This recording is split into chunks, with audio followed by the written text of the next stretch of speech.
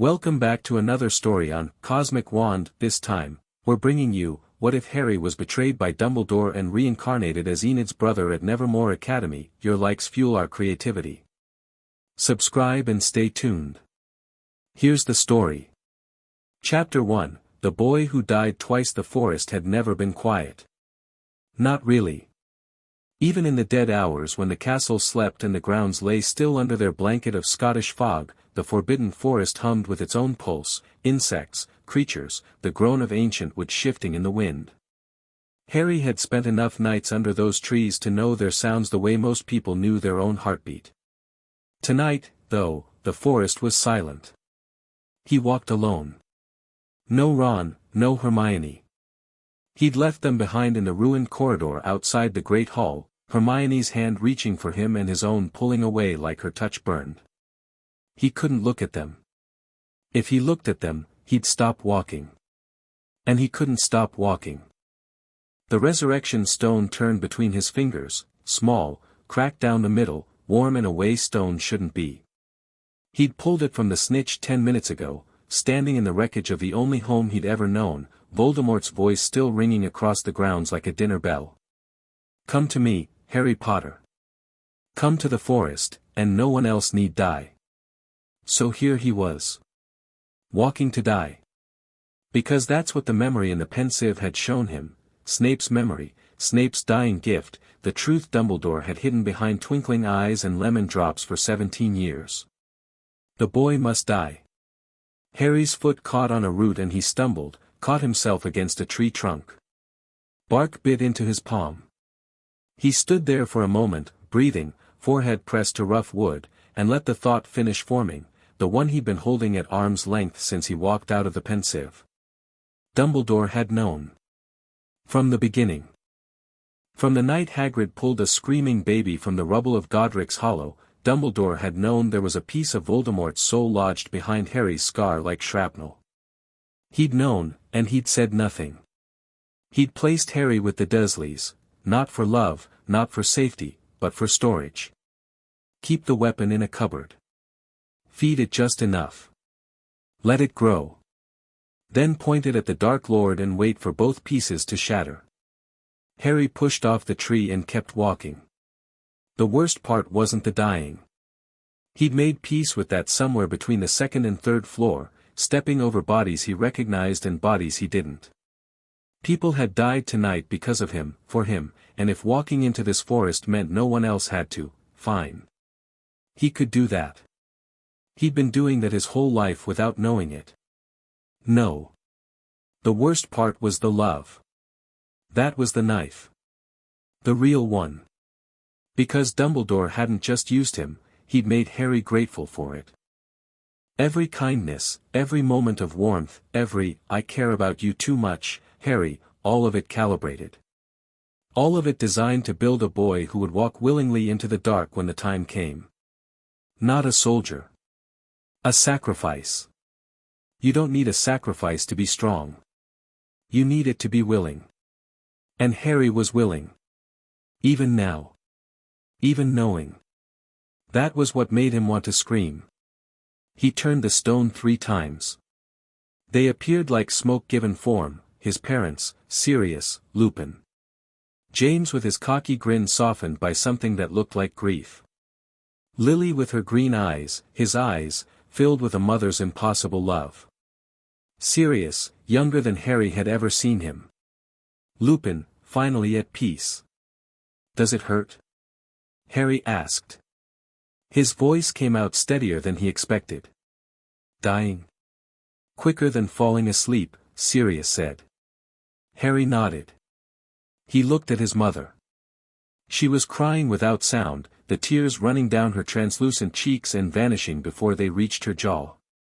Mom, he said. Did you know what Dumbledore was going to do with me? The silence that followed told him everything. Lily's expression cracked. Not surprise, she was beyond surprise, beyond the living world's petty revelations. What crossed her face was older than that. Guilt. The deep, marrow-level kind that doesn't fade even after death. We trusted him, James said. His voice was rough. "Harry, we trusted him with everything. The Fidelius charm, the prophecy, your safety, he said he'd protect you." "He did protect me," Harry said. "The way you protect a bullet. Keep it clean, keep it ready, fire it when the time's right." Nobody argued with him. Lily reached out. Her hand passed through his cheek, cold as creek water. "I'm sorry," she whispered. "I'm so sorry, sweetheart. We didn't know. Not until after. After you died. After we could see what he'd done. What he was doing. And by then," her voice broke. "By then we couldn't reach you." Harry closed his eyes. The stone was cutting into his palm now, the cracked edge pressing hard enough to draw blood. He could feel the forest around him, the watchful trees, the dead silence, the clearing up ahead where Voldemort waited with his followers and his snake and his red eyes.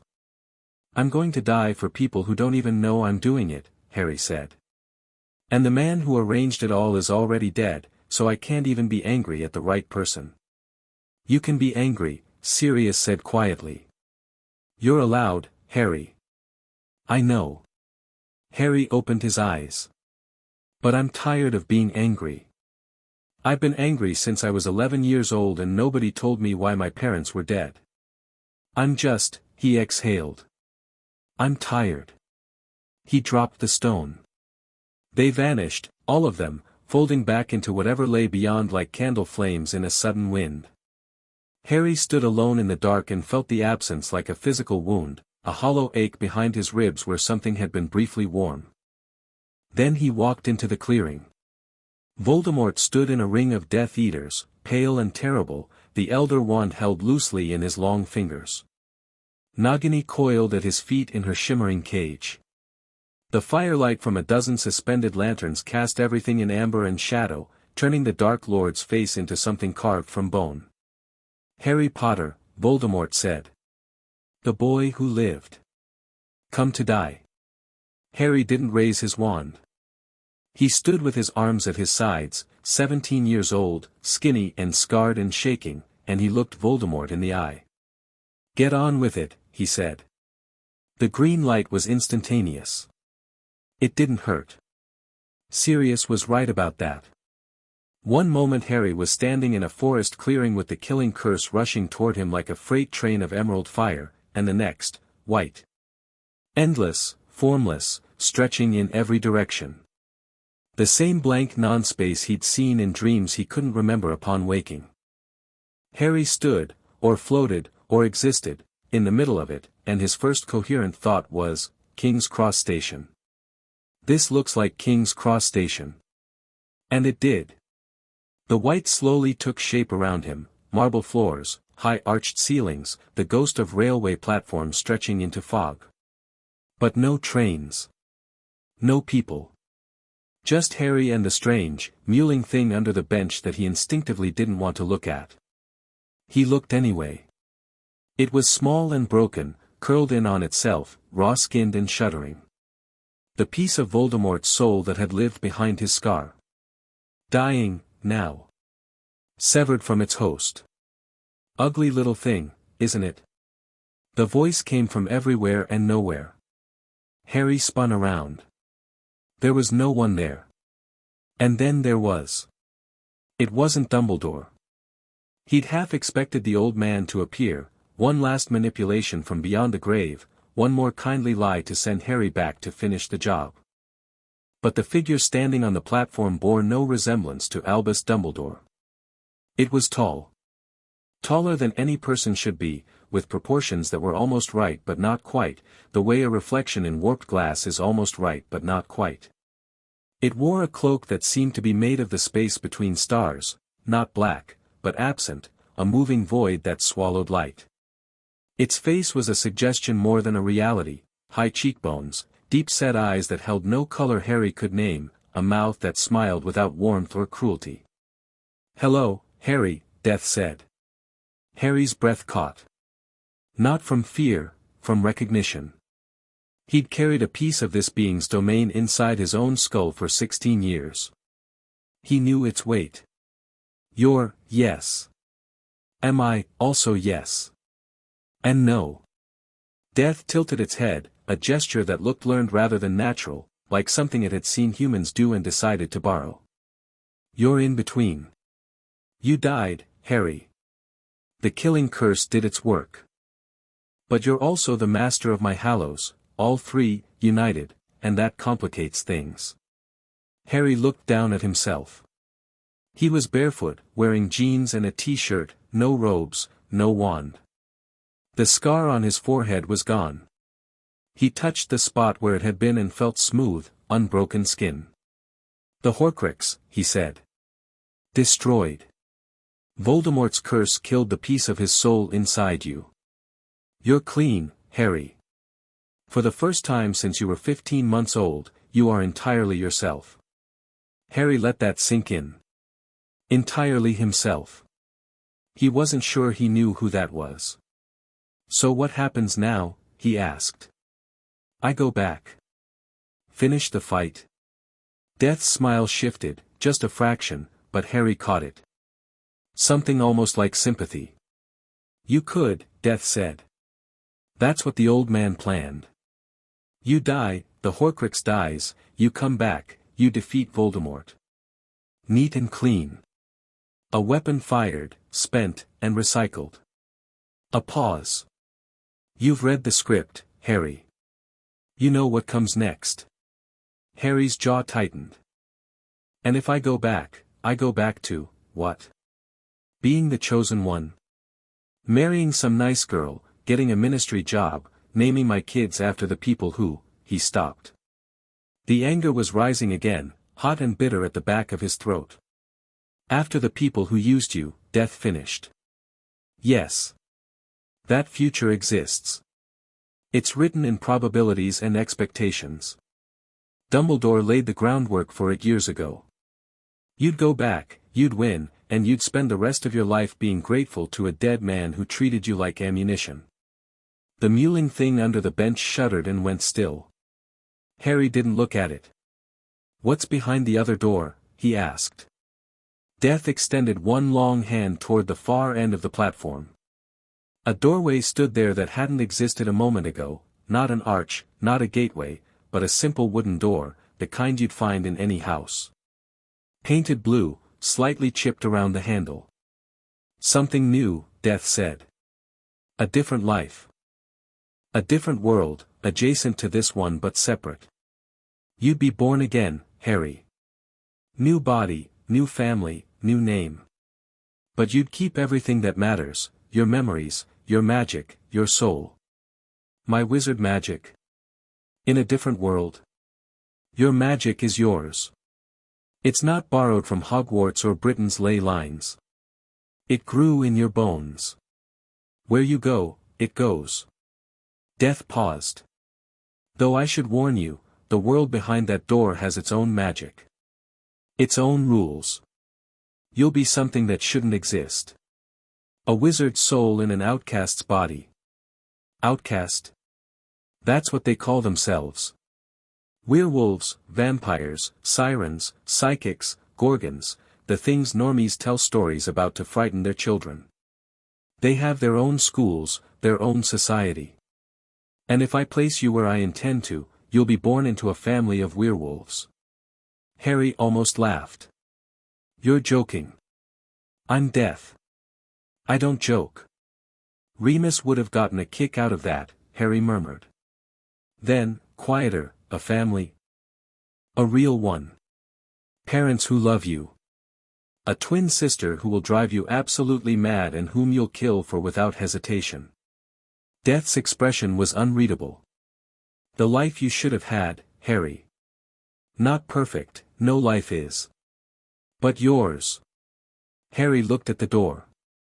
Blue paint, chipped handle. It looked so ordinary. So small compared to everything he was leaving behind. Hermione and Ron will win the war without you. Neville Longbottom will kill the snake. Voldemort will fall. The world will go on, Harry. It always does. And Dumbledore is already dead, and will stay that way. His portrait will dispense wisdom from Hogwarts walls for centuries. He'll never know you chose to leave. Something about that, the idea of Dumbledore's painted face smiling benignly at students forever, never knowing his greatest weapon walked away, settled something in Harry's chest. Not satisfaction. Not revenge. Just, enough. Will I remember this? Harry asked. Talking to you. Every word. Every memory of your old life, clear as glass. You'll grow up knowing who you were. That's the price of the door, Harry, you don't get to forget. Harry turned the thought over. 16 years of abuse, manipulation, war, and loss, carried into a new life like luggage he couldn't unpack. He'd remember the Dursleys' cupboard. He'd remember Cedric falling. He'd remember Sirius going through the veil, Dumbledore falling from the tower, Fred's laughter cutting off mid-word. He'd remember walking into the forest to die. He'd remember all of it. And he'd have to build something new on top of the wreckage. Harry walked to the door. He put his hand on the chipped handle and it was warm under his palm, warm the way the Burrows' kitchen was warm on Christmas morning, and he let out a breath he'd been holding since he was 11 years old. One question, he said, not turning around. Ask. Will anyone in that world try to use me like he did? Death was silent for a long time. When it spoke, the words carried weight that pressed against Harry's skin like deep water. There are always people who see power and want to harness it. But you're not a child anymore, Harry. Not really. You'll see them coming. Harry opened the door. Blue light swallowed him whole. 16 years later, a black SUV rolled down a tree-lined highway in upstate Vermont, and Harry Sinclair pressed his forehead against the passenger window and watched the October woods blur past in streaks of amber and rust.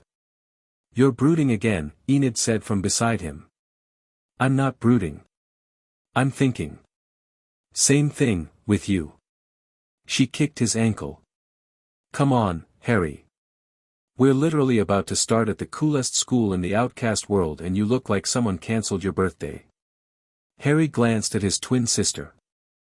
She was practically vibrating, blonde hair freshly streaked with blue, outfit carefully curated for maximum first impression impact, phone clutched in one hand with Nevermore's hashtag already pulled up on her screen. Enid Sinclair at 16 was a force of nature, loud, bright, aggressively optimistic, and utterly incapable of reading a room. Harry loved her more than breathing. I'm fine, he said. Just, processing. You've had 3 months to process. Dad told us about the transfer in July.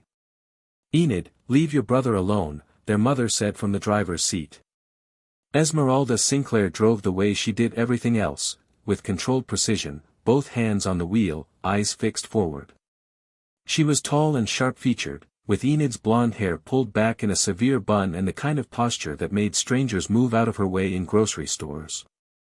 She was also the alpha of the Pacific Northwest's third-largest werewolf pack, which meant the posture wasn't just for show. Their father, Grant, sat in the passenger seat with his nose buried in a folder of Nevermore paperwork. He was the softer of the two, warm-eyed, quick to laugh, the kind of dad who made bad puns at dinner and pretended not to notice when Harry snuck out at night to run through the woods. He was a werewolf too, but lower-ranking, content to orbit Esmeralda's gravity. Harry had spent 16 years with these people. They'd raised him, fed him, taught him to shift, or tried to, since the shift was proving complicated for reasons he couldn't explain to them. They'd given him the life death had promised, imperfect, real, and his. And every single day, he woke up remembering a different life in a different world, and had to swallow the ghost of it before breakfast. Tell me about Nevermore again, Enid said, leaning forward between the front seats. The real stuff, not the brochure crap. Esmeralda's eyes flicked to the rearview mirror. It's the most prestigious outcast academy in North America. Strong faculty, excellent facilities, strict code of conduct, Mom. I said not the brochure crap. Grant looked up from his paperwork with a grin. Weems runs a tight ship, but the students are feral. Every outcast faction crammed into one campus, fangs, claws, scales, psychic powers, you name it. The social hierarchy is brutal. Make friends fast or get eaten. Sometimes literally. Grant, Esmeralda said. What? She asked. Harry watched the trees. The forest here was different from the Pacific Northwest, drier, more deciduous, the kind of woodland that looked beautiful in autumn and skeletal in winter. Through the canopy he caught glimpses of mountains in the distance, their peaks softened by haze. Something prickled at the edge of his awareness. He sat up straighter. It was faint, barely there, like hearing a radio station through static. A hum. Not audible, exactly. Deeper than sound. It vibrated in his bones, in the base of his skull, in the place where his wizard magic lived coiled and dormant and waiting. Harry's hand drifted to his chest. Under his shirt, hanging on a simple cord, was a small wooden pendant he'd carved himself, rowan wood, etched with runes so tiny they looked like scratches. A focus. Not a wand, he couldn't exactly walk around Nevermore with a wand, but something to channel through when he needed to. He'd made it at 14 when the accidental magic surges got bad enough to crack the bathroom mirror during a nightmare. The hum intensified as the SUV rounded a bend, and through a gap in the trees, Nevermore Academy appeared. Harry's first thought was, it looks like Hogwarts. His second thought was, no. It looks like Hogwarts' American cousin who went through a goth phase and never came out. The building was massive, all dark stone, pointed spires, arched windows staring out from ivy-covered walls like dozens of narrow eyes. It perched on a hill above a small town, its silhouette cutting the October sky like a crown of thorns. The grounds were expansive, bordered by forest on 3 sides and a wrought iron fence on the 4th, and even from the road Harry could see students moving across the lawns in clusters, dots of color against the gray stone. Oh my God, Enid breathed. She pressed herself against the window so hard her nose squished flat. Harry, look at it. It's gorgeous. It was. And underneath it, deep beneath the foundation, something ancient was humming a song that only Harry could hear. He pressed his thumb against the rowan pendant and said nothing. The SUV pulled through the main gates, iron, ornate, flanked by stone pillars carved with symbols Harry recognized from his past life studies and some he didn't, and up a long gravel drive to the front entrance. Other cars were already there, parents unloading trunks and teenagers saying stiff goodbyes. Harry saw a girl with scales along her jawline hugging a woman who might have been her mother. A boy with skin the color of obsidian actually floated, 2 inches above the ground while his father handed him a duffel bag. Enid was out of the car before it fully stopped. Enid. Esmeralda snapped, but there was no catching her. She was already bouncing toward the front steps, phone raised, filming everything. Harry got out slower. He stood beside the car and let the place wash over him, the sounds, the smells, the feel of it. Hundreds of outcasts in one place generated a particular energy, thick and electric, like the air before a storm. His werewolf senses picked up a dozen different scent trails, fur, venom, ozone, something that smelled like old books and formaldehyde. And beneath it all, that hum. Steady, ancient, wrong. Harrison. His mother's voice, clipped and careful. She'd come around the car and stood beside him, arms folded. I need you to listen to me. I'm listening. This school is an opportunity. Your father and I went through considerable effort to secure your enrollment mid-year. The Sinclair name carries weight in the outcast community, and I expect you to uphold it. I know, Mom. That means no, she paused, choosing her words. Incidents.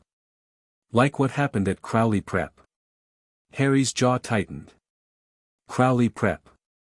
Right. The outcast prep school he and Enid had attended before this, where a group of senior vampires had cornered Enid after a dance and Harry had reacted.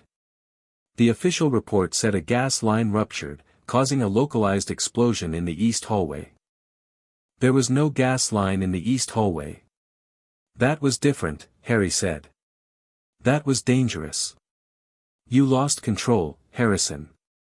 Whatever it is you do, the thing that isn't part of your wolf, she stopped herself. He could see her wrestling with it, the way she'd been wrestling with it for years, the knowledge that her son could do things no werewolf should be able to do, things she couldn't explain, and the decision, made long ago and reinforced daily, to not ask questions she didn't want answered. I'll be careful, Harry said. You'll be invisible. Keep your head down. Focus on your studies, control your shifts, and for the love of the moon, keep your sister out of trouble. That's a tall order. I'm aware. Something softened behind her eyes. She reached out and straightened his collar, a small, maternal gesture that still caught him off guard even after 16 years. I worry about you, Harry. You know that. He did know. That was the thing about Esmeralda Sinclair, she loved hard and showed it badly, all sharp edges and high expectations, and underneath it she was terrified that the strange, quiet boy who'd never quite fit into her pack was going to get himself killed doing something she couldn't understand. I'll be fine, Mom. She held his gaze for a moment longer, then nodded once and stepped back. Your father has your paperwork. Dorm assignments are in the main hall. Call us Sunday. And that was that. No lingering hugs, no tearful goodbyes. Esmeralda Sinclair kissed his forehead, quick, firm, like stamping an envelope, and got back in the car. Grant gave him a longer hug, pressed the paperwork into his hands, whispered, "Look after each other," against his ear, and followed his wife. Harry stood in the gravel drive with a duffel bag over one shoulder and watched the SUV pull away. The October wind caught his dark hair and pushed it across his forehead. He was tall for 16, lean, with the sharp-boned features of his mother and eyes that were entirely his own, green. Vivid, startling green. Nobody in the Sinclair family had green eyes. Nobody could explain it. Harry could. But he wasn't going to. He found Enid inside the main entrance, already talking to 3 people simultaneously while a harried-looking staff member tried to hand her a welcome packet. Harry. Oh my God, you have to meet, this is Yoko, she's a siren, how cool is that? And this is Divina, she's a gorgon, like with the snakes, and this is Ajax, he's also a gorgon, are you two related? You're not. Wild, anyway, Harry, come here, everyone, this is my twin, Harrison, he's a total grump but he's secretly the best, hi, Harry said. The 3 students blinked at him. Yoko, small, Japanese, with an easy smile, gave a little wave. Divina, dark-skinned, elegant, with a head wrap that shifted subtly in ways that suggested the hair underneath was alive, looked him up and down with the frank appraisal of someone used to being the most beautiful person in any room. Ajax, a Gorgon boy with a beanie pulled low over what Harry assumed was also living hair, offered a fist bump. Harry bumped it. You two don't look like twins, Ajax said. We're fraternal, Enid said, at the exact same time Harry said, we get that a lot. They looked at each other. Enid grinned. Harry's mouth twitched. See? Enid said to the group. Twin telepathy. It's real. It wasn't twin telepathy. It was 16 years of shared space and the kind of sibling shorthand that develops when 2 people grow up in the same house. But Harry let her have it. The welcome packet directed them to dorm assignments posted on a massive board in the main hall. Harry scanned for his name, Sinclair, Harrison, Ophelia Hall, room 217, and committed the map to memory with the automatic efficiency of someone who'd once navigated a castle with moving staircases and vanishing corridors. Enid's assignment was in the same building, different floor. Room 305, she read. Ooh, I wonder who my roommate is. I hope she's not a vampire. No offense to vampires, but the whole nocturnal thing would wreck my sleep schedule. You don't have a sleep schedule, Harry said. You have a chaos cycle. Rude. She punched his arm. Okay, I'm going up. Meet you for the orientation assembly? Yeah. She bounced away, already pulling out her phone, and Harry was alone again. He took a breath. The main hall was cavernous, stone walls, high ceilings, stained glass windows depicting scenes he'd study later. Students flowed around him in a current of sound and color, and he let himself be still in the middle of it, orienting. Old habits. Map the exits. Note the authority figures. Identify the power structures. The faculty were easy to spot, adults stationed at strategic points, guiding students, answering questions. Harry clocked a tall woman with a severe platinum bob standing at the top of the main staircase, overseeing everything with the calm, proprietary air of someone who owned the place. Larissa Weems, he guessed. The principal. She moved like someone who was used to being obeyed and didn't raise her voice to achieve it. Harry watched her for 10 seconds, and something cold settled in his stomach. It wasn't her fault. She hadn't done anything wrong. But the way she stood, surveying her students from above, cataloging, calculating, reminded him viscerally and unavoidably of Dumbledore standing at the head of the Great Hall, twinkling down at his charges like a benevolent god. She's not him, Harry told himself firmly. She's just a principal. Not every authority figure is a manipulator. He believed it about 60%. He grabbed his duffel bag and headed for Ophelia Hall. The dorm building was a wing of the main structure, connected by a covered stone walkway that cut through a courtyard. Harry crossed it quickly, noting the clusters of students staking out territory on benches and low walls. The social dynamics were already forming, he could see it in the way groups arranged themselves, the invisible lines of faction and familiarity. Vampires here. Sirens there. The shapeshifters in a loose, wary circle by the fountain. Room 217 was at the end of a long corridor on the second floor. The door was already ajar. Harry pushed it open. The room was split down the middle, 2 beds, 2 desks, 2 wardrobes. The left side was already claimed, duffel bag on the bed, a few personal items arranged on the desk with minimal precision. A cello case leaned against the wall. His roommate wasn't there. Harry took the right side, dropped his bag on the bed, and stood at the window. The view looked out over the north side of the campus, the forest edge, a stretch of wild ground between the school's maintained lawns and the dense tree line. From here, the hum was louder. Not unpleasant, exactly. But persistent. Like a tooth that wasn't quite aching yet but would be soon. Harry pressed his palm flat against the cold glass and reached out with his wizard senses, not the werewolf ones, which dealt in smell and sound and physical awareness, but the deeper ones, the magic that coiled behind his sternum like a sleeping serpent. He let it unfurl, just a little, just enough to taste. There was something under the school. Not a creature. Not a curse. Something structural, a framework of energy woven into the bedrock itself, old and complex and deliberately hidden. Wards. Not outcast wards, which were typically blood-based and organic. These were geometric, precise, layered. They felt like, Harry yanked his senses back so fast he staggered. They felt like wizard wards. Interesting reaction to a window. The voice came from the doorway. Harry spun around.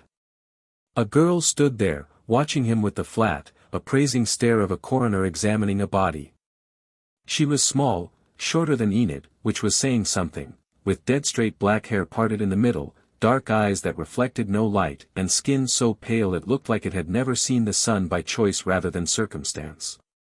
She wore a black dress with a white collar, black tights, black shoes. No color anywhere. She looked like she'd been cut from a black and white photograph and pasted into the real world. "You must be the other Sinclair," she said. "Your sister is across the hall from me. She hasn't stopped talking since she arrived. I'm considering homicide, but the paperwork would be tedious." Harry blinked. Sorry, who are you?" "Wednesday Addams." She said it the way most people said their social security number, flat, factual, unbothered by whether you cared. "Your roommate is Eugene Ottinger." He's a shapeshifter. He's currently at the apiary, which is apparently his primary social commitment. I wouldn't expect engaging conversation. Right.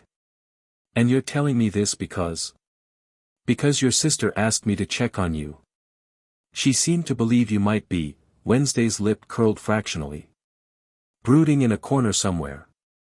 Her words, not mine. Though the accuracy is notable. Harry almost smiled. Almost. Wednesday didn't move from the doorway. She was studying him with an intensity that made the hair on the back of his neck stand up, and Harry had been studied by Dumbledore, by Voldemort, by Snape.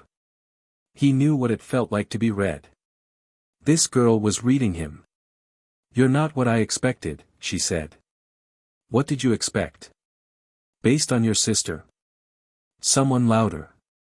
More color. Possibly with a podcast. She paused. You don't have a podcast, do you? No. Then we may coexist. She turned to leave, then stopped. The orientation assembly is in 40 minutes. The dining hall is on the ground floor, East Wing. Principal Weems will speak for exactly 22 minutes, she's predictable in her self-importance. If you value your time, arrive late. She left. Harry stood in his room, staring at the empty doorway, and thought, what the hell was that? He shook it off. Unpacked quickly, clothes in the wardrobe, a few books on the desk, the Rowan pendant tucked inside his shirt where it always sat. He didn't have much. He'd learned early in his first life not to accumulate things, and the habit had carried over. At the bottom of his duffel bag, wrapped in an old t-shirt, was a notebook. Leather-bound, thick, filled with his own handwriting in 2 languages, English and a modified runic script he'd invented to keep his notes private. Inside were 16 years of research, everything he'd been able to figure out about how wizard magic functioned in the outcast world, every experiment, every theory, every failure. And there had been failures. Spectacular ones. Wizard magic and outcast biology didn't mix well. His werewolf body resisted spells the way oil resists water, the magic slid off, destabilized, went sideways. A simple lumos would work fine one day and blow out every light in the house the next. He tried to conjure a Patronus at 13 and instead produced a shockwave that knocked down 2 trees and made his ears bleed. But he'd kept at it. Quietly, stubbornly, alone.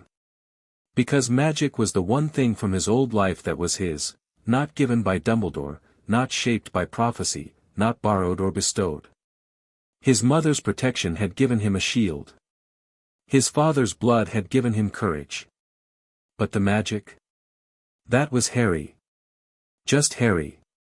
He'd figured out a system, eventually.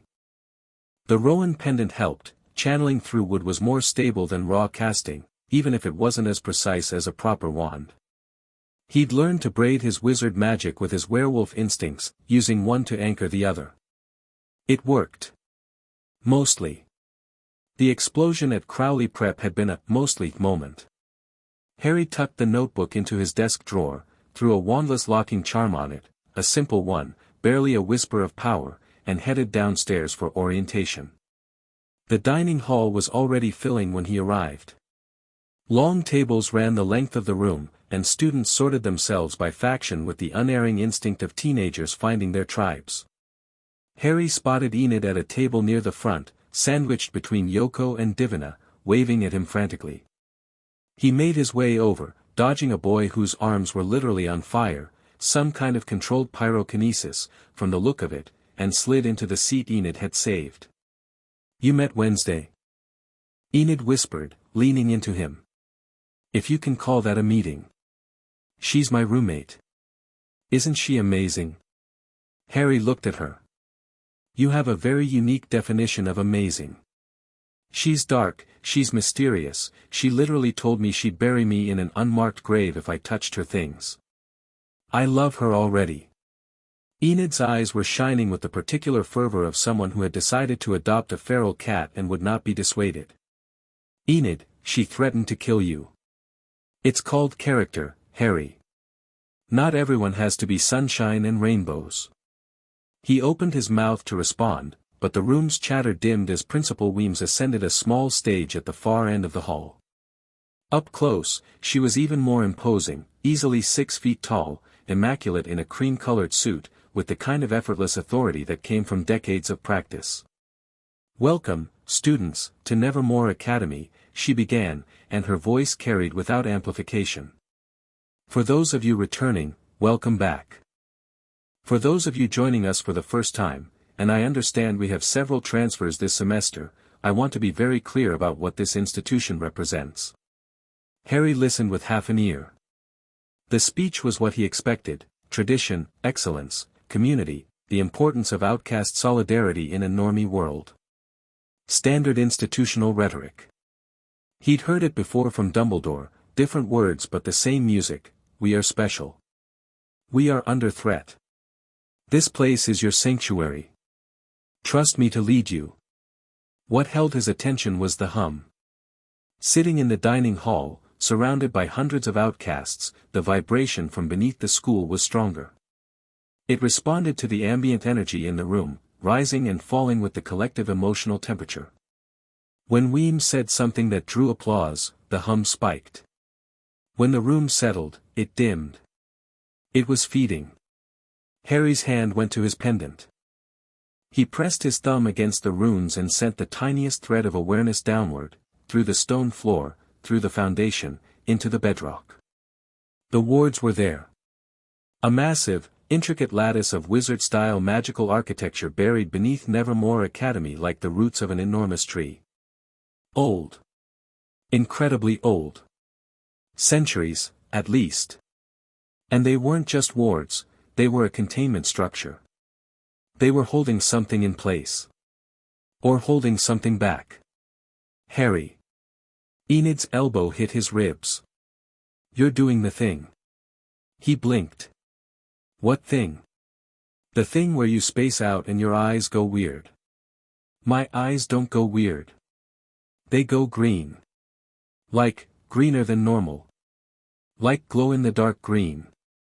She was frowning at him now, the frown she saved for when his strangeness pushed past the boundary of what she could comfortably ignore. "Are you okay?" "I'm fine," he said. "Just adjusting." She held his gaze for a moment, and in that moment, he saw the question she never asked. The one that lived in the space between them, always present, always avoided. "What are you, Harry? What are you really?" "Okay," she said softly. "But if you need to talk, I know." "Thanks, Enid." She squeezed his arm and turned back to the assembly. Harry sat very still and carefully, methodically, pulled his awareness back from the thing beneath the school. The assembly ended.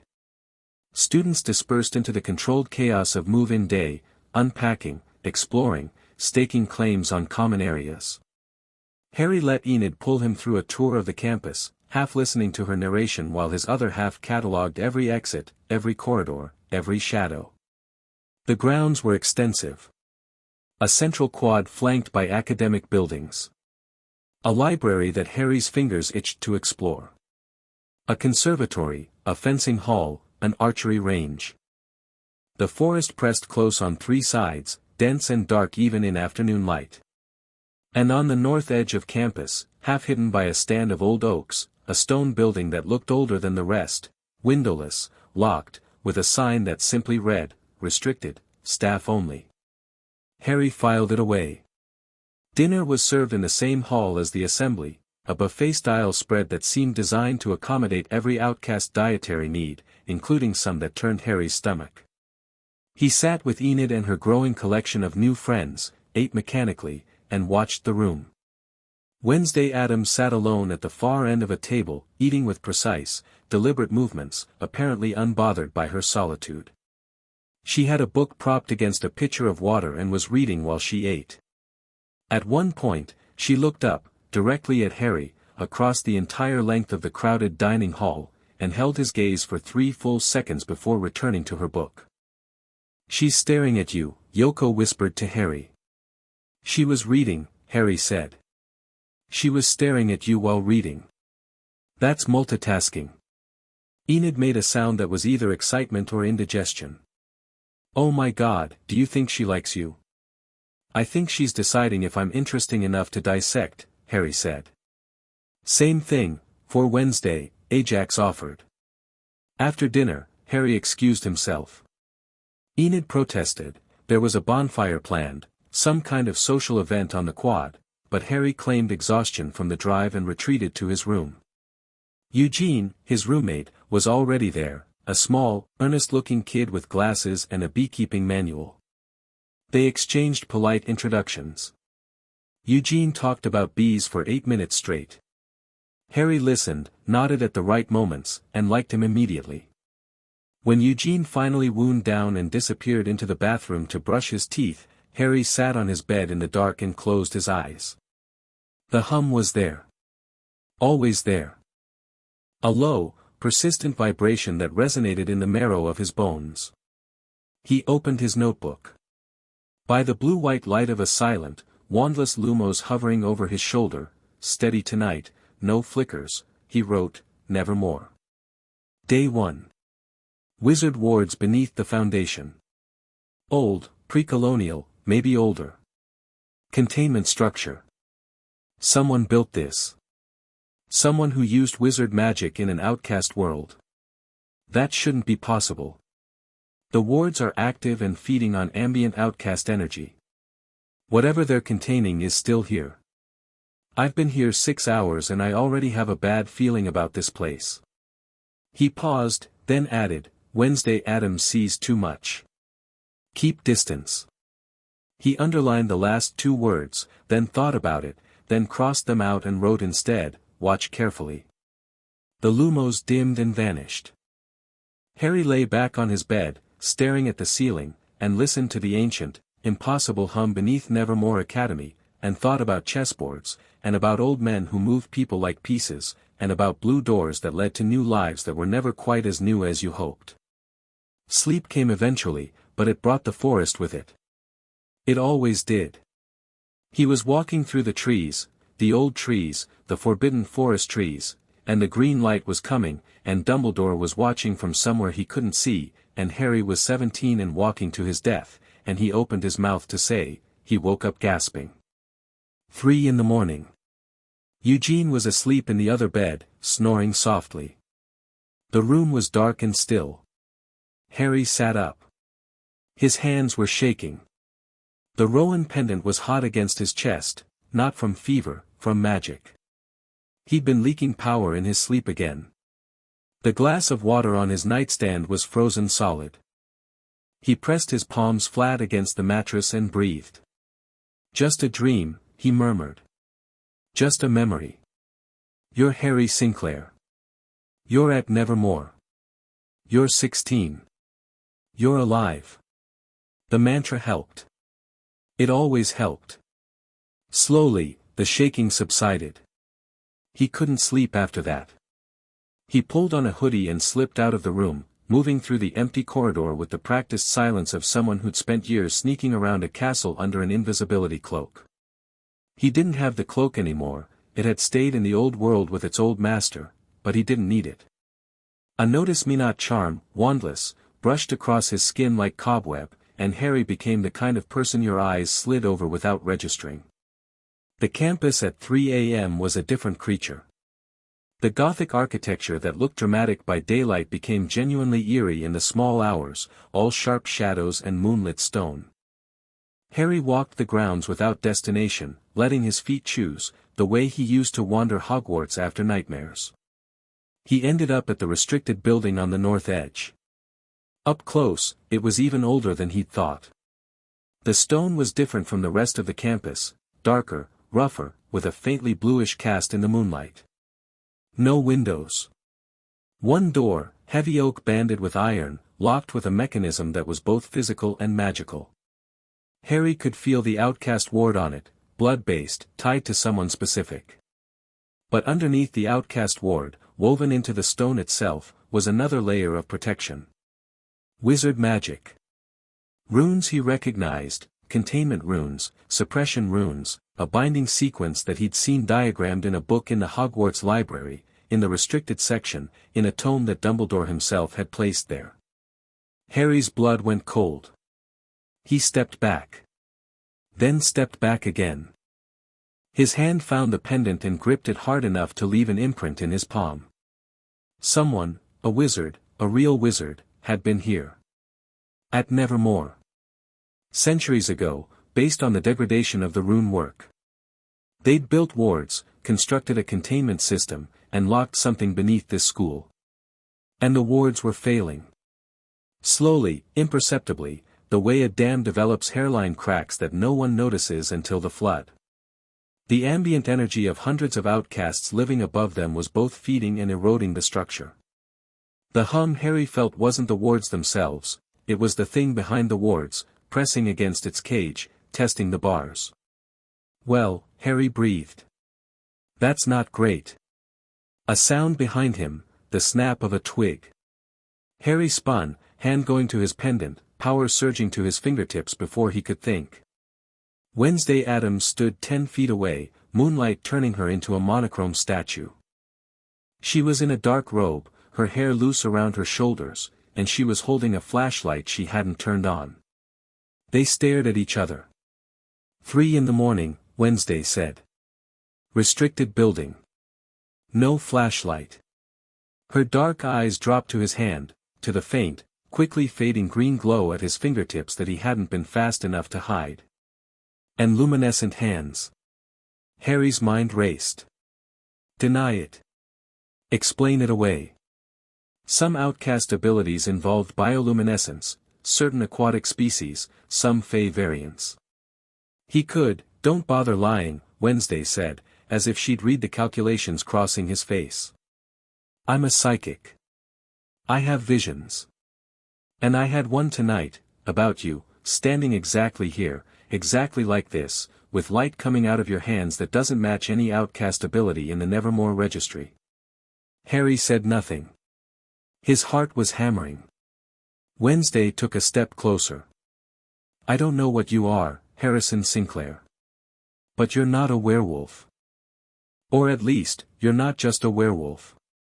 The October wind moved through the trees. Somewhere in the forest, an owl called. Harry weighed his options.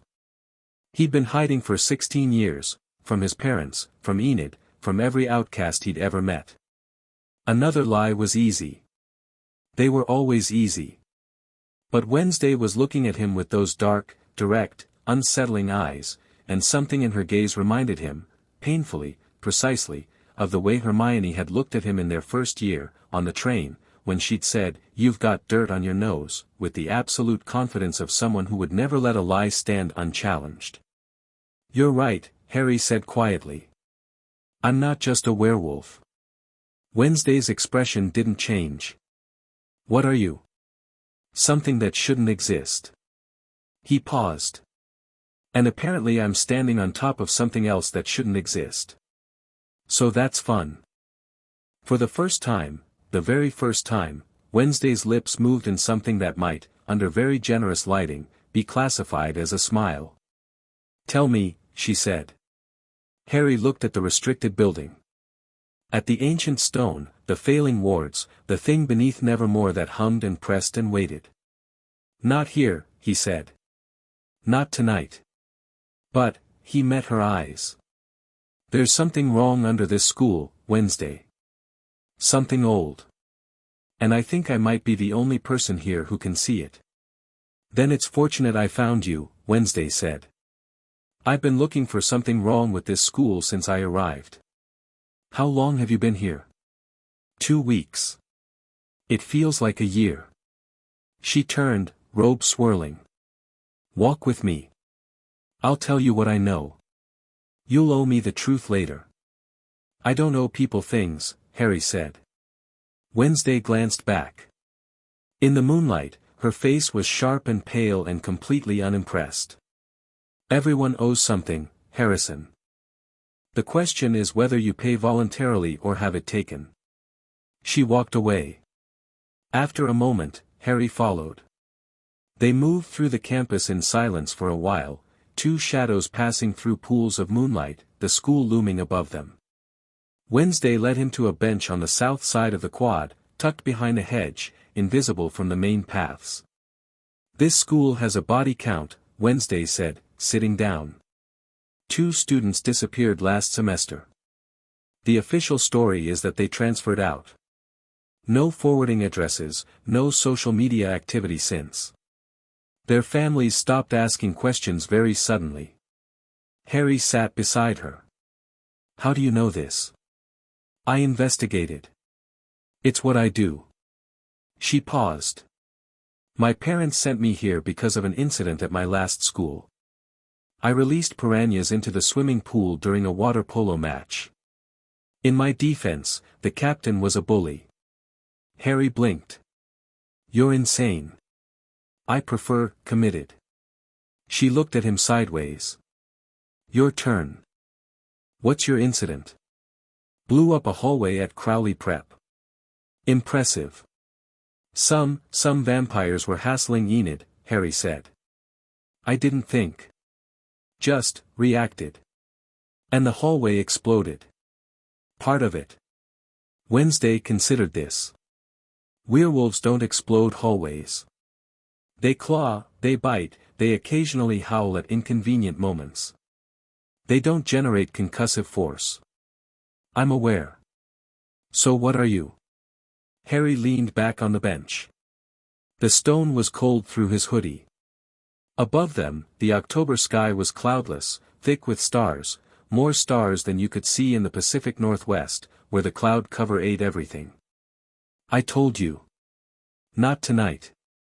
You're infuriating. I've been told.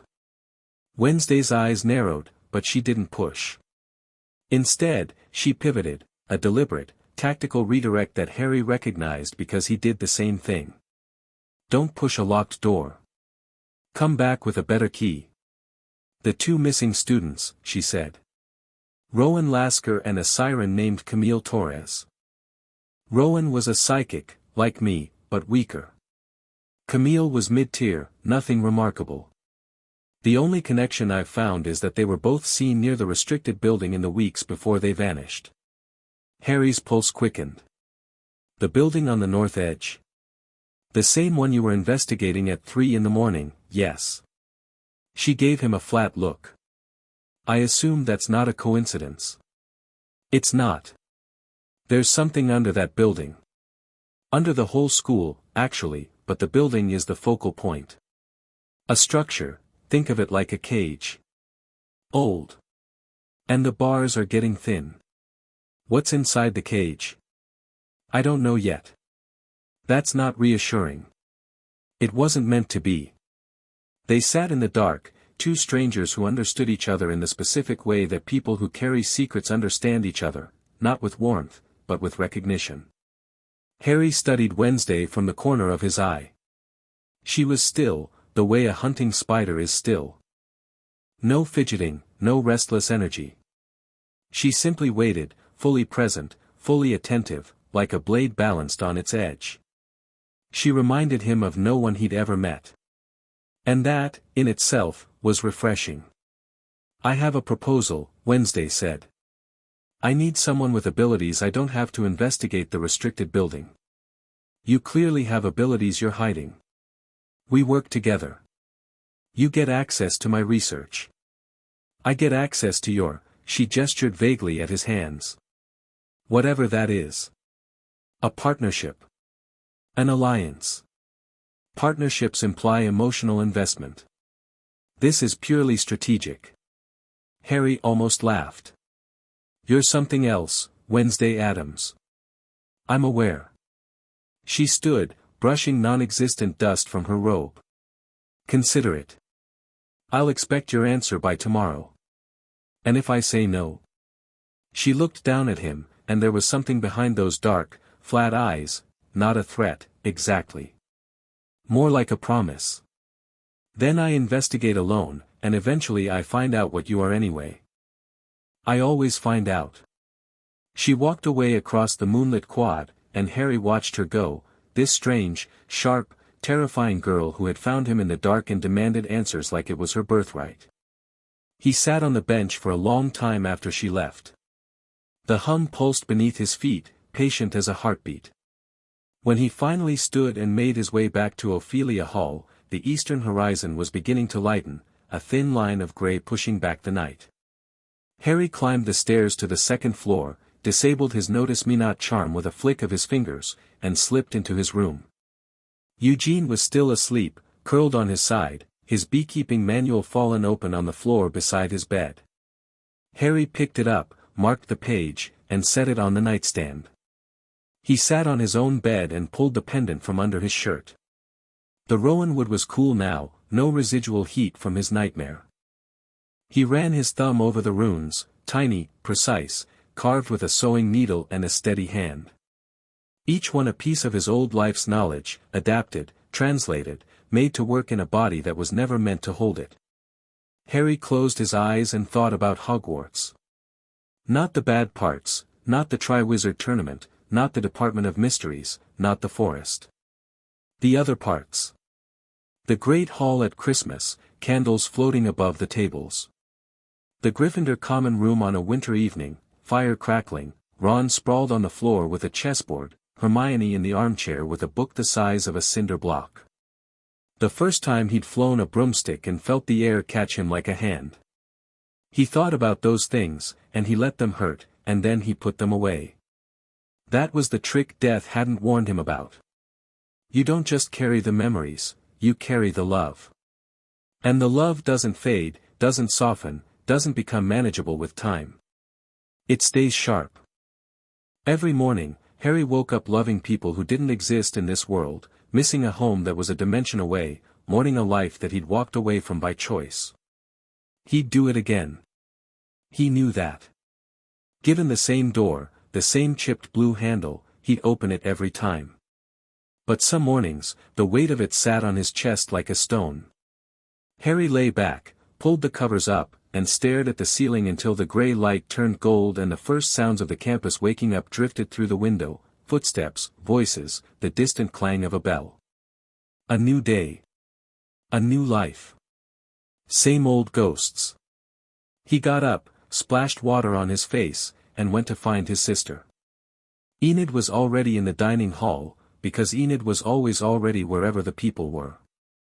She'd commandeered a table near the windows and assembled what appeared to be her entire social circle, Yoko, Divina, Ajax, and 3 other students Harry hadn't met yet. She was holding court over a plate of scrambled eggs, gesturing so emphatically that a piece of toast flew off her tray and hit Ajax in the forehead. Harry. She waved him over. Okay, so I have our whole first day mapped out. Classes don't start until tomorrow, so today is exploration day. I want to see the botanical gardens, the music room, the coffee, Harry said. Before anything else. Coffee. He filled a mug from the buffet station and stood there for a moment, drinking it black, letting the caffeine hit his bloodstream.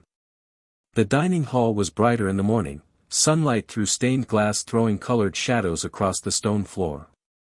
Students moved through the space with the easy chaos of a population still settling into routine. Harry scanned the room out of habit. Wednesday was absent, no surprise. She didn't seem like a breakfast person. Principal Weems was present, moving between tables with a tall, dark-haired woman Harry hadn't seen before, younger, sharp-featured, with the coiled energy of someone who was either a predator or a martial arts instructor. Possibly both. Who's that? Harry asked, sliding into the seat next to Enid and nodding toward the dark-haired woman. Miss Thornhill, Yoko said. Botany teacher. She's a normie. Harry's eyebrows went up. A normie? Teaching at an outcast school. Weird, right? She's nice, though. Very, enthusiastic about plants. Harry watched Thornhill as she spoke with Weems. Something about her didn't track, the way she moved through the room was too careful, too measured. She was performing ease. Harry had done it enough himself to recognize it in others. He filed it away with everything else and turned his attention to Enid's ambitious schedule. The day unfolded in a blur of new spaces and new faces. Harry let Enid drag him through the campus, and he was genuinely grateful for it. Her energy was a current he could ride, and it kept him from disappearing into his own head. The botanical gardens were impressive, all glass and green, with specimens Harry recognized and many he didn't. The music room was a converted chapel with acoustics that made even Enid's off-key humming sound decent. The library was where Harry stopped. It was enormous. 2 stories of floor-to-ceiling shelves, connected by a wrought iron spiral staircase, with reading alcoves tucked into every available space. The collection was vast: outcast history, normie literature, academic texts, occult studies. Harry ran his fingers along the spines and felt the familiar, bone-deep pull that libraries had always exerted on him, from the first time Hermione had dragged him into the Hogwarts stacks in first year. "Oh no," Enid said. "You've got the look." "What look?" "The nerd look. The same look you get at every bookstore. We're going to lose you for hours. Go ahead without me. I'll catch up." Enid hesitated. He could feel her concern, twin instinct, or maybe just Enid instinct. She had a radar for his moods that was uncomfortably accurate. "Harry, I'm fine, Enid. I just want to look around." She studied him for a moment, then sighed. "Fine. But you're sitting with us at lunch. No hiding in the stacks with a sandwich. Deal." She swept out, her entourage trailing behind her like a colorful comet tail, and Harry was alone in the library. He found the occult studies section on the second floor, in a corner that smelled like old paper and dust. The books here were older, some hand-bound, some in languages Harry didn't recognize. He searched methodically, pulling volumes, scanning tables of contents, looking for any reference to the intersection of wizard magic and outcast abilities. Nothing. Or rather, nothing explicit.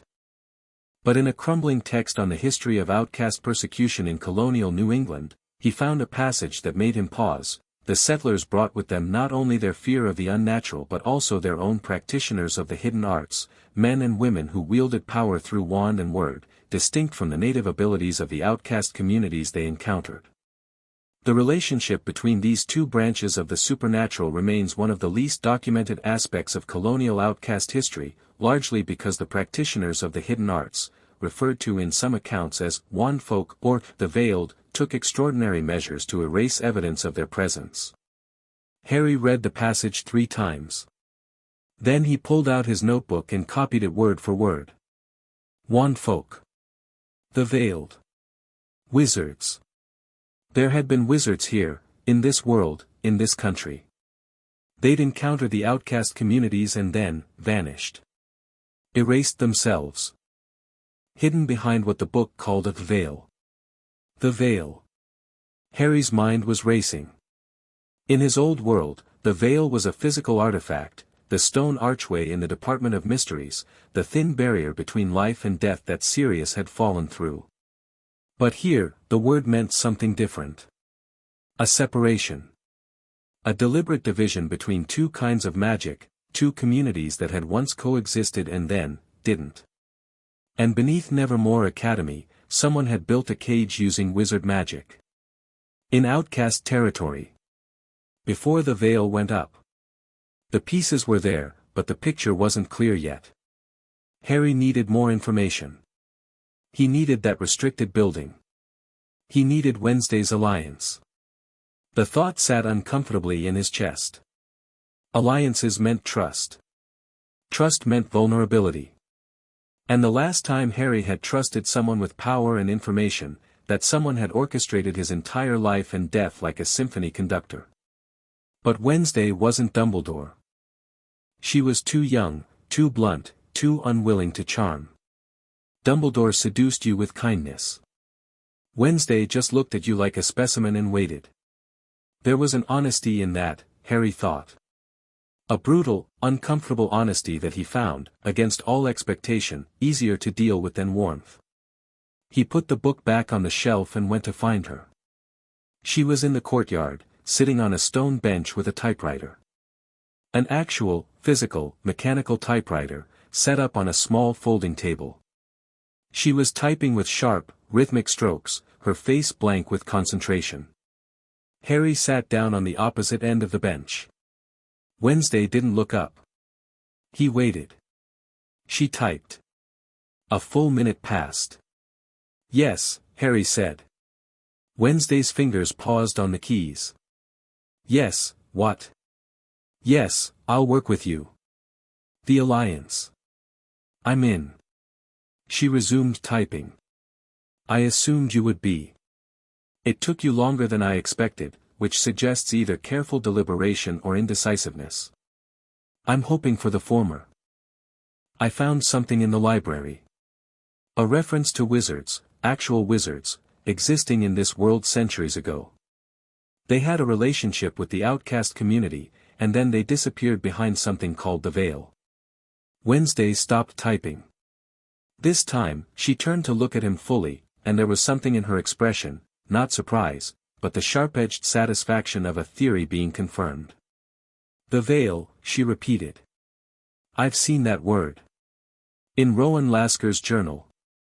Harry's spine straightened. You have his journal? I have everything from his room that the school didn't confiscate. Which is not much, someone was very thorough in cleaning it out. But they missed the journal because he'd hidden it inside his mattress. She reached into her bag and produced a small, battered notebook. He was researching something in the weeks before he disappeared. Late-night library visits, trips to the restricted building, meetings with someone he referred to only as the teacher.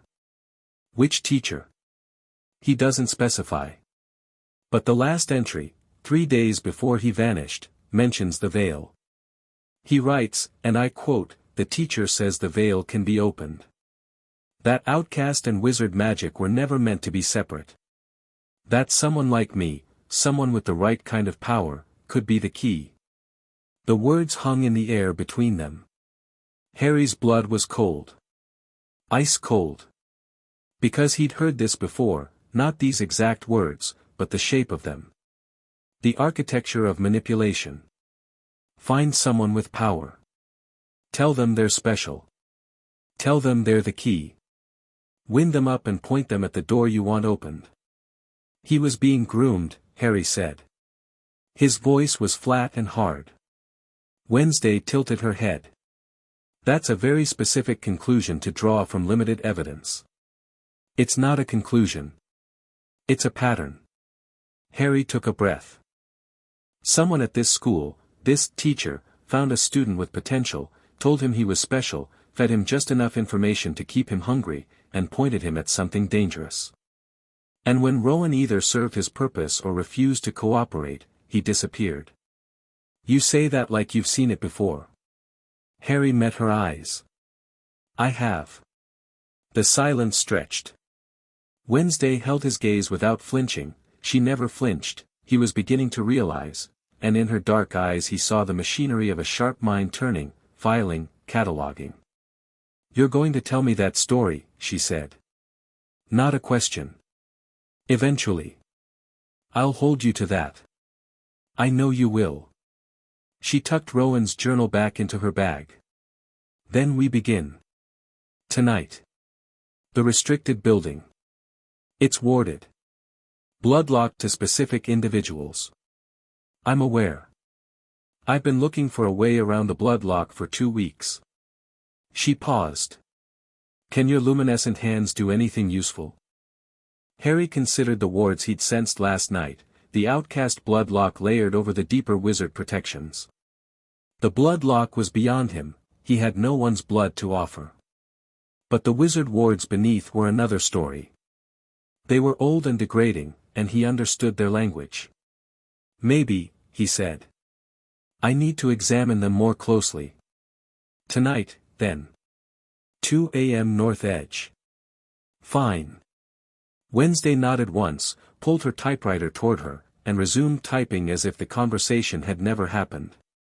Harry sat for a moment, watching her fingers strike the keys, precise, rhythmic, unyielding. He stood and walked away, and as he crossed the courtyard he heard her voice behind him, clear and cool, Harrison. He stopped. Turned. Whatever you are, Wednesday said, not looking up from her typewriter. I'll figure it out. With or without your cooperation. I know, Harry said. He walked back toward Ophelia Hall with the October sun warm on his face and the ancient hum beneath his feet and the certain, unsettling knowledge that Wednesday Addams was going to crack him open like a book and read every page. The terrifying part was that some small, exhausted piece of him, the piece that had been carrying secrets alone for 16 years, wanted her to. Lunch came and went.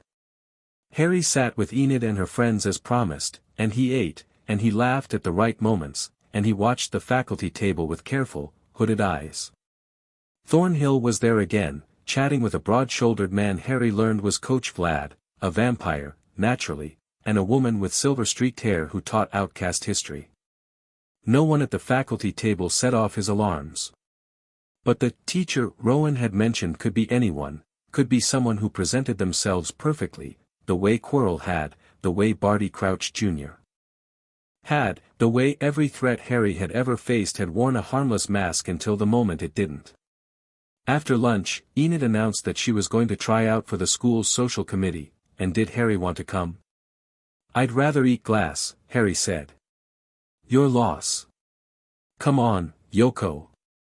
They left in a burst of color and noise, and Harry took the opportunity to explore alone. He circled the campus perimeter, mapping it in his head, distances, sight lines, terrain. The forest on 3 sides was dense but navigable. The wrought iron fence on the south side bordered the town of Jericho, visible as a cluster of rooftops and a church steeple in the valley below. He paused at the fence and looked down at the town.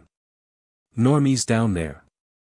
Normies who lived in the shadow of an outcast school and presumably had opinions about it.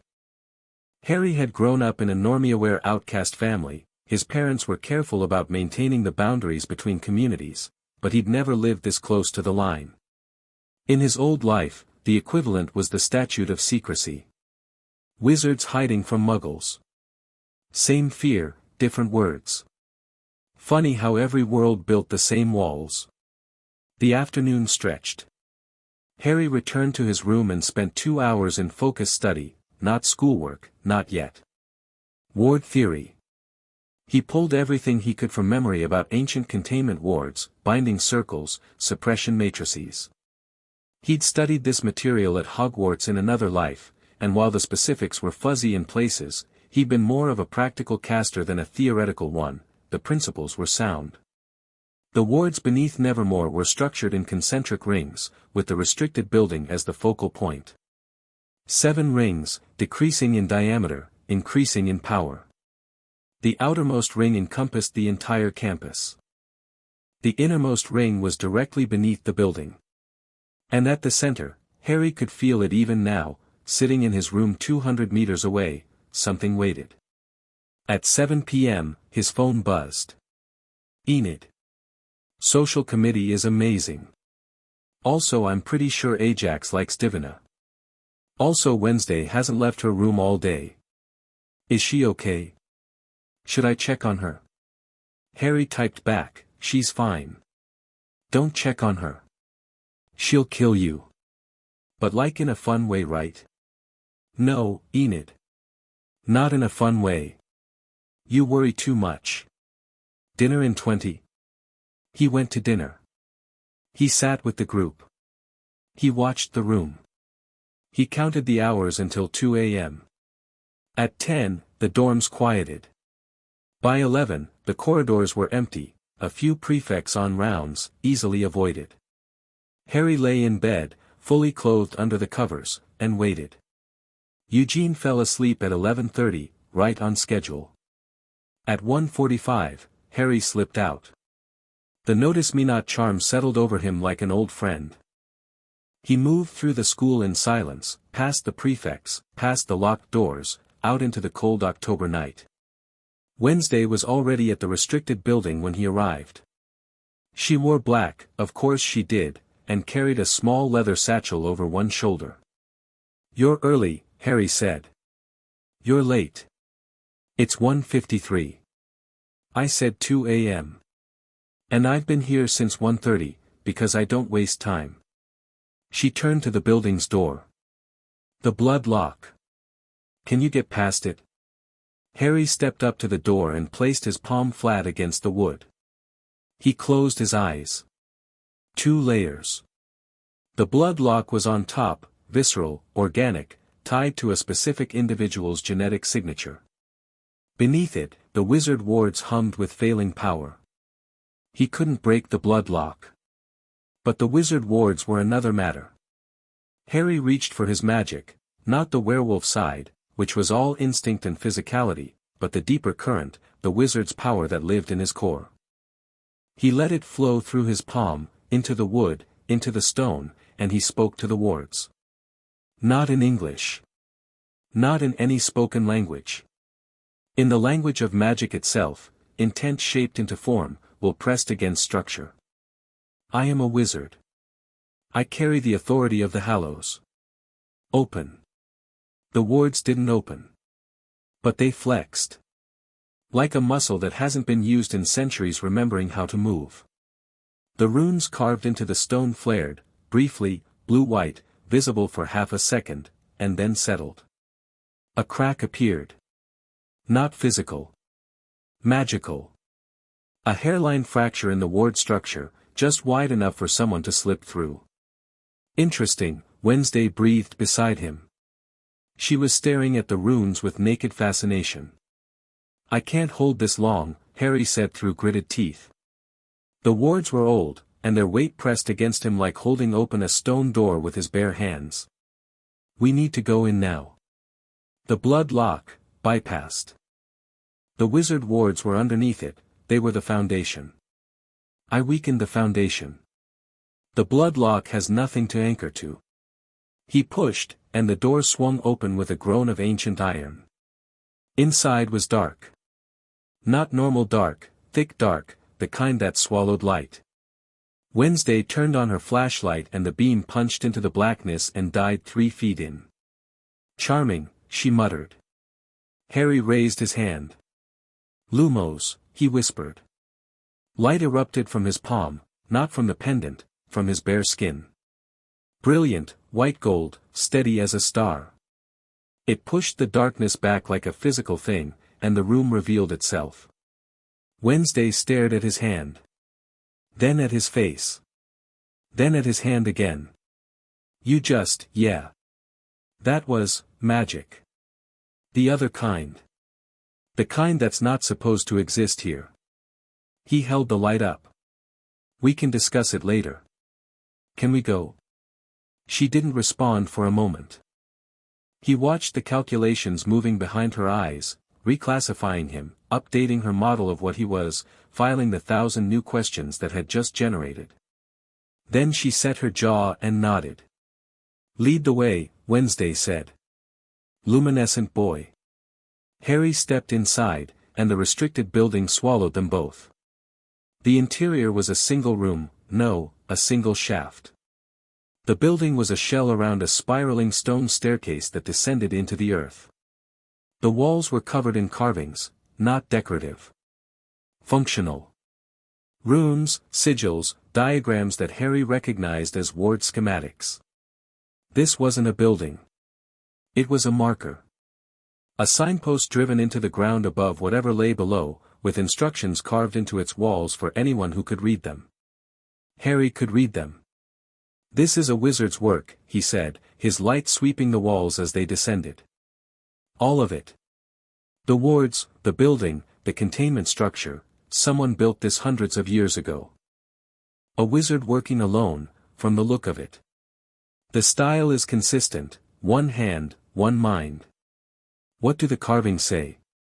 Harry paused on a landing, studying a particularly dense cluster of runes. Warnings, mostly. Do not breach the inner circle. The separation must hold. What sleeps below dreams of waking. That's ominous. That's wizard architecture. They loved ominous warnings. Very dramatic people. They descended 3 more turns of the staircase. The air grew colder, denser. The hum was loud now, not just a vibration but a presence, a pressure against Harry's senses that made his teeth ache. At the bottom of the stairs, they found a door. This one was stone. Massive. Carved with a single image that took up its entire surface, two trees, their branches intertwined above and their roots intertwined below, forming an arch. Between the trees, in the space that the arch created, was nothing. Blank stone. As if whatever had been depicted there had been deliberately chiseled away. The veil, Harry said. He knew it in his bones. This is a depiction of the veil. Two kinds of magic, outcast and wizard, intertwined. And someone erased the center. Erased whatever connected them.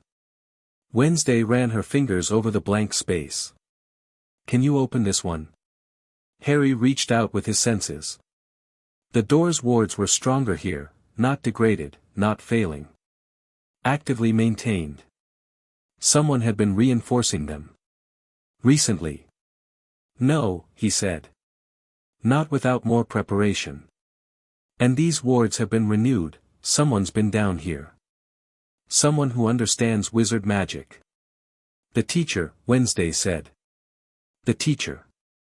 They stood in the cold dark at the bottom of Nevermore Academy and looked at a door that should not exist, guarded by magic that should not be here, built by people who had erased themselves from history. We need to go, Harry said. I can't hold the upper wards much longer, and if whoever maintains this place checks their work, they'll know someone was here. They'll know someone with wizard magic was here. And since I'm supposed to be the only one in this world, he stopped. Wednesday looked at him sharply. The only what? Harry shook his head. Later. I promise. But right now we need to leave. They climbed. Harry's legs burned and his magic strained, the light in his palm flickering as his concentration split between illumination and holding the upper ward fracture open. They reached the top, stepped through the door, and Harry released the wards with a gasp. They slammed shut behind them. The runes flared and went dark. Harry bent double, hands on his knees, breathing hard. That had cost him more than he'd expected. The wizard wards were old, but they were powerful, and fighting them was like arm wrestling a mountain. You're pale, Wednesday observed. I'm always pale. Paler than usual. And your hands are shaking. Harry straightened up. She was right, his hands trembled, fine and persistent. Magic exhaustion. He'd pushed too far, too fast, without proper preparation. I'll be fine, he said. I just need to rest. Obviously. Wednesday looked at the building, then at Harry, and something crossed her face that was too quick to be called concern. We have enough for now. The teacher, whoever they are, is real, has access to this building, and is using or maintaining wizard magic. And they've already recruited at least one student, Harry added. Maybe two. And both those students are gone. They looked at each other in the dark. Two people who had stumbled into something much larger than a school mystery, standing in the cold with their breath misting between them. I need to know what you are, Harrison, Wednesday said quietly. Not eventually. Soon. Because whatever is happening here involves your kind of magic, and I need to understand it to fight it. Harry looked at her, this girl who was all sharp edges and dark eyes and absolute refusal to be afraid. She stood in the moonlight like she'd been born in it, like the dark was her natural element, and she asked for the truth the way most people asked for the time. Tomorrow, he said. After classes. I'll tell you everything. Everything. Everything I can. He paused. It's a long story. I have time. She turned and walked away, and this time she didn't look back. Harry watched her disappear into the shadows of the campus, and then he was alone with the restricted building at his back and the hum beneath his feet and the cold certainty that he'd just stepped onto another chessboard. But this time, he could see the pieces. This time, he knew the game. Harry walked back to Ophelia Hall with his hands in his pockets and his mind on fire and the ghost of a green killing curse flickering behind his eyes every time he blinked. He'd died once for an old man's game. He'd walked into a forest and let the light take him because he believed, because he'd been made to believe, that his death was the only way. Never again. Whatever was beneath Nevermore, whatever the teacher wanted, whatever the veil was and whoever wanted it open, Harry Sinclair would face it on his own terms. Not as a weapon. Not as a key. Not as a sacrifice. As himself. Whoever that was. He reached his room, slipped inside, and lay down on his bed without undressing. Eugene snored. The Rowan pendant pressed warm against Harry's chest. He closed his eyes, and for the first time in 16 years, the forest didn't come for him in his dreams. Instead, he dreamed of a blue door, slightly chipped, standing open in a field of endless white. And beyond it, something waiting. Not with menace. Not with hunger. With patience. Chapter 2, Old Magic, New Monsters. The first day of classes at Nevermore Academy started the way most disasters do, with a schedule that looked reasonable on paper. Harry stood in the corridor outside the dining hall at 7:45 in the morning, holding a printed timetable and a cup of coffee that was already half empty, and tried to make sense of the outcast education system. Outcast history. Botanical sciences. Social dynamics, whatever that meant. Weathervane journalism, which was apparently the school newspaper and also somehow counted as a credit. Physical training. And the one that made the hair on his arms stand up, applied outcast abilities, with a parenthetical note that read, "Students will be evaluated and grouped by ability type during first session." Evaluated. Grouped. Tested. Harry took a long drink of coffee and reminded himself that he'd fought a basilisk at 12. A school fitness test shouldn't make him nervous. "You're doing the jaw thing," Enid said, appearing at his elbow in a blur of color and perfume. She was dressed for maximum visual impact, pastel sweater, plaid skirt, boots that added 2 inches to her height, and she was radiating first-day energy like a small sun. "I don't have a jaw thing. You clench when you're stressed. You've done it since we were kids." She peered at his timetable. "Ooh, we have botanical sciences together. And applied abilities, that'll be interesting. That's one word for it. Harry." She stopped him with a hand on his arm. Her expression had shifted, the brightness dimming to something more careful. "The abilities class. You know they're going to ask you to shift." "I know. And you can't." The word hung between them. Can't.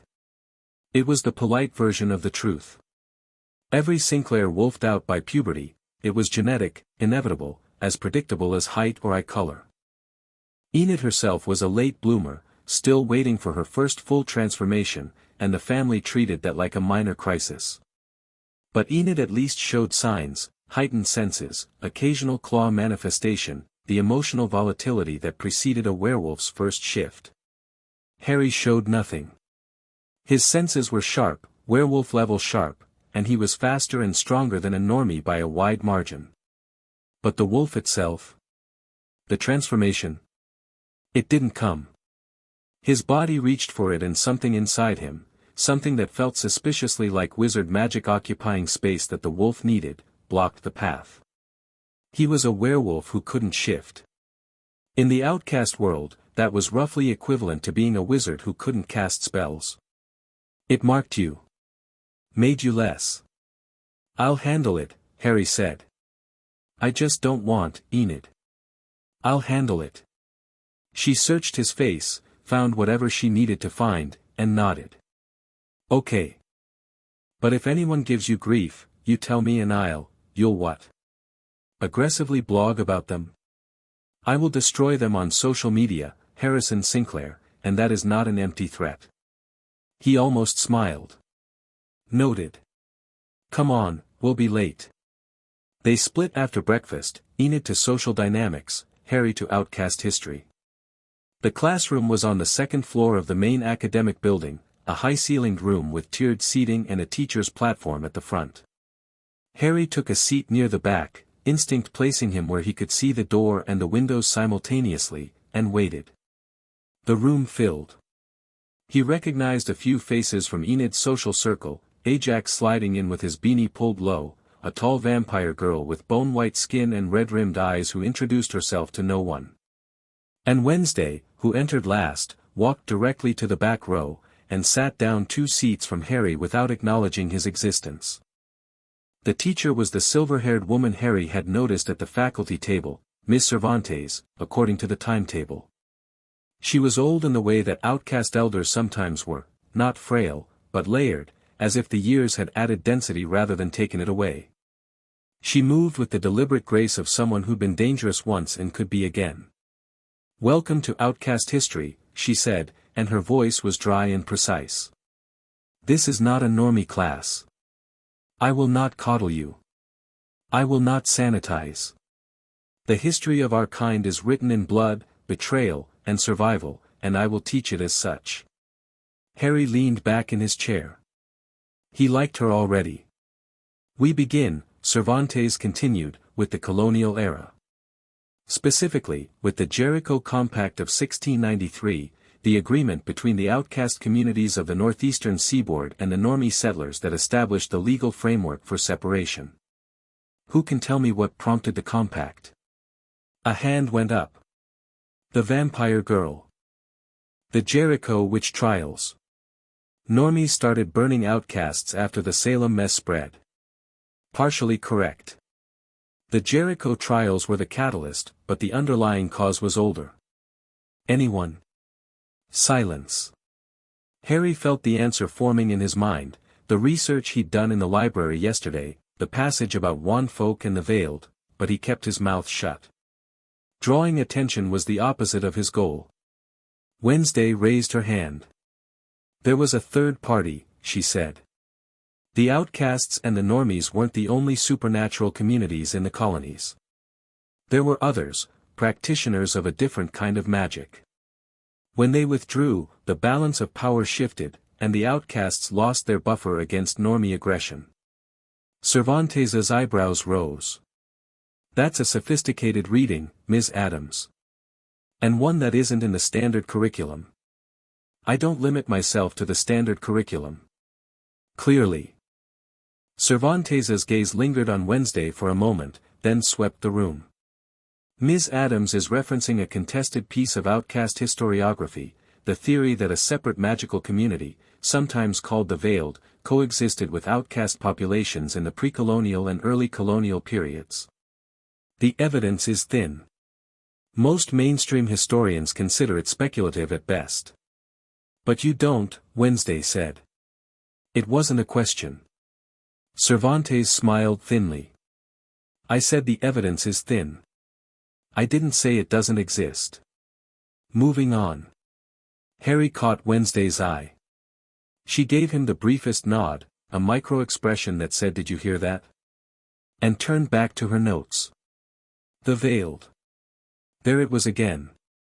A different name for the same thing. Wizards in the outcast world, operating openly, then vanishing. And Cervantes knew about them. Harry spent the rest of the class listening with every fiber of his attention, but Cervantes didn't return to the topic. She moved through the colonial era with brisk efficiency, the compact, the separation, the founding of outcast institutions including Nevermore itself, and the Veiled were not mentioned again. When class ended, Harry lingered. He wanted to approach Cervantes, to ask about the Veiled, but his instincts held him back. He didn't know who the teacher in Rowan's journal was. It could be anyone on the faculty.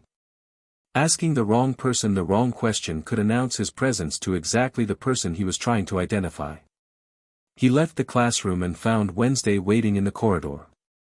"Cervantes knows more than she's teaching," Wednesday said without preamble. "Obviously. The question is whether she's an ally or a suspect. Everyone is a suspect until eliminated. That's a paranoid way to live. It's kept me alive." She fell into step beside him. "Applied abilities is next. What's your plan?" "For the class. For the part where they ask you to demonstrate your abilities and you can't exactly shoot light from your hands in front of 30 students." Harry had been thinking about this since 5 a.m. I'm a werewolf who can't shift. That's all they need to know. It's embarrassing enough to be believable and boring enough that no one will dig deeper. You're going to play weak.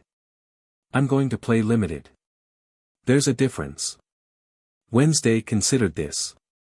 Strategic vulnerability. Interesting.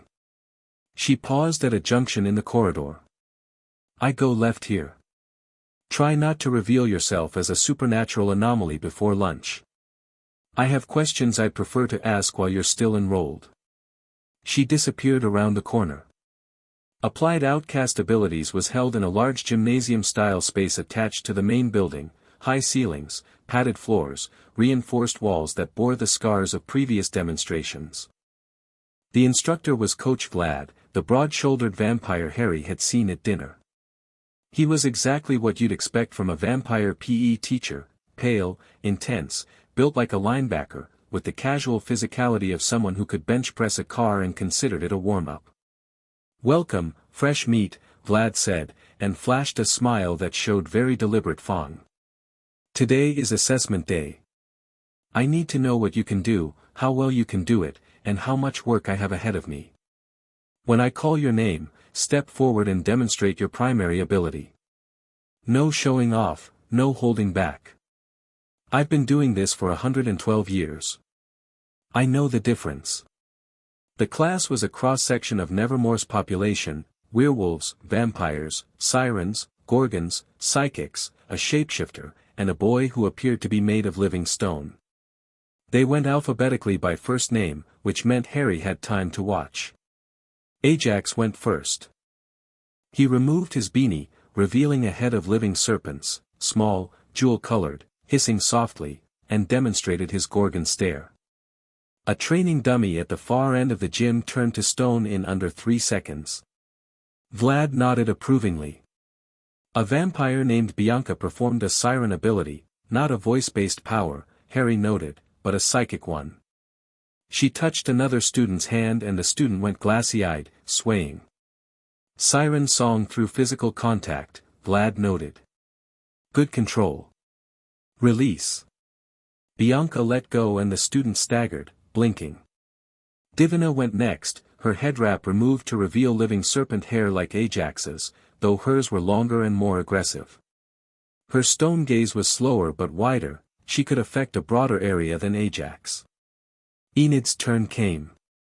She stepped forward, chin high, and Harry could see the tight line of her shoulders. Sinclair, Enid, Vlad read from his clipboard. Werewolf. Notes say you're pre-shift. Is that current? Still working on it, Enid said, and her brightness was brittle. Vlad regarded her. Show me what you've got. Enid closed her eyes. Concentrated. Harry watched her hands, saw the flicker, the almost shift, her fingers elongating for half a second before snapping back. Her claws tried to emerge and failed. A frustrated sound escaped her throat. I can do enhanced senses, she said quickly, recovering. Hearing, smell, I can track better than most full-shift wolves. Vlad made a note. We'll work on it. Sometimes the shift just needs the right trigger. Enid walked back to the group, and Harry caught her hand briefly as she passed. She squeezed his fingers and let go. More demonstrations.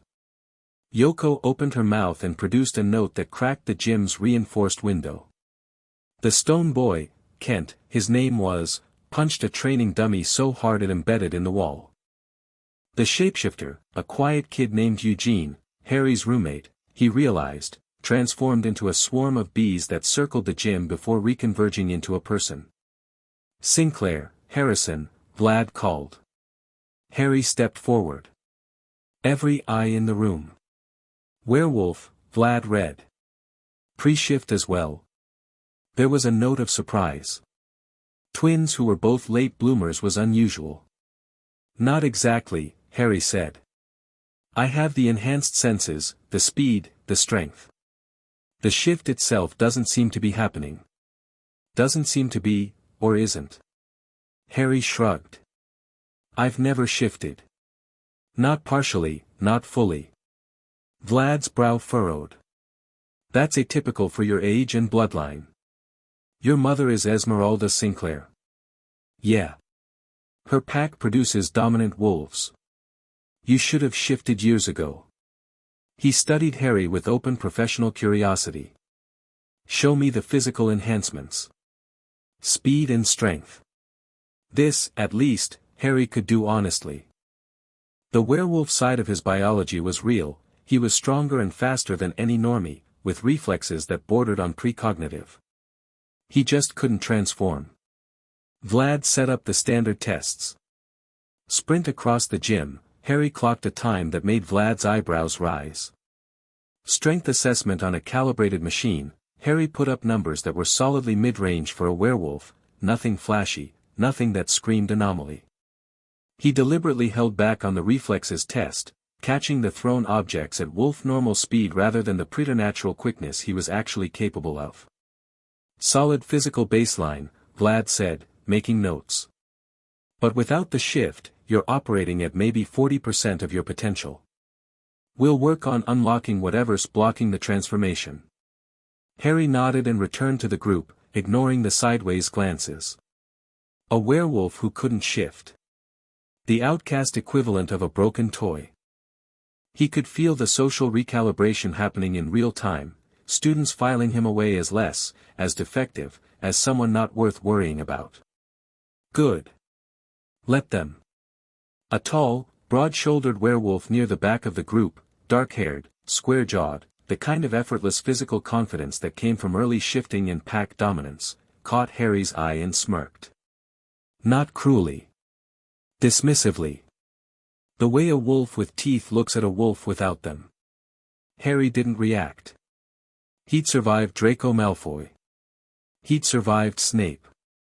He'd survived Voldemort. A smirking teenager with too much testosterone barely registered. But he filed the face. Marcus King, if Harry remembered the attendance list. Son of the Blue Ridge Pax Alpha. Political werewolf royalty. After applied abilities, Harry had a free period. He used it to sit in the library, in the occult studies section, pulling every book that might reference the veiled. The pickings were slim. Most outcast history texts treated wizard magic as either fiction or footnote. But he found fragments.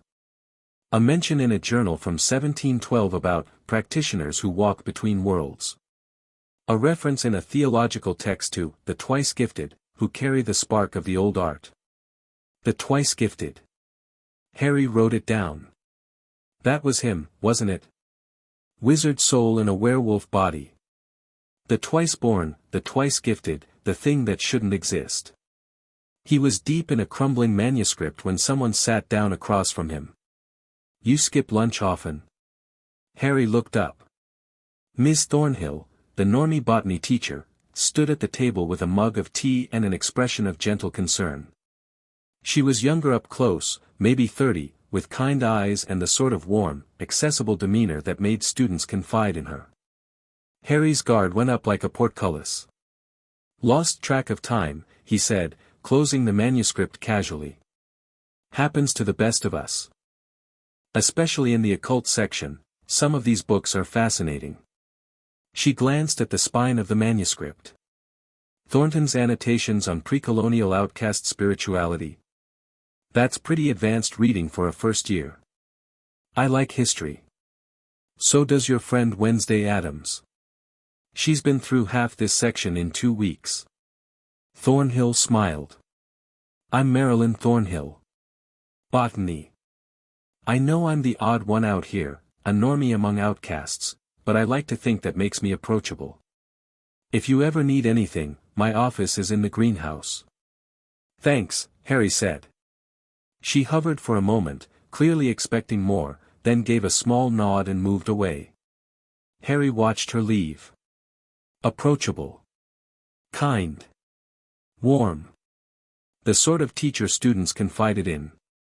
Exactly the sort of person who'd make a very effective teacher, in Rowan Lasker's journal. Harry didn't trust her for a second. He couldn't prove anything, she'd said nothing wrong, done nothing suspicious, but the tingling at the base of his skull, the old instinct that had kept him alive through 7 years of Hogwarts horrors, was prickling. He packed up the manuscripts and went to find food. The afternoon brought botanical sciences, which Harry shared with Enid. The greenhouse was a sprawling glass structure attached to the south wing, overflowing with plants that ranged from mundane to mildly terrifying. Thornhill taught it, and she was good, engaging, knowledgeable, with a genuine passion for the subject that made even the deadly nightshade extraction exercise interesting. Harry caught himself almost enjoying it before he remembered to be suspicious. After botany, he found Wednesday in the courtyard. She was sitting on her usual bench, typewriter absent, reading a thick folder. "The Poe Cup," she said as he sat down. "What about it?" "It's a competition. Annual tradition. Teams representing each dorm compete in a series of challenges, physical, mental, supernatural. The winning dorm gets bragging rights and some trophy no one actually cares about." She turned a page. "It happens this Saturday." "That's 4 days away." "Correct. And I've been informed by your sister that I am participating, whether I consent or not. She's entered us on a team, the Ophelia Hall team." "Us?" "You, me, Enid, Yoko, Divina, and Ajax. Apparently I need to socialize, and this is Enid's idea of a solution." Wednesday's expression suggested she found this approximately as appealing as dental surgery. Harry processed this. A competition. Physical, mental, supernatural challenges. In front of the entire school. "I can't do it," he said. "If there's a supernatural component, they'll expect me to shift." The supernatural component varies by year. Last year it involved navigating a psychic maze. The year before, it was aquatic, some kind of lake challenge. She looked at him. "You don't have to shift. You have to be useful. And given what I've seen you do with your hands in the dark, I suspect you can manage that." "I can't use wizard magic in front of the school, Wednesday." "Then use your brain. You're clearly not stupid, despite your commitment to monosyllabic conversation." She closed the folder. "Besides, the Poe Cup is an opportunity." "For what?" "Observation. Every student and teacher will be at the event. Emotions run high, guards come down. If the teacher is on the faculty, they might reveal themselves in an unguarded moment. And if they've recruited any current students the way they recruited Rowan, those students might also show their hand." Harry hated that she was right. "Fine. I'll do the Poe Cup." "Excellent. Now." She set the folder aside and turned to face him fully, legs crossed, hands folded, dark eyes locked onto his like twin gun barrels. "You promised me everything. It's after classes. Start talking." Harry looked at her for a long moment. The courtyard was empty, late afternoon, most students in their dorms or at extracurriculars. The October light was going golden, painting the stone walls in honey tones. A breeze moved through the quad, carrying the smell of dead leaves and wood smoke from somewhere in Jericho. He took a breath. "My name isn't Harrison Sinclair," he said. "I mean, it is. It's who I am now. But before I was Harrison Sinclair, I was someone else." Wednesday didn't move. Didn't blink. Just waited. In another world, a world next to this one, adjacent, like rooms separated by a wall, I was a wizard. Born to a wizard family, raised in a wizard school. My name was Harry Potter. He paused. "I was killed when I was 17. And then I was given a choice, go back, or start over. I chose to start over. You were reincarnated. Reborn. With all my memories, all my magic, in a new body. A werewolf's body." He held up his hand, let a tiny flicker of light dance across his fingertips, then closed his fist. "The wizard magic came with me. It's mine, it's part of my soul, not something I borrowed. But it doesn't fit right in this body. It's like, wearing a glove that's the wrong size. Functional, but wrong. Wednesday studied the hand he'd just closed. The world you came from. Tell me about it. So he did. Not all of it, not 17 years of detail, but the shape of it.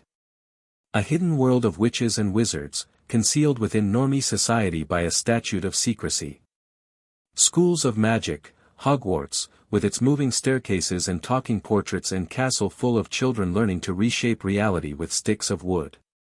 A dark lord who terrorized that world and fixated on Harry because of a prophecy. A mentor, an old man with a long beard and kind eyes who'd guided Harry through 7 years of escalating danger. And this mentor, Wednesday said. Her voice was neutral, but Harry caught the edge. Dumbledore. What did he do? This was the hard part. Harry stared at his hands, and for a moment he was 17 again, walking through the forest with the resurrection stone cutting into his palm. He raised me to die, Harry said. Not metaphorically. Literally. There was a piece of the Dark Lord's soul stuck inside me, a magical parasite, planted the night my parents were murdered. The only way to destroy it was to destroy me. Dumbledore knew this from the moment it happened. I was 15 months old, and he looked at me and saw a weapon with an expiration date. He told her the rest. The Dursleys. The careful, calibrated kindness. The trials and tests, each one designed to build a boy brave enough to sacrifice himself. The moment in the pensive when the truth revealed itself, not with a dramatic villain's monologue, but with the quiet, devastating clarity of a dying man's memory. The boy must die. He loved me, Harry said. I believe that. In his way, Dumbledore genuinely loved me. And he killed me anyway, because the greater good demanded it, and he was the only one wise enough to see the whole board. Wednesday was silent for a long time. So you died, she said finally. I died. Killing curse. And I met death, actual death, capital D, in some kind of in-between place. And death gave me the choice. Go back, finish the script Dumbledore wrote for me, live the life that was planned. Or walk through a door and start over. And you chose the door. I chose the door. Another silence. Longer this time. The sun had dropped below the building line, and the courtyard was filling with shadow. Wednesday's face was half lit, half dark, and utterly unreadable. You're telling me, she said slowly, that you are a dead wizard from a parallel dimension who was reincarnated as a werewolf, and you've been living as Enid Sinclair's twin brother for 16 years while hiding an entire previous life's worth of magical abilities. When you say it like that, it sounds insane. It is insane. Yeah. I believe you. Harry blinked. You, just like that? I'm a psychic, Harrison. I had a vision of you standing at the restricted building with light coming from your hands.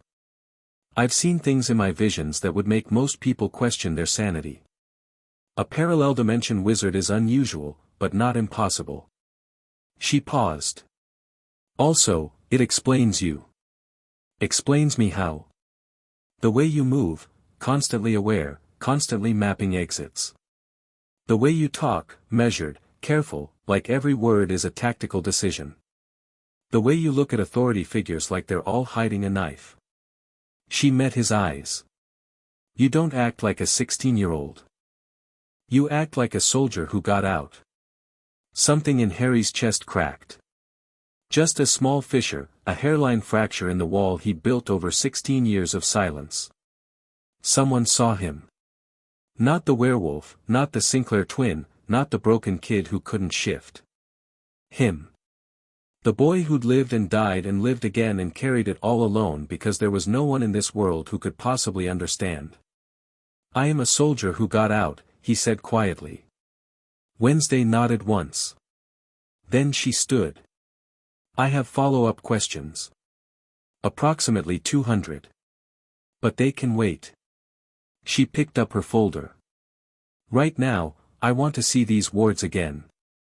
You said they were wizard-built. Now that I know what wizard magic actually is, I want to understand the architecture.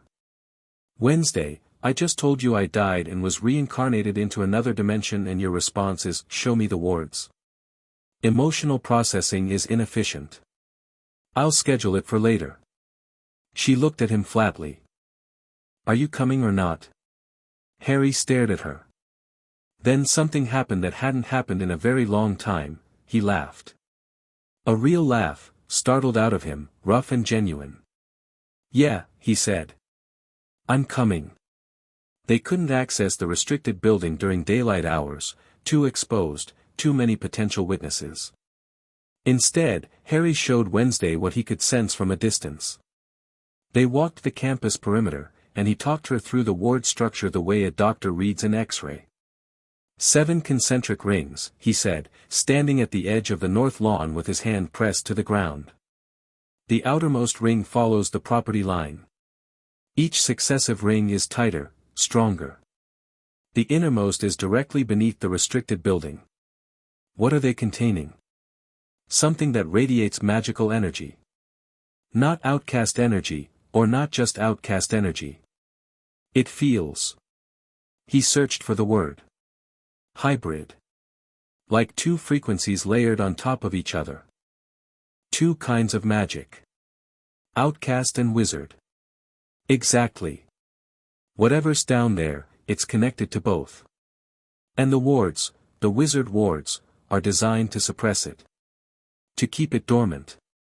Wednesday crouched beside him. And the wards are failing. Slowly. The ambient outcast energy from the school acts as both a power source and a corrosive agent. It's like, imagine a dam built to hold back a river, but the dam is made of a material that the river gradually dissolves. The dam's been holding for centuries because the river was slow. But the more outcasts live above it, the faster it flows. And the teacher is doing what? Accelerating the process? Or trying to stop it? I don't know. The renewed wards I found at the inner chamber door suggest someone's trying to maintain the containment. But Rowan's journal says the teacher told him the veil could be opened. Those are contradictory actions. Unless the teacher wants to open the veil on their terms, Wednesday said. Maintain the containment until they're ready, then breach it deliberately. Harry nodded slowly. That tracked. Control the process, control the outcome. It was exactly what a careful, patient manipulator would do. We need more information, he said. About the veil, about the veiled, about what exactly is sealed under this school. I'll take Cervantes.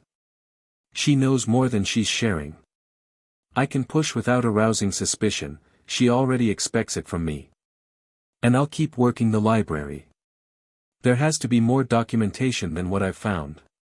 What about Thornhill? Harry hesitated. What about her? She's the normie. The outsider. If anyone on the faculty is hiding something, it's the person who already doesn't fit the standard profile. Or she's exactly what she seems, a normie botany teacher who likes plants. Wednesday gave him a look. You don't believe that? He didn't. I don't have evidence. Then get some. She stood and brushed off her knees. The Poe Cup is Saturday. Between now and then, we gather intelligence. After the Poe Cup, we go back down. Agreed. They parted at the quad, Wednesday to her room, Harry to his.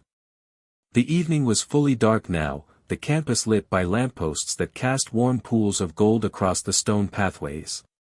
Students moved in clusters, heading for dinner or dorms, their conversations a low murmur that mixed with the wind. Harry walked alone and felt, for the first time in 16 years, fractionally lighter. He'd told someone. He'd said the words, I was Harry Potter, I died, I came back, and the world hadn't ended. Wednesday hadn't flinched, hadn't pitted, hadn't treated him like a freak or a curiosity. She'd absorbed the information the way she absorbed everything, with razor focus and immediate tactical application. It wasn't the same as being understood. But it was close. Dinner was chaotic.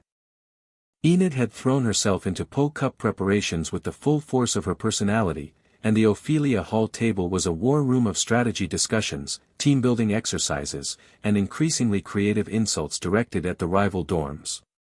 Creston Hall thinks they've got it locked because they have 3 vampires and a shapeshifter, Enid said, stabbing a piece of chicken with aggressive enthusiasm. But speed isn't everything. We need strategy. We need someone who can actually fight, Yoko said. No offense, but our team is 2 Gorgons, a siren, a psychic who doesn't do combat applications, and 2 werewolves who can't shift. Enid deflated slightly. Strategy beats power, Harry said quietly. Everyone looked at him. It was the most he'd contributed to the Po-Cup discussion. Every time. The strongest team doesn't win. The smartest team wins. Bold claim from the guy who can't wolf out, someone said. Harry glanced sideways. Marcus King, 2 tables over, leaning back in his chair with that dismissive smirk firmly in place. He'd clearly been listening. No offense, Sinclair. But the Po-Cup is a physical competition. Hard to strategize your way past a full-shifted wolf. You'd be surprised, Harry said mildly. Marcus's smirk widened. Enlighten me. A full-shifted wolf is faster and stronger than anything on our team. But wolves are instinct-driven in shifted form.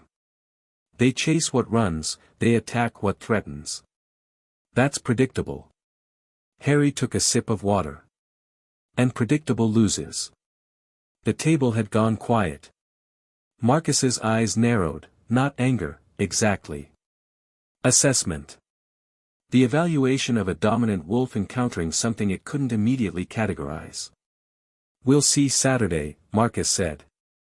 He turned back to his own table. Enid kicked Harry under the table. That, she whispered, was either really cool or really stupid. Why not both? Because Marcus King is literally the strongest werewolf at this school and you just called him predictable in front of everyone? I called shifted wolves predictable. It's a general statement about Lupin combat psychology. Harry, you are going to get eaten. He probably was. But something about Marcus's dismissal, the casual contempt of the powerful for the powerless, had poked a nerve that Harry thought he'd buried years ago. He'd spent his first life being underestimated by people with more power and less sense, and he'd beaten every single one of them. Not with strength. With strategy, preparation, and the stubborn refusal to lie down. If Marcus King wanted to be Draco Malfoy, Harry knew how to deal with Draco Malfoy. Wednesday caught his eye from across the dining hall. She'd witnessed the exchange. Her expression was the same flat neutral it always was, but there was something in the tilt of her head, a fractional angle that Harry was learning to read. Interesting move, the angle said. Don't get yourself killed before you're useful to me. Harry gave her the ghost of a nod and finished his dinner. The next 3 days blurred together in a rush of classes, research, and Po-Cup preparation. Harry fell into a routine with the efficiency of someone who'd spent a previous life navigating a school with far more dangerous extracurriculars.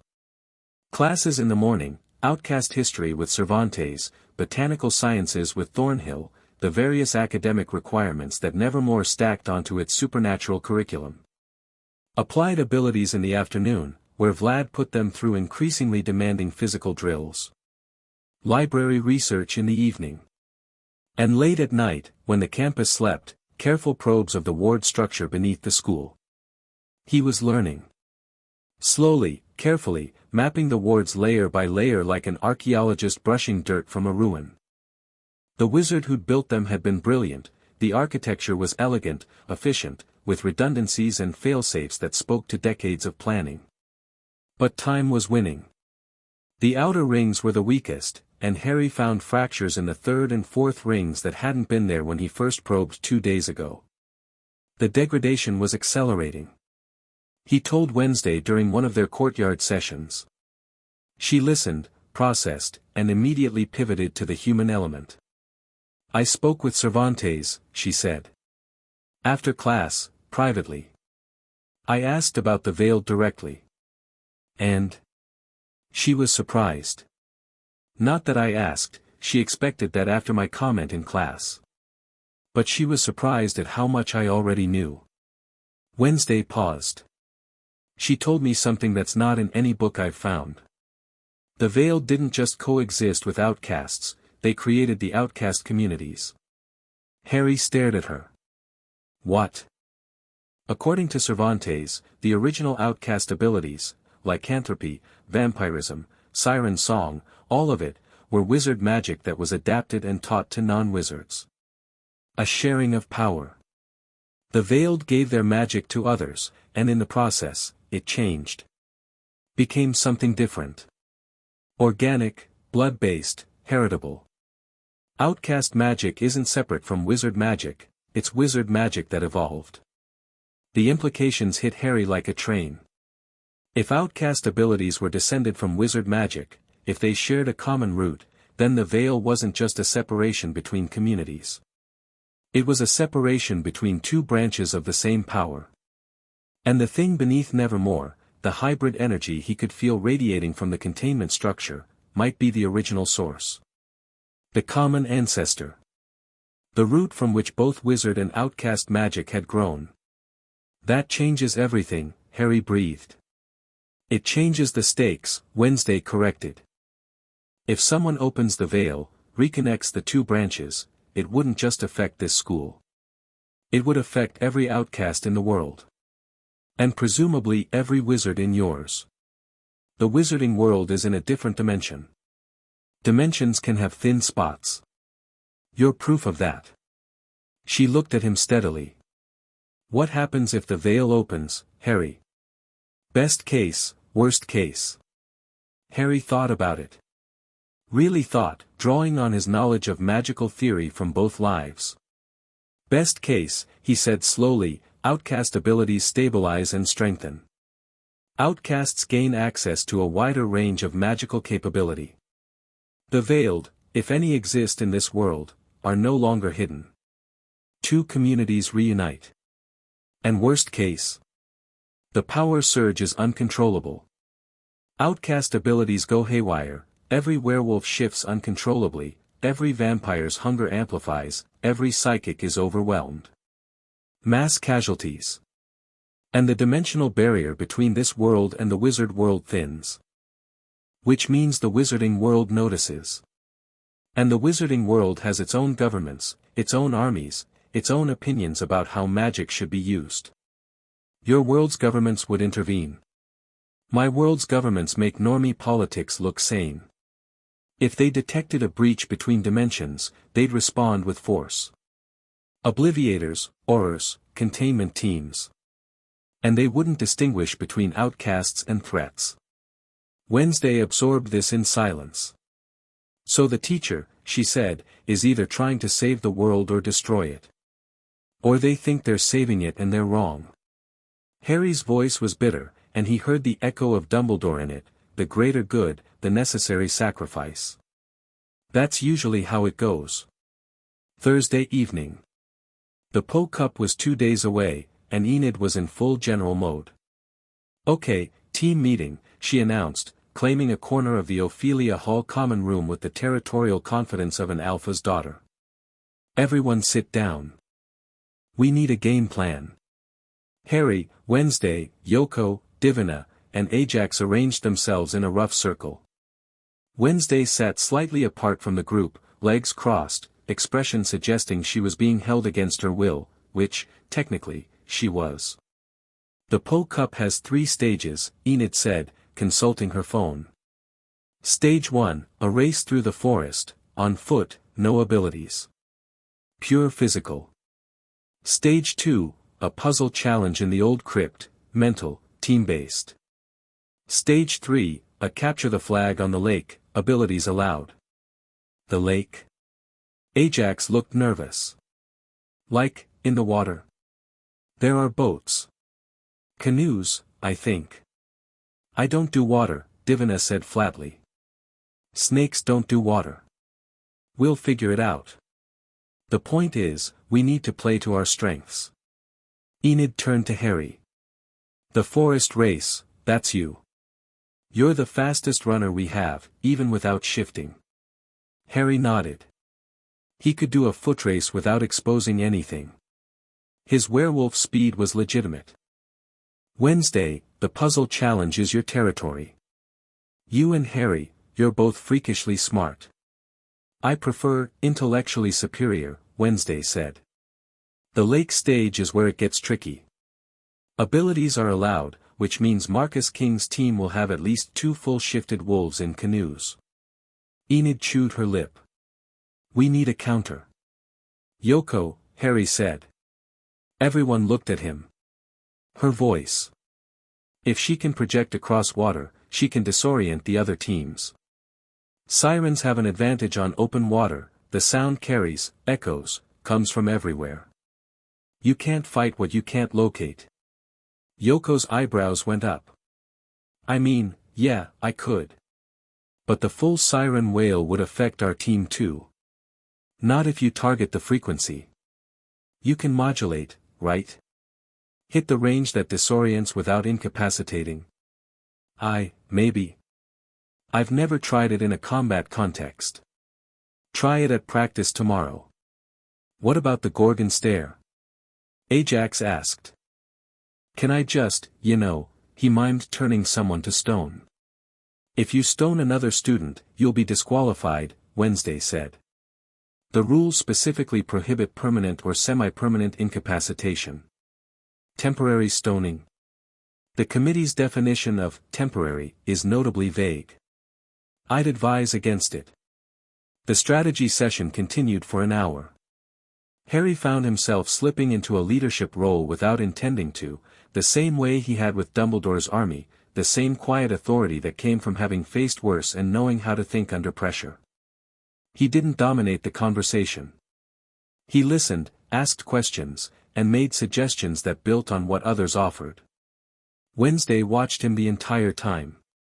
He could feel her gaze like a physical thing, not judging, not evaluating.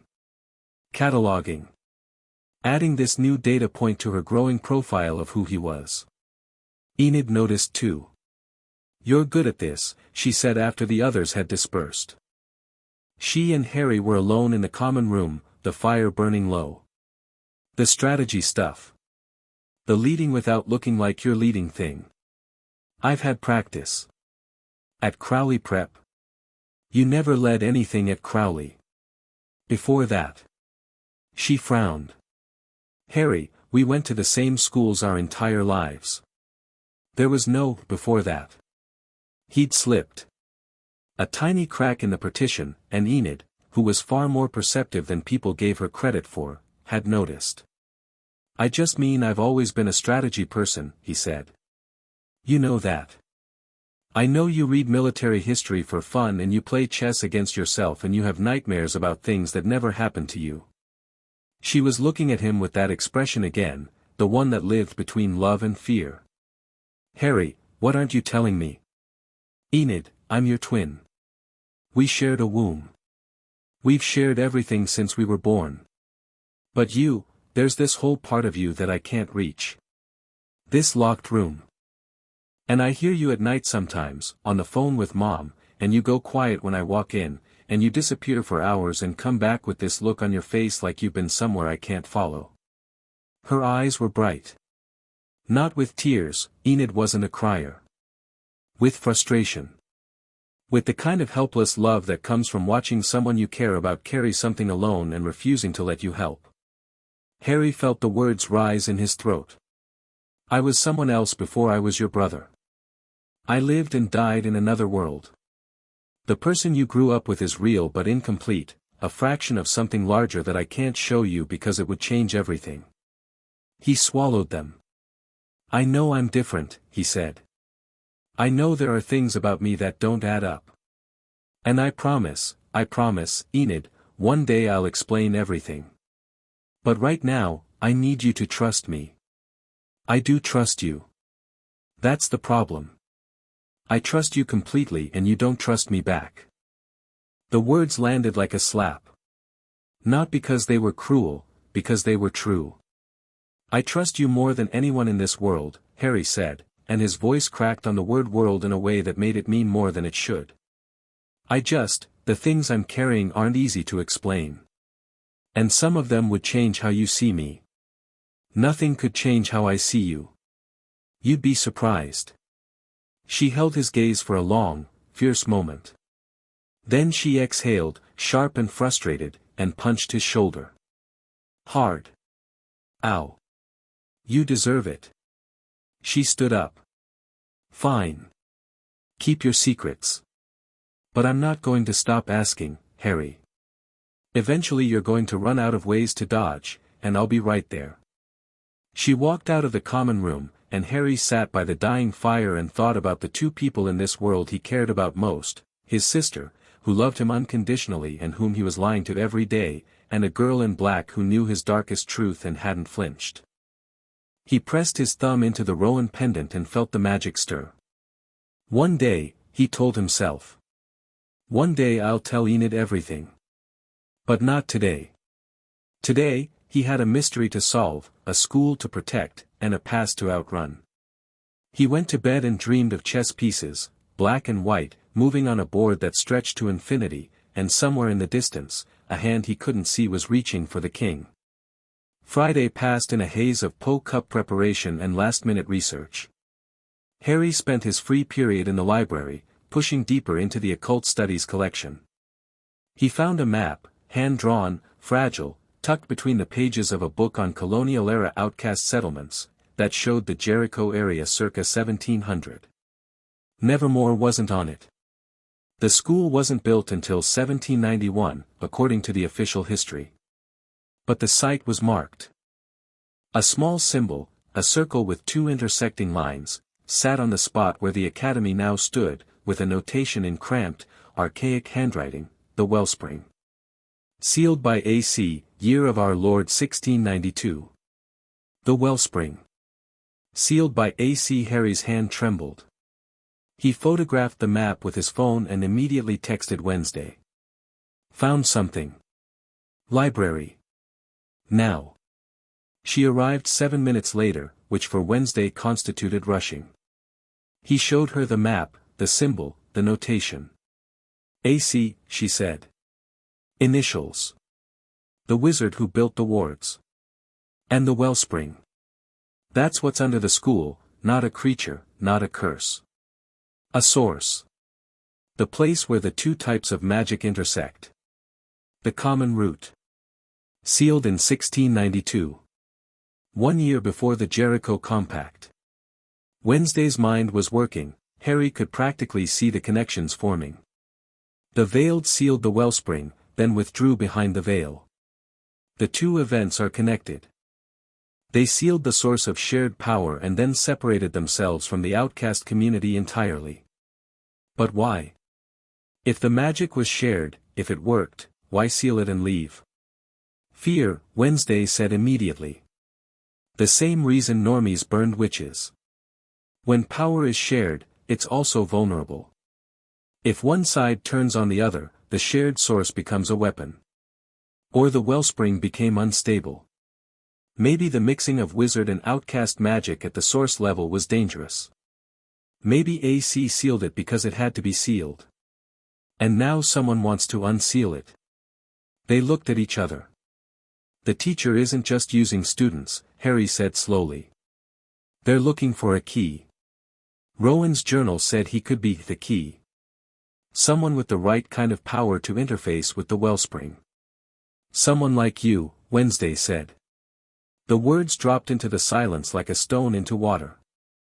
I'm a wizard soul in an outcast body, Harry said. I'm already both types of magic. If the Wellspring needs someone who bridges the two, then you're exactly what the teacher is looking for. The library seemed very quiet. The afternoon light through the high windows fell in dusty columns, illuminating the space between them. We don't tell anyone, Harry said. Not yet. If the teacher finds out what I am before we identify them, you become the next Rowan Lasker. Or worse. Rowan was a psychic, adjacent to wizard magic, maybe, but not the real thing. I am the real thing. If the teacher needs a key, I'm the master key. Then we find the teacher first, Wednesday said. Before they find you. Harry nodded. His jaw was set, his eyes hard, and somewhere beneath his ribs the wizard's fire burned low and steady and dangerous. Saturday, he said. The Po Cup. Eyes open. Always, Wednesday replied. He left the library and walked through the corridors of Nevermore Academy with the weight of 2 lives on his shoulders and the knowledge that, once again, he was standing at the center of something larger than himself. But this time, he saw the board. This time, no one was going to move him. Saturday dawned cold and bright, a perfect October morning, the sky scrubbed clean by overnight rain, the forest blazing in its autumn colors. The campus was electric with Po Cup energy. Banners hung from the buildings, each dorm's colors competing for visual dominance.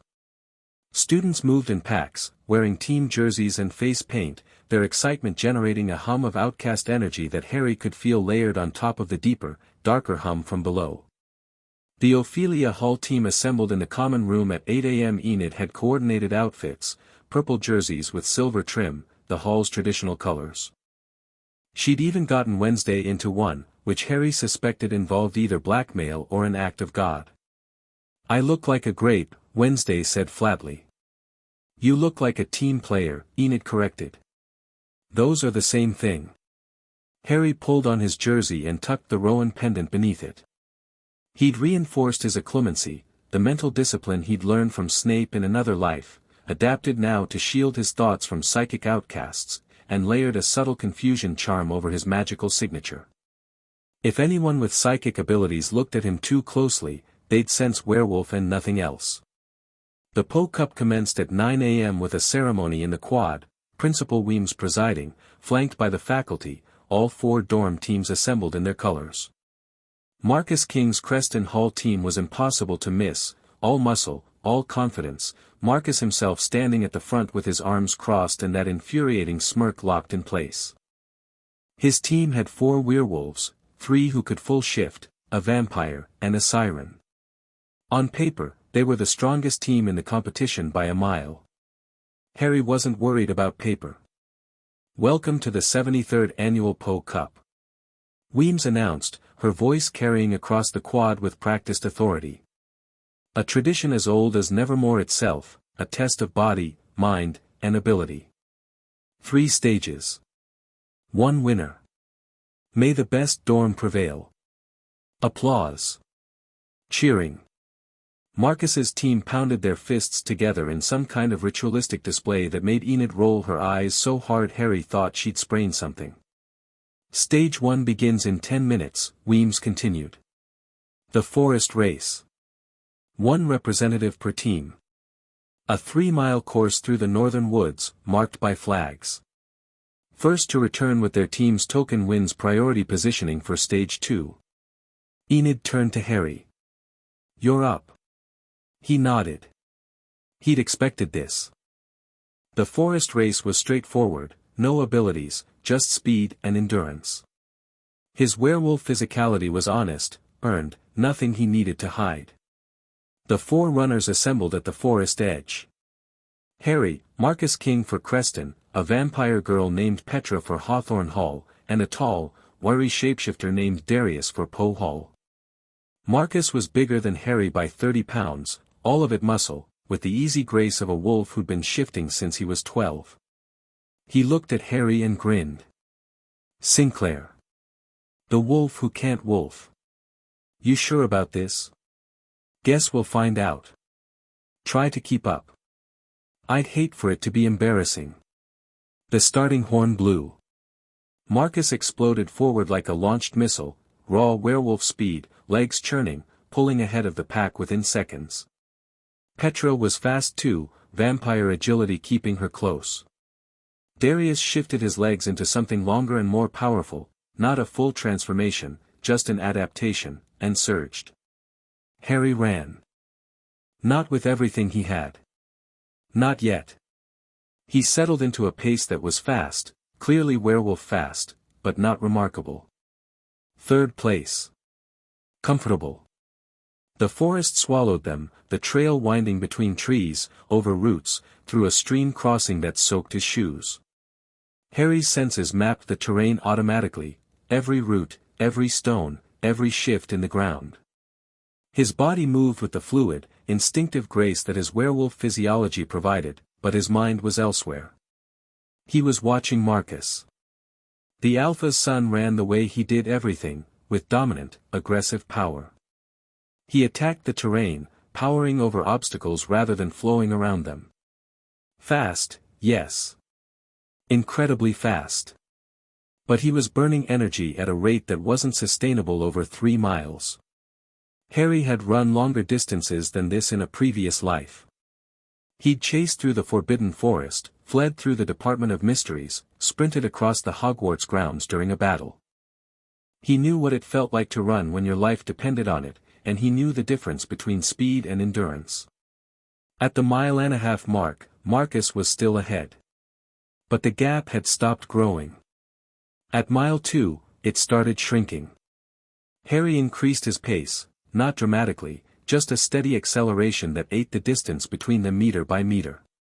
His breathing was controlled, his stride efficient. He wasn't fighting the terrain, he was reading it, finding the optimal path through the trees the way a river finds the fastest route downhill. Marcus glanced back. The smirk was gone. At mile 2.5, Harry pulled even. They ran side by side through a narrow section of trail, branches whipping past, breath steaming in the cold air. Marcus pushed harder. Harry could see the strain in his jaw, the desperate surge of a dominant wolf who couldn't accept being matched by a lesser one. Harry matched him. Effortlessly. Because the truth Marcus didn't know, the truth nobody knew, was that Harry's stamina wasn't just werewolf. His wizard magic fed his physical reserves in ways he'd never fully understood, a trickle of energy that topped off his muscles when they should have been failing. He didn't get tired the way a pure werewolf did. The final stretch. A clearing ahead, the team tokens hanging from a post, colored flags, one per dorm. Through the trees Harry could see the crowd gathered at the finish line, hear the roar of student voices. Marcus threw everything into a final sprint. Full power, full speed, muscles screaming. Harry let him. Marcus hit the clearing first by half a stride, snatched the Creston flag, and raised it triumphantly. The crowd erupted. Harry arrived 1 second later, grabbed the Ophelia flag, and jogged back to his team breathing easily while Marcus bent double, hands on his knees, gasping. "Second place," Enid said, deflating. "Harry, you almost had him, I had exactly what I wanted." Harry handed her the flag. Marcus burned everything on that race. He'll be gassed for the next 2 stages. We won't be. Wednesday, standing behind Enid, met his eyes. The faintest nod. Priority positioning for Stage 2 goes to Creston, Weems announced. Followed by Ophelia, Hawthorne, and Poe. Teams, proceed to the crypt. The crypt was beneath the main chapel, an actual honest-to-God crypt, stone-walled and torchlit, smelling of damp earth and old death. Harry descended the stairs and felt the ward's pulse beneath his feet, closer now, pressing against his senses. Stage 2 was a puzzle challenge. Each team was sealed in a separate chamber of the crypt and given a set of riddles, physical locks, and encoded clues that had to be solved to open the exit door. First team out won priority positioning for Stage 3. The Ophelia team filed into their chamber and the door sealed behind them. "All right," Wednesday said, and for the first time all day, she looked something adjacent to engaged. "Let me see the riddles." There were 5. Engraved on stone tablets set into the walls, each one a piece of a larger puzzle. Solve all 5, arrange the answers in the correct sequence, and the combination would unlock the door. Wednesday took 3. Harry took 2. The rest of the team handled the physical components, Ajax and Divina working a mechanical lock that required Gorgon-level patience, Enid and Yoko tackling a sound-based puzzle that involved reproducing a specific tonal sequence. Harry's first riddle was straightforward, a cipher based on the Nevermore school motto, easily cracked. His second was harder. It was written in a script he didn't recognize at first glance. Then he did recognize it. And his blood went cold. It was runic. Not outcast runic. Not the simplified rune systems used in modern outcast practice. This was wizard runic, the same Elder Futhark variant taught at Hogwarts, the same script Harry had spent years studying in ancient runes with Hermione's notes. Someone had built wizard runes into the Poe-Cup puzzle. His hands moved before his brain caught up, years of training taking over. The rune sequence was a substitution cipher, each rune represented a letter in an archaic English word. Harry translated it in under 30 seconds. Wellspring. He stared at the word. Then he looked up and found Wednesday watching him. "You solved it," she said. "Not a question." "The answer is, Wellspring," Harry said carefully. "The runes are, not outcast runes." "I noticed." Her voice was barely above a whisper. "Someone on the faculty designed these puzzles. Someone who knows wizard script. Or someone who copied it from the walls of the restricted building without understanding it. Or that. But either way, they know the Wellspring exists. And they put its name in a student competition." They looked at each other. Around them, the team was still working, Ajax cursing at the mechanical lock, Yoko humming experimental frequencies at the sound puzzle. Nobody was paying attention. "We finish this," Wednesday murmured. "We win. And then we figure out who designed these puzzles." Harry nodded. He slotted the answer into the sequence and turned back to the remaining locks. They finished in 11 minutes. The door ground open, and the Ophelia team spilled out into the crypt corridor to find themselves in first place, Creston still locked in their chamber, Marcus's priority positioning rendered worthless by the team's inability to solve the mental challenges as quickly as their physical ones. Enid screamed with joy. Yoko threw her arms around Ajax. Divina allowed herself a small, satisfied smile. Wednesday looked at Harry. Stage 3. The lake. Nevermore's lake was a dark, glassy body of water a quarter-mile east of the main campus, surrounded by forest and ringed by a narrow gravel beach. It was deep, Harry could feel it, the way water responds to magic, the way large bodies of still water amplify and distort supernatural energy. The wards extended beneath the lake too, he realized. The third ring of the containment structure ran directly under the waterline. 4 canoes waited at the shore, 1 per team. At the center of the lake, a small island, barely more than a rocky outcrop with a twisted tree, held the Poe-Cup trophy. Capture the flag, last team standing, abilities allowed. "Okay," Enid said, her earlier joy replaced by grim determination. "This is it. Abilities are allowed, which means Marcus is going to shift and try to ram us. We need Yoko's voice, we need Harry's speed, and we need," she looked at Wednesday. "What can you do? In a combat situation?" "I have visions," Wednesday said. "Precognitive flashes triggered by touch. They're unreliable and tactically limited. So basically nothing useful in a boat fight. I can also steer while the rest of you flail." "Fair enough." The teams loaded into their canoes. Harry took the front position, paddle in hand, senses extended. The water was cold, he could feel it through the hull, a chill that seeped upward. Beneath the surface, the third ward ring hummed, a frequency that made his teeth itch. The starting horn sounded. 4 canoes launched simultaneously, paddles churning the dark water. The distance to the island was short, maybe 200 meters, but the space between teams was where the chaos happened. Marcus's canoe surged forward, powered by 3 shifted werewolves paddling with clawed hands, their power driving the boat through the water at absurd speed. Hawthorne's team had Petra the vampire at the bow, her supernatural reflexes reading the water like a road map. Poe's team was a wild card, Darius the shapeshifter had turned himself into something with very long arms, and he was paddling like a machine.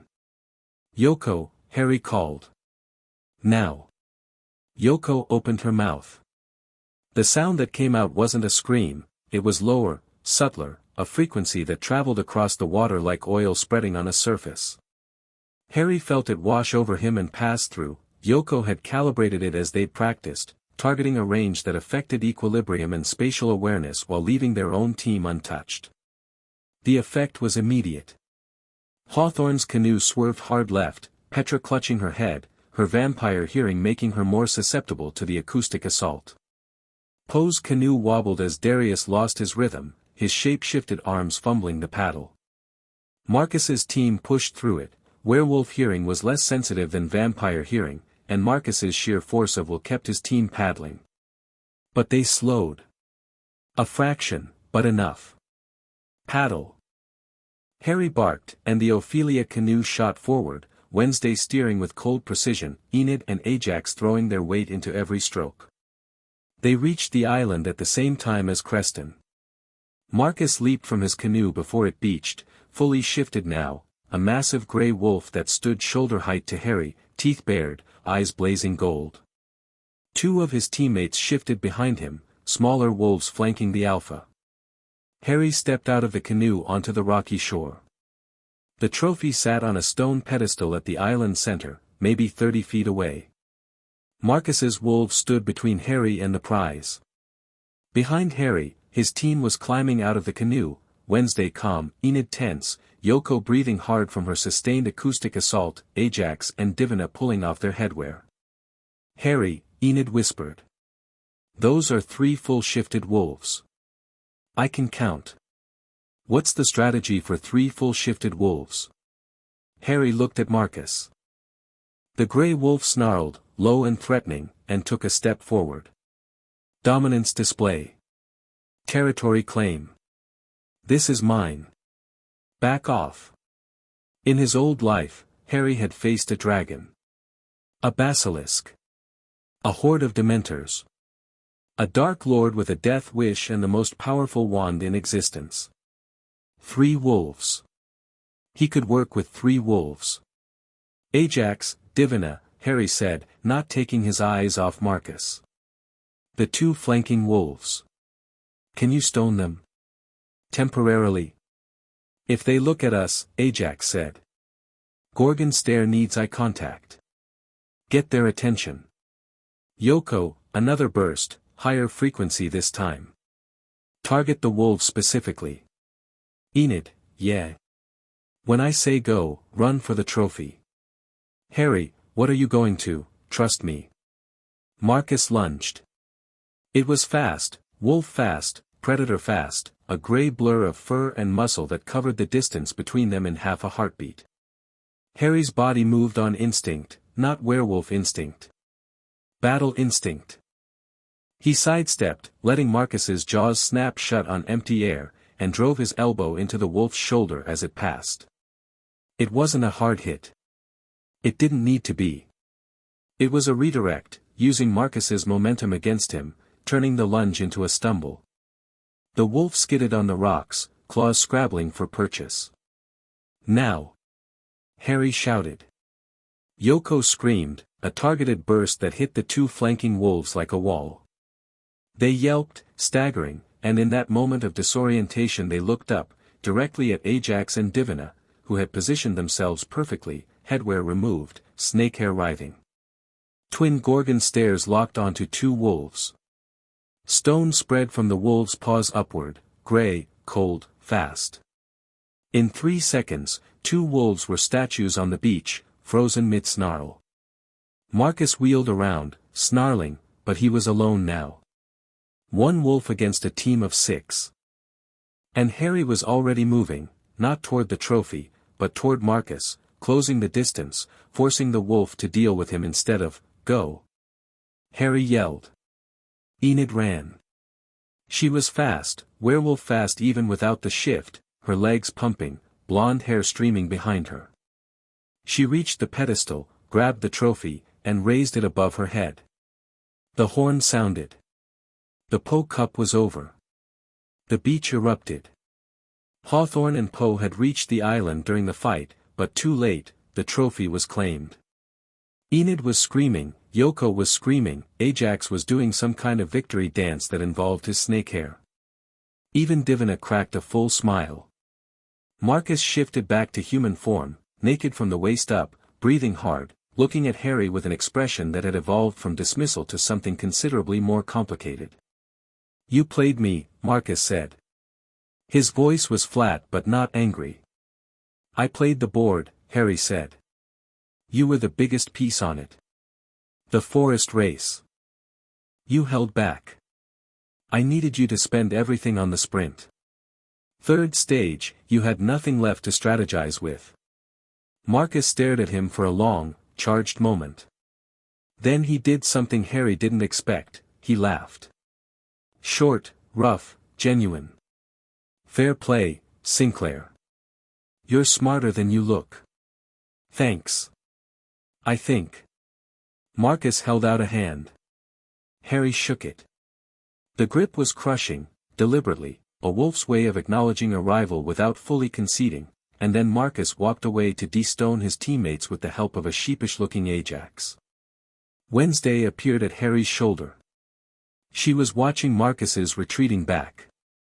"You made an enemy today," she said. "I made a rival. There's a difference." "Is there?"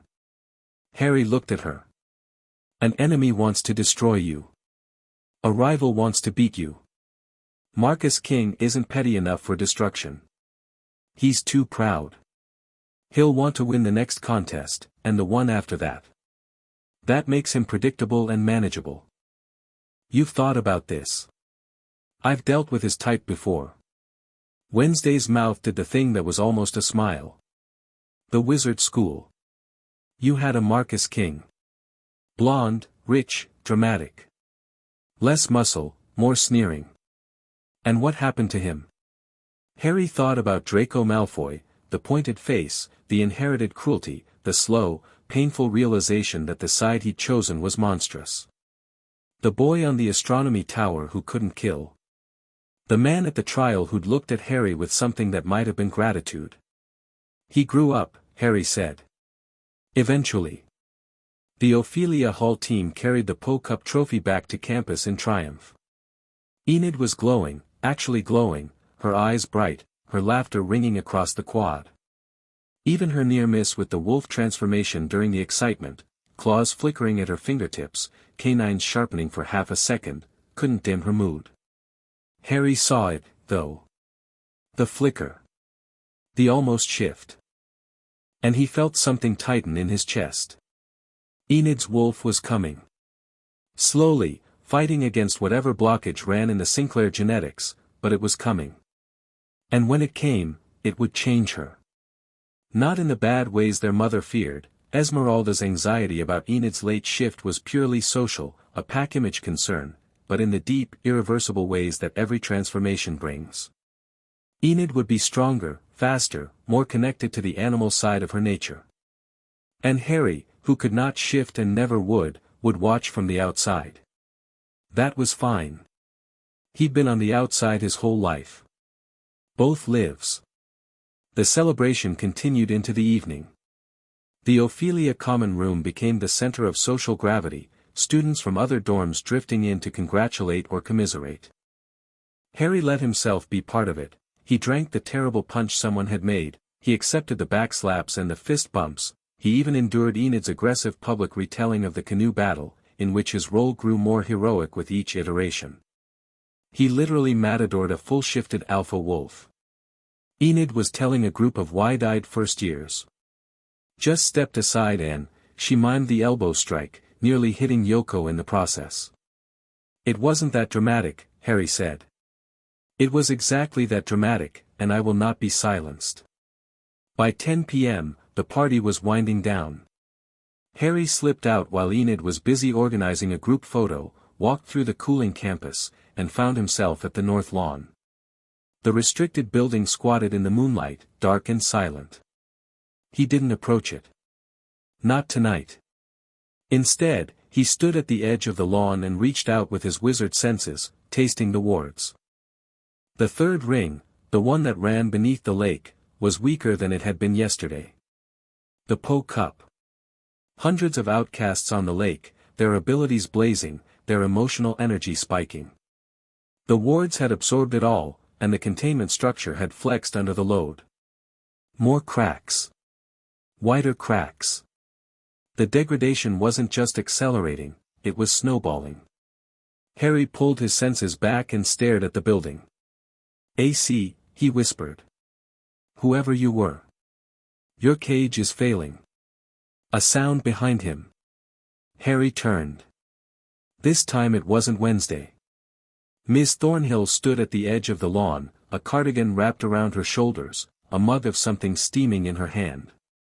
She was looking not at Harry but at the restricted building, and her expression, unguarded, unperformed, caught in a moment she thought was private, was not the warm, approachable mask she wore during the day. It was hunger. Raw, naked, desperate hunger. The look of someone staring at something they wanted so badly it physically hurt. Then she noticed Harry. And the mask slid back into place so smoothly, so completely, that if Harry hadn't been watching, if he hadn't spent a lifetime reading people who wore false faces, he would have missed it entirely. "Harrison." Bright smile, gentle voice. "What are you doing out here?" "The celebration is in full swing." "Needed some air," Harry said. His voice was steady. "I understand completely. These events can be overwhelming." She took a sip from her mug, the gesture casual, domestic. "Congratulations on the Po Cup, by the way. Your team's performance was impressive. That strategy on the lake, very clever." "Thanks." A pause. Thornhill's eyes drifted back to the restricted building. "Funny old structure, isn't it? Predates the school by almost a century, from what I've read. No one really knows what it was built for. Doesn't the faculty have access?" "Oh, I wouldn't know. I'm just the normie botany teacher." Self-deprecating laugh. "The more arcane aspects of Nevermore are above my pay grade." She was lying. Harry knew it with the absolute certainty of someone who had sat across from Dolores Umbridge and watched sweetness curdle into cruelty. Thornhill was lying, and she was very, very good at it. "Well," she said, "don't stay out too late. Classes resume Monday." Another bright smile, and she walked away toward the faculty quarters, mug in hand, cardigan fluttering. Harry watched her go. Then he pulled out his phone and texted Wednesday 2 words. "It's Thornhill." The reply came in under a minute. "Evidence." Caught her staring at the restricted building. Her expression was wrong. She knows what's under there. Observation, not evidence. But noted. "We watch her." Harry pocketed his phone. The wind had picked up, carrying the smell of dead leaves and cold water and something else, something metallic and sharp that rose from the ground like breath. The wellspring. Sealed for over 300 years. Pressing against its cage.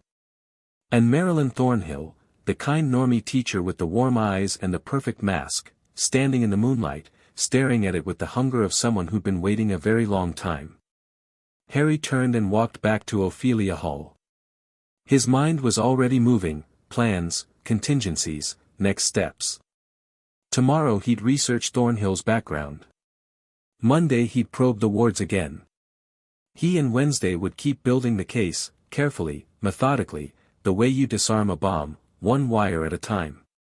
He thought about Dumbledore. About the way the old man had played the long game, years, decades, moving pieces with infinite patience toward a conclusion only he could see. The teacher, Thornhill, if his gut was right, was playing the same game. But Harry had learned from the best. He knew how chessboards worked. He knew how to spot the strategy behind the smile. And this time, he wasn't a pawn. He was the piece that wasn't supposed to be on the board at all. The wild card. The anomaly. Let them plan. Let them scheme. Let them think they saw the whole picture. Harry Sinclair had died once for someone else's game. He'd walked through a blue door and been given something he'd never had before, a choice. A real one. Not the scripted sacrifice of a groomed weapon, but the messy, uncertain, terrifying freedom of deciding for himself. He chose to fight. Not because a prophecy demanded it, not because a mentor manipulated it, but because there were people in this school, Enid, Wednesday, Eugene with his bees, Yoko and Divina and Ajax, who deserved to be safe. Who deserved better than being pawns on someone else's board. Harry reached his room, slipped inside, and sat on his bed in the dark. Eugene was asleep. The Rowan pendant was warm against his chest. He opened his notebook and wrote by Wandless Lumos, Po Cup, Day 6 at Nevermore. Wards degrading faster than expected. Third ring compromised. The wellspring is real. Sealed by AC in 1692. Thornhill is the teacher. No proof yet. Working on it. Wednesday knows everything. She's the best ally I've ever had who isn't Hermione. He paused, then added, Enid is asking questions. I can't keep her out forever. She deserves the truth. I'm just not ready to see the look on her face when she realizes her brother is someone else. He closed the notebook. Killed the light. Lay back. Beneath the school, the wellspring hummed, patient, ancient, waiting. Above it, in a room in Ophelia Hall, a boy who had lived twice closed his eyes and let the exhaustion take him. No dreams tonight. Just darkness, warm and empty. It was enough. Chapter 3, Ghosts of Another Life. Monday morning began with rain. Not the gentle, atmospheric drizzle that made autumn campuses look like movie sets. This was a proper New England downpour, sheets of gray water hammering the stone buildings and turning the quad into a shallow lake. Harry stood at his window and watched it fall and felt, for a disorienting moment, like he was back at Hogwarts. The feeling came without warning, the way it always did. A sound, a smell, a quality of light, and suddenly he was somewhere else, standing at the window of Gryffindor Tower, watching Scottish rain lash the Black Lake, Ron's chess pieces arguing on the table behind him, Hermione's quill scratching across parchment. The memory was so vivid he could smell the fire, the ink, the faint musk of old stone. Then Eugene sneezed behind him, and Harry was back. Bless you, he said automatically. Thanks. Allergies. You'd think a shapeshifter who turns into bees would be immune to pollen, but no. The universe has a sense of humor. Eugene blew his nose with the enthusiasm of a foghorn. You okay? You were staring at the rain like it owed you money. Just thinking. About what? Old places. Eugene nodded sagely, as if this made perfect sense. I get that. I miss my old school sometimes. The bees there were different, more aggressive, better honey. Vermont bees are too polite. Harry almost smiled. He liked Eugene, genuinely, uncomplicatedly liked him. The kid was earnest, guileless, and so absorbed in his apiary that the political machinations of Nevermore's social hierarchy washed over him without sticking. He was the closest thing to a Neville Longbottom that this world had produced, and Harry felt a protective instinct toward him that was entirely out of proportion to their 2-week acquaintance. He dressed quickly, dark jeans, gray sweater, pendant tucked beneath the collar, and headed for breakfast. The dining hall was loud with the particular energy of students trapped indoors by weather, their restlessness bouncing off stone walls. Harry filled his coffee mug, grabbed toast, and scanned the room. Enid was at the usual table, slightly subdued. She'd been quieter since their conversation in the common room, not cold, not distant, but thoughtful in a way that was unusual for her. She was watching him more carefully. Noticing things. Wednesday was in her corner, reading something on her phone with an expression of focused displeasure. She caught Harry's eye as he crossed the room and gave a single, deliberate glance toward the faculty table. Harry looked. Thornhill was there, chatting with Coach Vlad, her warm teacher mask firmly in place. But there was an empty chair. Cervantes wasn't at breakfast. Harry sat down next to Enid. "Morning," she said. "Morning. You look like you didn't sleep. I slept fine. Liar. She pushed a plate of eggs toward him. Eat. You're too skinny. He ate. He was, in fact, too skinny. The wizard magic burned calories at a rate his werewolf metabolism struggled to match, and stress made it worse. He'd lost weight since arriving at Nevermore, the angles of his face sharpening, the hollows under his eyes deepening. Enid watched him eat with the fierce maternal concern of a sister who'd been doing this since they were toddlers. Harry let her. It was one of the things he loved about Enid, her care wasn't conditional, wasn't strategic. She loved him the way sunlight loves a room. It just was. After breakfast, he crossed the dining hall and fell into step beside Wednesday as she walked toward the academic building. Cervantes is absent, Wednesday said without looking at him. I noticed. She's not sick. I checked with the front office, she cancelled her classes for the day. Personal reasons. That's vague. Deliberately so. Wednesday adjusted the strap of her bag. I went to her office last night. After your text about Thornhill. Harry glanced at her. And? Her office was locked. Not unusual. But the lock was new, installed within the last week. The old one had been a standard key mechanism. The new one is a biometric scanner keyed to her thumbprint.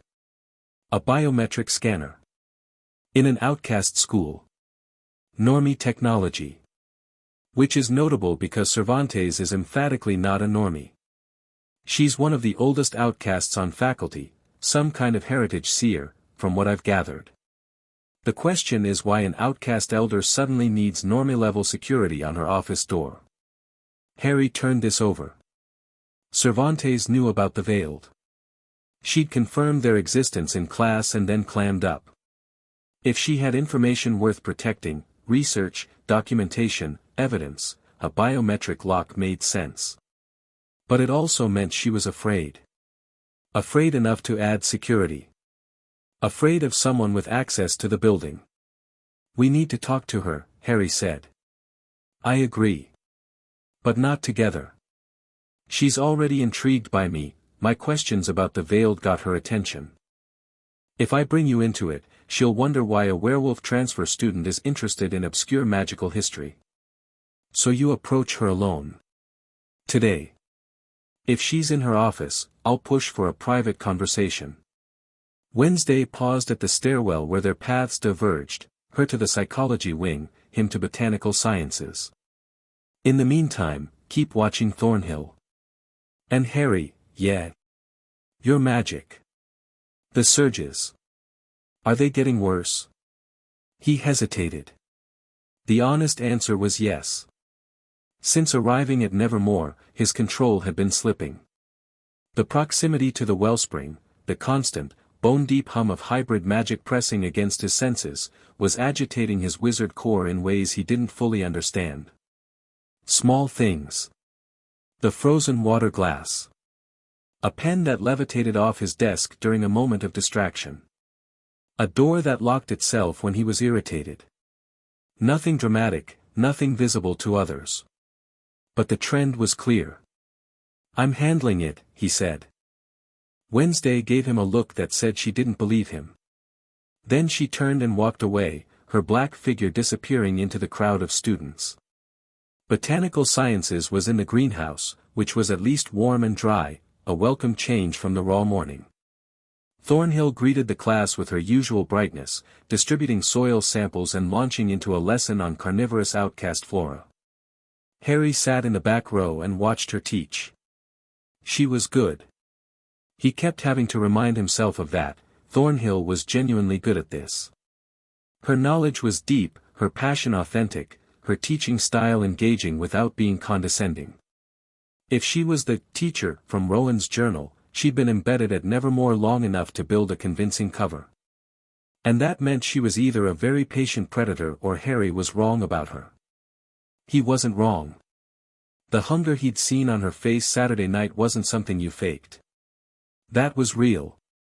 Whatever Thornhill wanted from the wellspring, she wanted it badly enough to spend years positioning herself within striking distance. The lesson involved handling specimens, a vine-like plant called nightcreep that responded to outcast energy by growing rapidly and aggressively. Thornhill demonstrated the proper handling technique, cradling the plant with gloved hands while it writhed and snapped. Nightcreep feeds on ambient supernatural energy, she explained. The more powerful the outcast, the more aggressively it responds. Werewolves, in particular, trigger a strong growth reaction. Something about the Leaken energy signature seems to excite it. She placed specimens in front of each student. Harry put on his gloves, picked up his nightcreep, and immediately felt it react, not to his werewolf side, but to the wizard magic humming beneath. The plant went berserk. It tripled in size in 3 seconds, vines exploding outward, wrapping around Harry's wrist, his forearm, crawling up toward his shoulder. Thorns erupted from the stems, piercing his gloves, drawing blood. The plant shrieked, an actual vocal shriek, high-pitched and hungry, and the entire greenhouse turned to stare. Harry's training kicked in before his panic did. He clamped down on his magical signature, suppressing the wizard energy with the mental equivalent of slamming a lid on a pot. The nightcreep stuttered, confused by the sudden disappearance of its food source, and slowed. But it didn't stop. The thorns were deep in his skin now, the vine wrapped tight enough to cut circulation, and the plant was still growing, slower, but growing. Harrison. Thornhill was at his side in an instant, her hands working at the vine.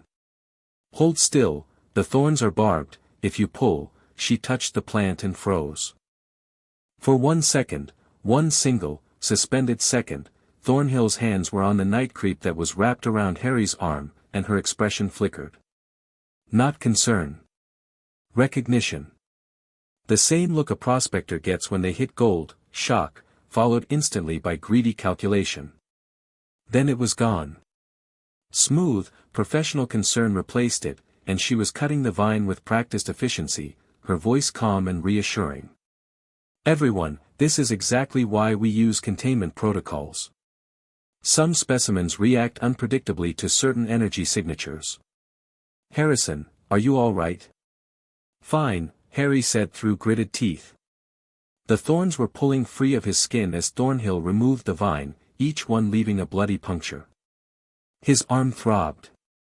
More importantly, his magical signature was still suppressed, held down by sheer willpower, and the effort was giving him a splitting headache. Go to the infirmary, Thornhill said, handing the severed nightcreep to a student in the front row. Get those cleaned up.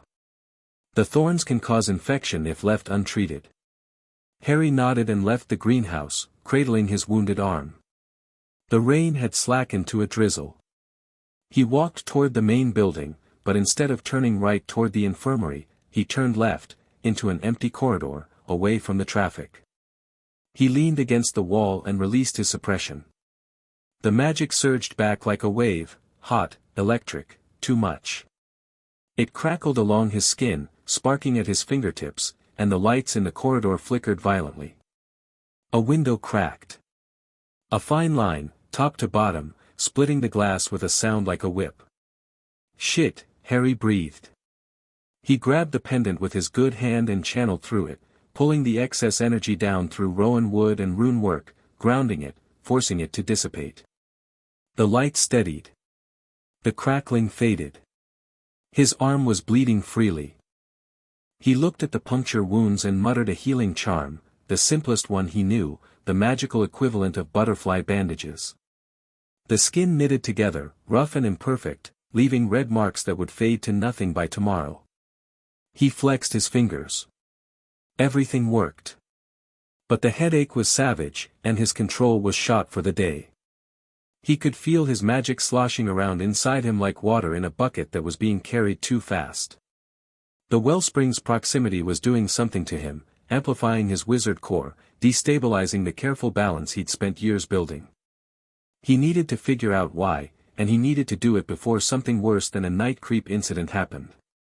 The infirmary visit was perfunctory. The school nurse, a vampire with surprisingly gentle hands, cleaned the wounds without asking too many questions. Harry claimed the plant had been unusually aggressive. The nurse made a note, applied a salve, and sent him on his way. By lunch, word of the greenhouse incident had spread. Outcast schools ran on gossip the same way Hogwarts had, and the werewolf kid who made a night creep go crazy was apparently interesting enough to fuel conversations across the dining hall. Harry endured the stares and whispers with practiced blankness. "It's not a big deal," he told Enid for the third time.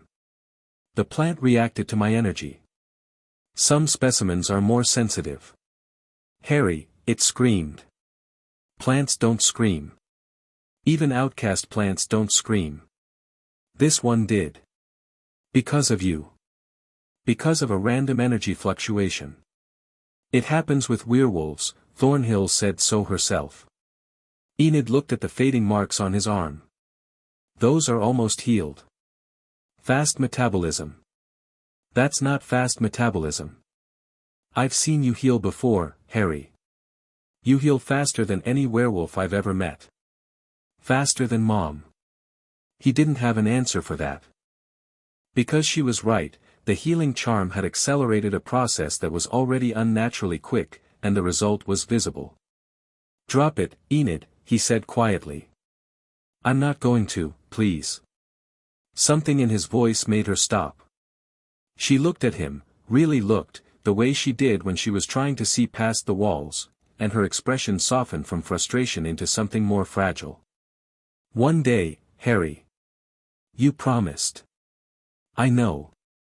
She squeezed his hand and returned to her lunch, and Harry sat in the noise of the dining hall and felt the walls between his two lives growing thinner.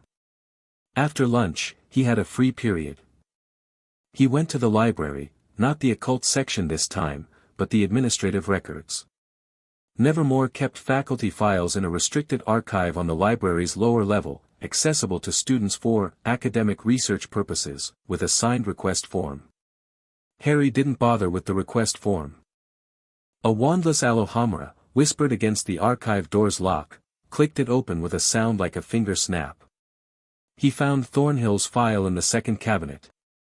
Marilyn Thornhill. Hired 2019. Normie. Background, Ph.D. in Botanical Sciences, University of Vermont. Previous employment, research botanist, Montclair Botanical Gardens, New Jersey. References, Dr. Eleanor Vance, deceased, Dr. Howard Ashe, no contact information listed. Security clearance, standard faculty. No outcast affiliation. Harry stared at the file. It was thin. Too thin. A full faculty dossier should include transcripts, publication records, background check results. This had none of that. Just the basics, as if someone had created the minimum viable documentation to justify a hire. Or as if someone had fabricated an identity and done just enough to make it stick. Dr. Eleanor Vance, deceased. One of two references, and she was dead. The other reference had no contact information. Which meant there was no one alive and reachable who could verify that Marilyn Thornhill was who she claimed to be. Harry took photos of the file with his phone, replaced it exactly as he'd found it, and locked the archive behind him. He texted Wednesday, "Thornhill's file is thin. One dead reference, one unreachable. Background looks fabricated." Wednesday's reply, "Meet me at the South Corridor. Second floor. Now." He found her standing outside a classroom, arms folded, looking more agitated than he'd ever seen her, which, for Wednesday, meant her left eyebrow was slightly higher than her right. "Cervantes is gone," she said. Gone as in her office is empty. Not locked, empty. Cleaned out. Every book, every paper, every personal item. I checked 30 minutes ago. Harry's stomach dropped. She was absent from breakfast. You said she cancelled classes. For personal reasons. Which I now suspect means fleeing the building before someone got to her. Or someone already got to her. They looked at each other. The corridor was empty, class was in session, the building quiet. Two options, Wednesday said, her voice low. Either Cervantes discovered something that scared her badly enough to run, or she was removed by whoever she was afraid of. Thornhill. We don't know that. Her file is fabricated, Wednesday.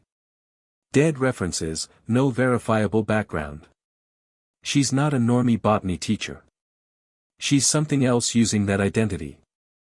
I agree that she's suspicious.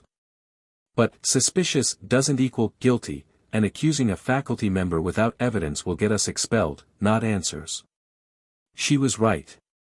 Harry knew she was right. But the pattern was screaming at him, the same pattern he'd watched unfold at Hogwarts, year after year. A hidden threat embedded in the faculty. A mentor who wasn't what they seemed. Students disappearing while the adults in charge either didn't notice or didn't care. We need Cervantes's research, Harry said. Whatever she had in that office, whatever she locked behind a biometric scanner, might be the key to understanding the wellspring and the veil. Her office is cleaned out. Her office is cleaned out. But she was an academic. Academics keep backup copies. If she was careful enough to install biometric security, she was careful enough to have a secondary stash. Where? Harry thought. Where would a paranoid outcast historian hide backup research in a school full of supernatural beings who could pick locks, read minds, and walk through walls? Somewhere no outcast would look, he said. Somewhere boring. Somewhere so mundane that a supernatural being wouldn't give it a second glance. Wednesday's eyes narrowed. The normie section of the library. The reference stacks that nobody uses because they're all normie history and literature. Exactly. They went. The normie reference stacks occupied a dusty corner of the library's ground floor, untouched by the general student population, who had no interest in normie history when their own was so much more dramatic. Harry and Wednesday moved through the shelves methodically, pulling books, checking behind them, looking for anything that didn't belong. Wednesday found it. Tucked behind a row of encyclopedias on a bottom shelf, a manila envelope, sealed with wax, stamped with a symbol Harry recognized, the same circle with two intersecting lines from the colonial map. The wellspring marker. Wednesday broke the seal. Inside were photographs, dozens of them. Images of the restricted building, taken from multiple angles. Close-ups of the rune carvings on the interior walls. Photographs of documents that looked centuries old. And a single handwritten note on Cervantes's letterhead, "If you're reading this, I've been compromised." The following represents 30 years of research into the wellspring beneath Nevermore Academy and the identity of the individual known as Aldrich Crane. He is real. He is old.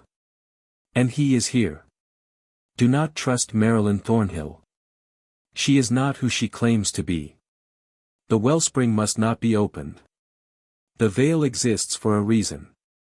What sleeps below was sealed because the alternative was annihilation. AC did not stand for a wizard's name. It stood for Aldrich Crane. He built the wards. He sealed the wellspring. And now he wants to undo his own work. Sophia Cervantes. Harry read the note twice. Then a third time. His hands were steady, but his heart was hammering. Aldrich Crane, Wednesday said. AC. The wizard who sealed the wellspring in 1692. He's still alive. Over 300 years old. That's, in the wizard world, that's not impossible. Nicholas Flamel lived to be over 600 with the Philosopher's Stone. But without an artifact like that, to survive that long, you'd need dark magic. Or the wellspring itself. If it's a source of hybrid power, if it sustains and regenerates, proximity to it could extend a lifespan indefinitely. He sealed it, Wednesday said slowly. He built the cage. And now he wants to open it. Why? Cervantes says the veil exists for a reason. That the wellspring was sealed because the alternative was annihilation. But Rowan's journal says the teacher told him the veil could be opened, that outcast and wizard magic were never meant to be separate. Harry ran a hand through his hair. Two contradictory narratives.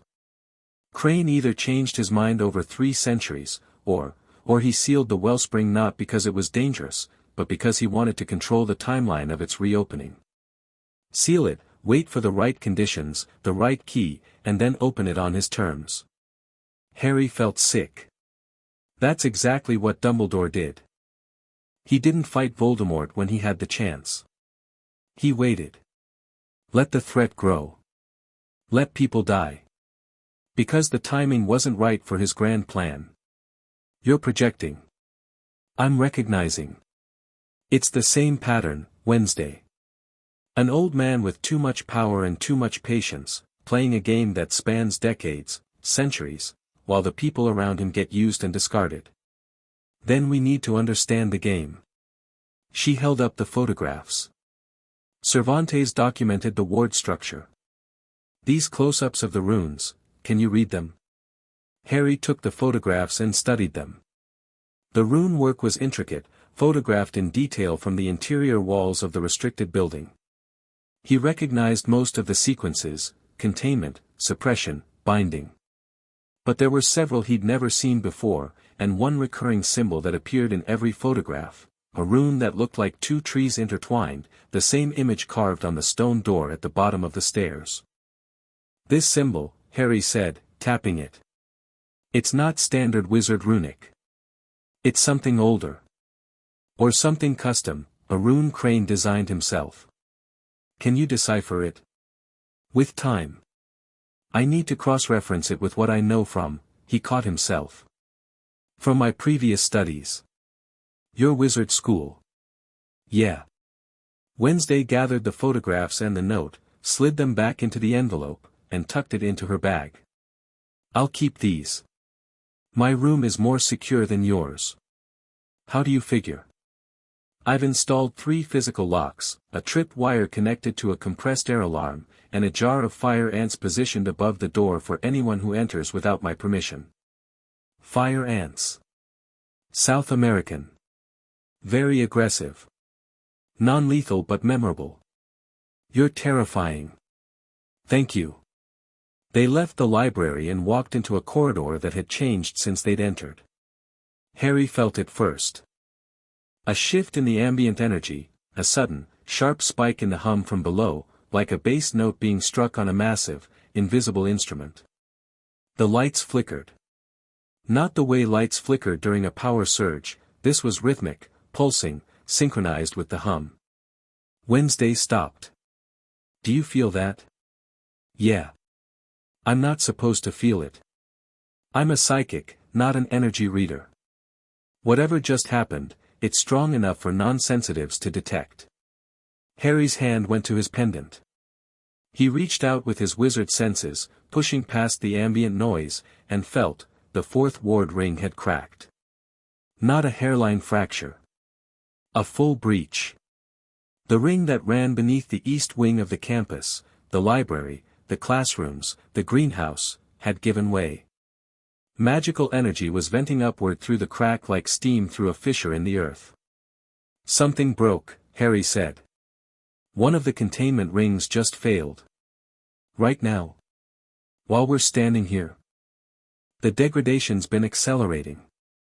The Poe Cup, the night creep reaction, the ambient energy of the school, it's all putting pressure on the wards. The 4th ring just couldn't take it anymore. The lights flickered again. Harder this time.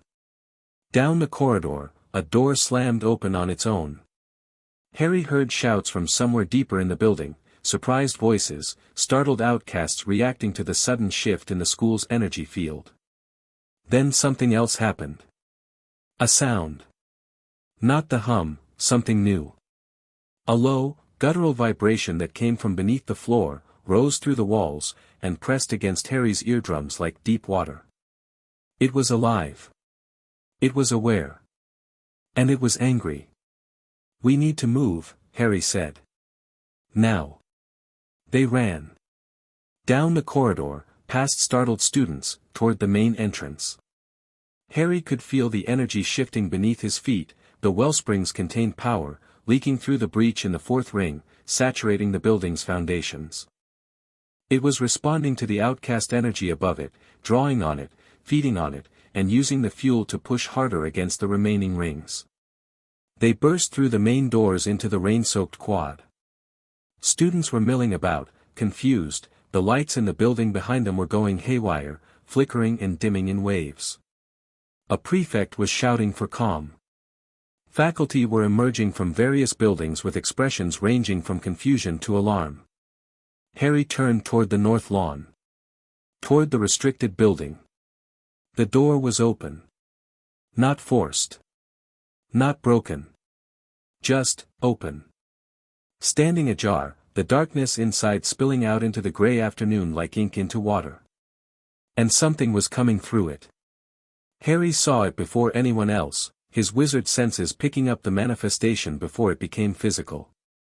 A shape forming in the doorway, coalescing from the venting energy, taking form the way smoke takes form when pushed through a stencil. It was large. It was dark.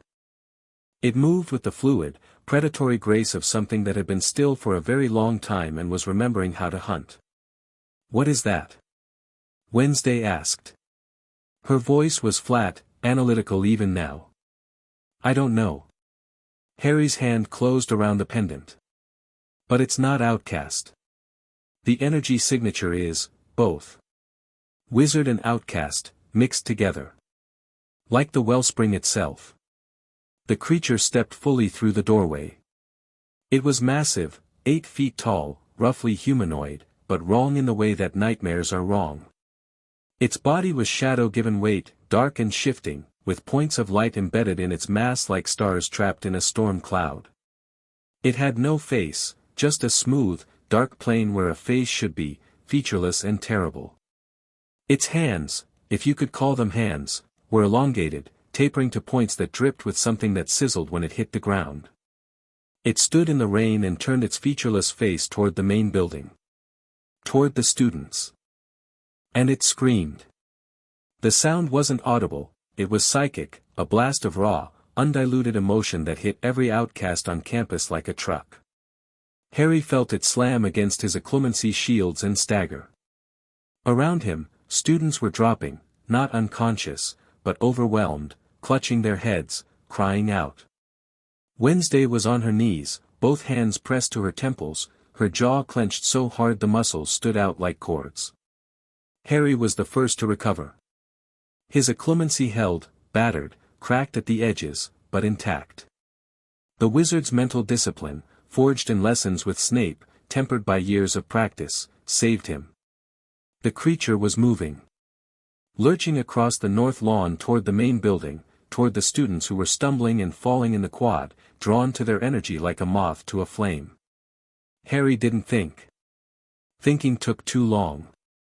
Thinking was for people who hadn't spent 7 years fighting for their lives in a world where hesitation meant death. He ran toward it. "Harry." Wednesday's voice, sharp with something that might have been fear, for him or in general, he couldn't tell. He didn't stop. The creature was 50 feet away. 40. 30. Students were scrambling out of its path, their abilities flickering, a vampire's speed stuttering, a siren's voice cracking, a shapeshifter caught mid-transformation and screaming. The psychic blast had disrupted their powers, left them vulnerable. Harry reached the creature at 20 feet and raised his hand. The spell came from somewhere deeper than memory, from muscle, from instinct, from the place where 17 years of wizard training lived encoded in his soul. Stupefy. Red light erupted from his palm, not from the pendant, there was no time to channel, and hit the creature square in the chest. The stunning spell splashed against its shadowy mass and dissipated. No effect. The creature turned toward Harry. Its featureless face oriented on him, and he felt it, a focused blast of psychic pressure, targeted, piercing, nothing like the broad scream. This was a spear of pure attention, and it was looking at him with something he could only describe as recognition. It knew what he was. Wizard magic in an outcast world. It recognized the taste of him. Harry threw up a shield charm, Protego. and silver-white energy bloomed between him and the creature. The psychic spear hit the shield and shattered, fragments of emotion spraying outward. Pain, confusion, rage, old emotions, ancient, the residue of something that had been locked away for centuries and had forgotten everything except the hurt. The creature lunged. It was fast, faster than something that size should be. Harry rolled sideways, and shadow claws raked the ground where he'd been, leaving furrows in the stone that smoked and sizzled. He came up running, circling, putting distance between himself and the students.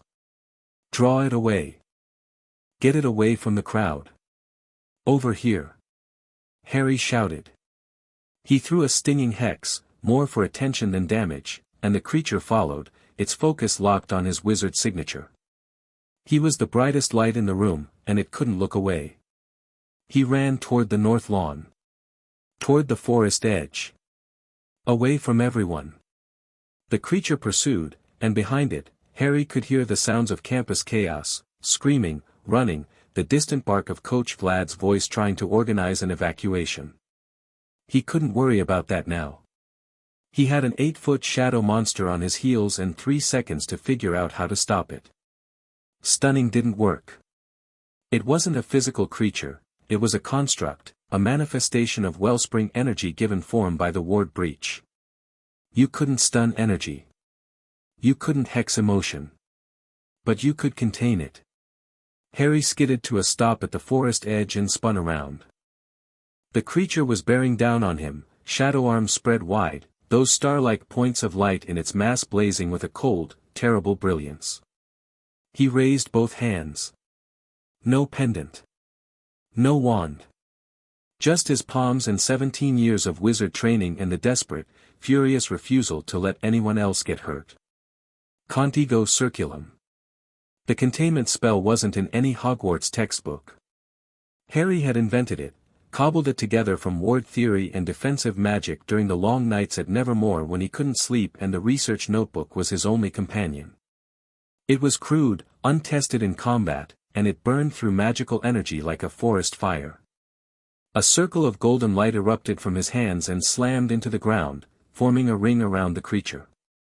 The shadow thing hit the barrier and recoiled, not with pain, but with confusion. It pressed against the golden walls, and the ring held. Barely. Harry could feel the containment straining, the creature's hybrid energy pushing against his wizard magic, the two forces grinding against each other. Come on, Harry muttered through clenched teeth. Hold. Hold, damn it. The creature pushed harder. Cracks appeared in the golden ring, not physical cracks, but luminous fractures that spread like frost on glass. Harry poured more power into the containment, and his vision blurred.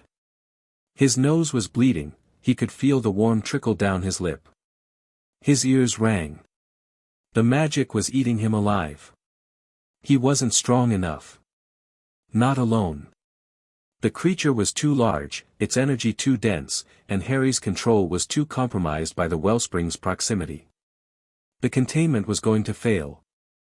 Then something hit the creature from the side. Not a spell. A body.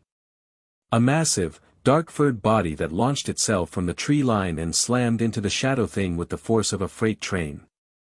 The creature staggered sideways, its attention split, and the pressure on Harry's containment eased. Coach Vlad, fully vamped out, pale skin gone chalk white, fangs extended, eyes burning red, was on the creature's other side, moving at vampire speed, striking and retreating, striking and retreating. The impacts didn't hurt the shadow thing, but they disrupted it, kept it off balance. And from the quad, running at full speed despite the psychic aftershocks, came Wednesday Addams.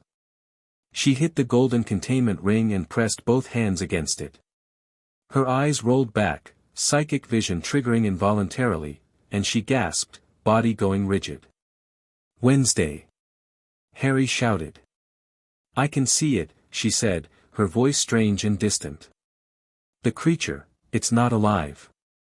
It's a memory. A psychic imprint left in the wellspring when it was sealed. It's not trying to attack, it's trying to find something. Find what? The source.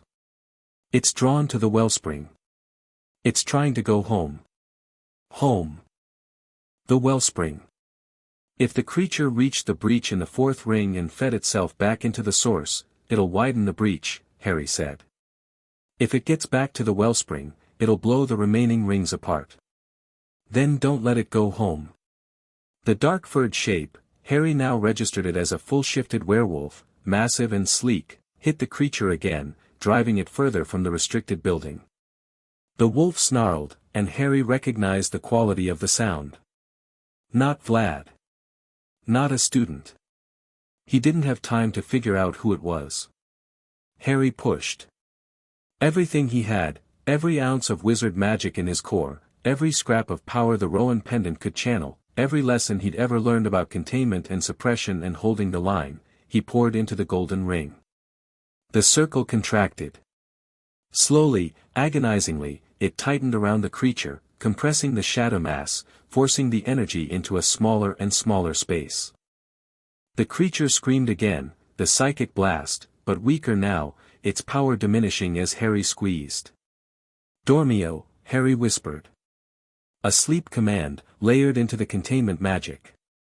Not a standard spell, an improvised hybrid of the sleeping charm and the suppression runes he'd studied from the ward schematics.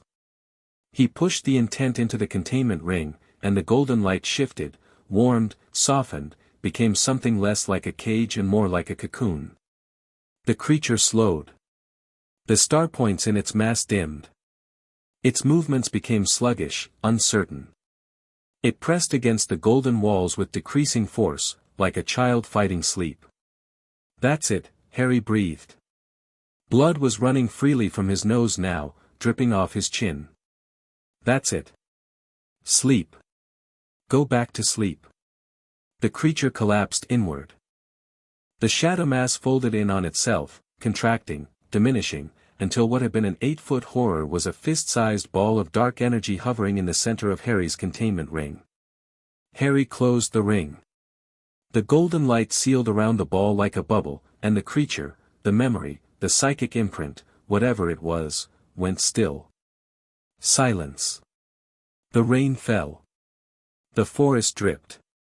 Somewhere behind him, students were crying, faculty were shouting orders, the organized chaos of a crisis response kicking into gear. Harry stood with his hands outstretched and a ball of contained shadow energy floating between his palms, blood on his face, his magic scraped down to the bone, and thought, well. So much for keeping a low profile. He looked up. 50 students were staring at him from the quad. Faculty were staring. Principal Weems was staring, her cream-colored suit spattered with rain, her expression frozen somewhere between shock and calculation. And Enid was staring. She stood at the edge of the crowd, her face white, her eyes enormous, her lips parted around a word she couldn't form. She was looking at Harry's hands, at the golden light, the contained shadow, the unmistakable evidence of a power that was nothing like any werewolf ability in existence. Harry met her eyes across the distance, and the look on her face, the mixture of shock and heartbreak and the dawning, terrible understanding that every suspicion she'd ever had about him was true and worse, was the most painful thing he'd felt since walking into the forbidden forest. The dark-furred wolf that had helped him fight the creature padded out of the tree line and shifted. It was Marcus King. Naked from the waist up, breathing hard, a deep scratch across his chest where the creature had caught him. He looked at Harry, at the contained shadow, at the golden magic, and his expression underwent a transformation more dramatic than his physical one. "What the hell are you, Sinclair?" Marcus said. Harry didn't answer. He was already turning, walking toward the restricted building, the contained shadow ball floating between his hands. He needed to put it back. Seal it behind the wards before it woke up. Coach Vlad materialized beside him, vampire speed, suddenly just there. "Sinclair. Stop. You need to explain, I need to contain this," Harry said without stopping. "It came from under the school. It needs to go back under the school. If I don't seal it in the next 5 minutes, it'll break free and the damage will be worse. You're a student. You can't just watch me." He reached the restricted building. The door was still open. He could feel the breach in the fourth ring, raw and jagged, energy still venting upward. He sent the contained ball down the staircase with a push of will. It floated, obedient, glowing gold in the darkness, and felt it settle into the ward structure, the containment magic merging with the existing wards. Then he reached out and did something he hadn't been sure he could do. He repaired the fourth ring. It was surgery more than magic, delicate, precise, threading new ward energy into the fractured structure, knitting the breach shut the way his healing charm had knitted his skin. His wizard magic was the right language for this work, and the wards responded to him the way a patient responds to a doctor who speaks their native tongue. The breach sealed. The hum subsided. The venting energy stopped. Harry staggered backward and sat down heavily on the wet grass. His vision was gray at the edges. His hands were shaking so badly he couldn't have held a cup. The nosebleed had slowed but not stopped, and his head felt like someone had driven a railroad spike through his left temple. Footsteps. Multiple sets, approaching from behind. Harrison Sinclair. Principal Weems's voice was ice. Controlled, measured, and very, very angry. You will come with me. Now. Harry looked up at her. She stood over him in the rain, flanked by Vlad and two other faculty members, and behind them, at a distance, held back by the crowd, Wednesday and Enid. Wednesday's face was unreadable. Enid's was not. Sure, Harry said. Just, give me a second. I think I'm going to pass out. He did. He came to in the infirmary. White ceiling, white walls, the antiseptic smell of medical magic. His head throbbed. His hands ached. The pendant was still around his neck, he felt for it immediately, relieved. You've been unconscious for 3 hours. Wednesday's voice. He turned his head and found her sitting in a chair beside his bed, legs crossed, reading a book. She didn't look up. How bad is it? Harry asked. Magically, you've depleted roughly 60% of your core reserves, based on how pale you are and the fact that you've been running a mild fever since you collapsed. Physically, you're fine, enhanced werewolf healing is managing the physical damage. She turned a page. Socially, you're catastrophically exposed. Harry closed his eyes. How many people saw? Everyone in the quad. Approximately 50 students and 8 faculty members.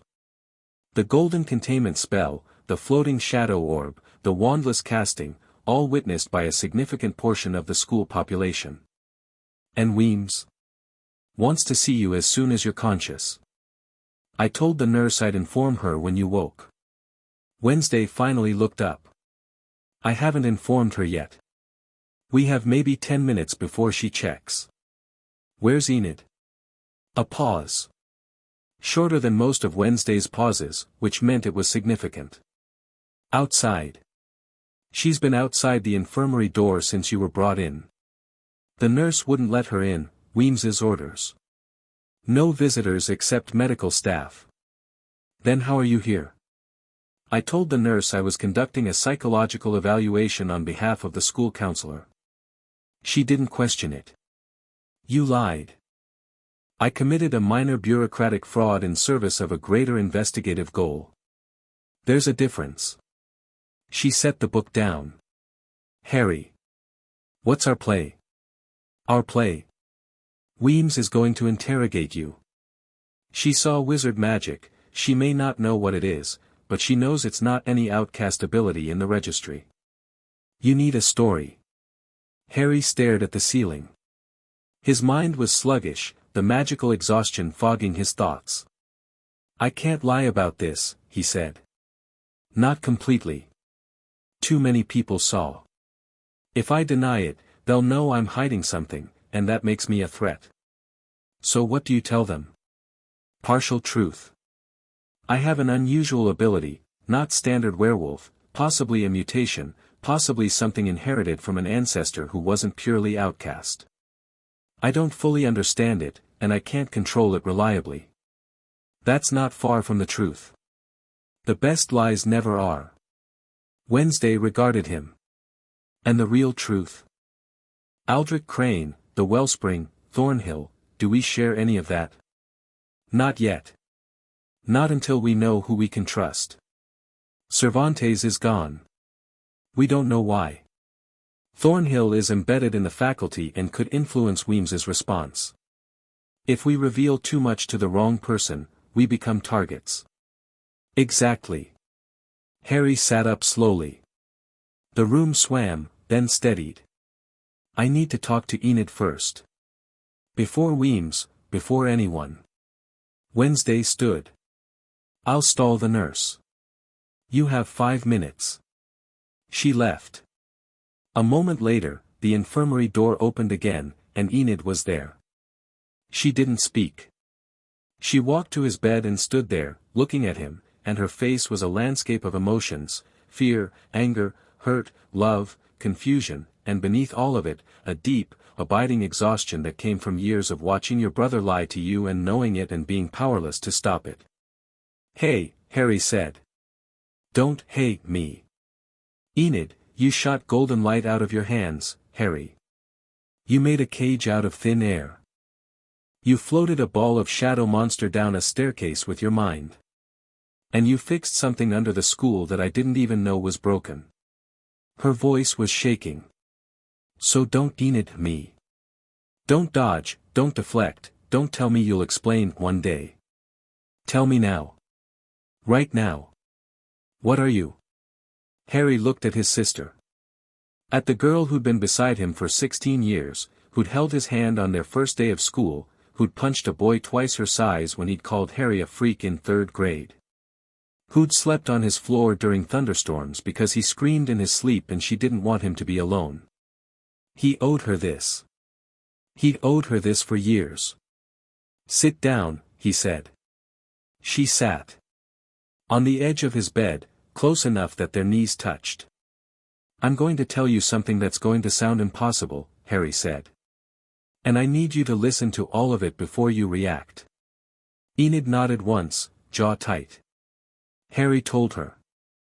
Not everything, not the full history of the wizarding world, not the blow-by-blow of 7 years at Hogwarts. But the core of it.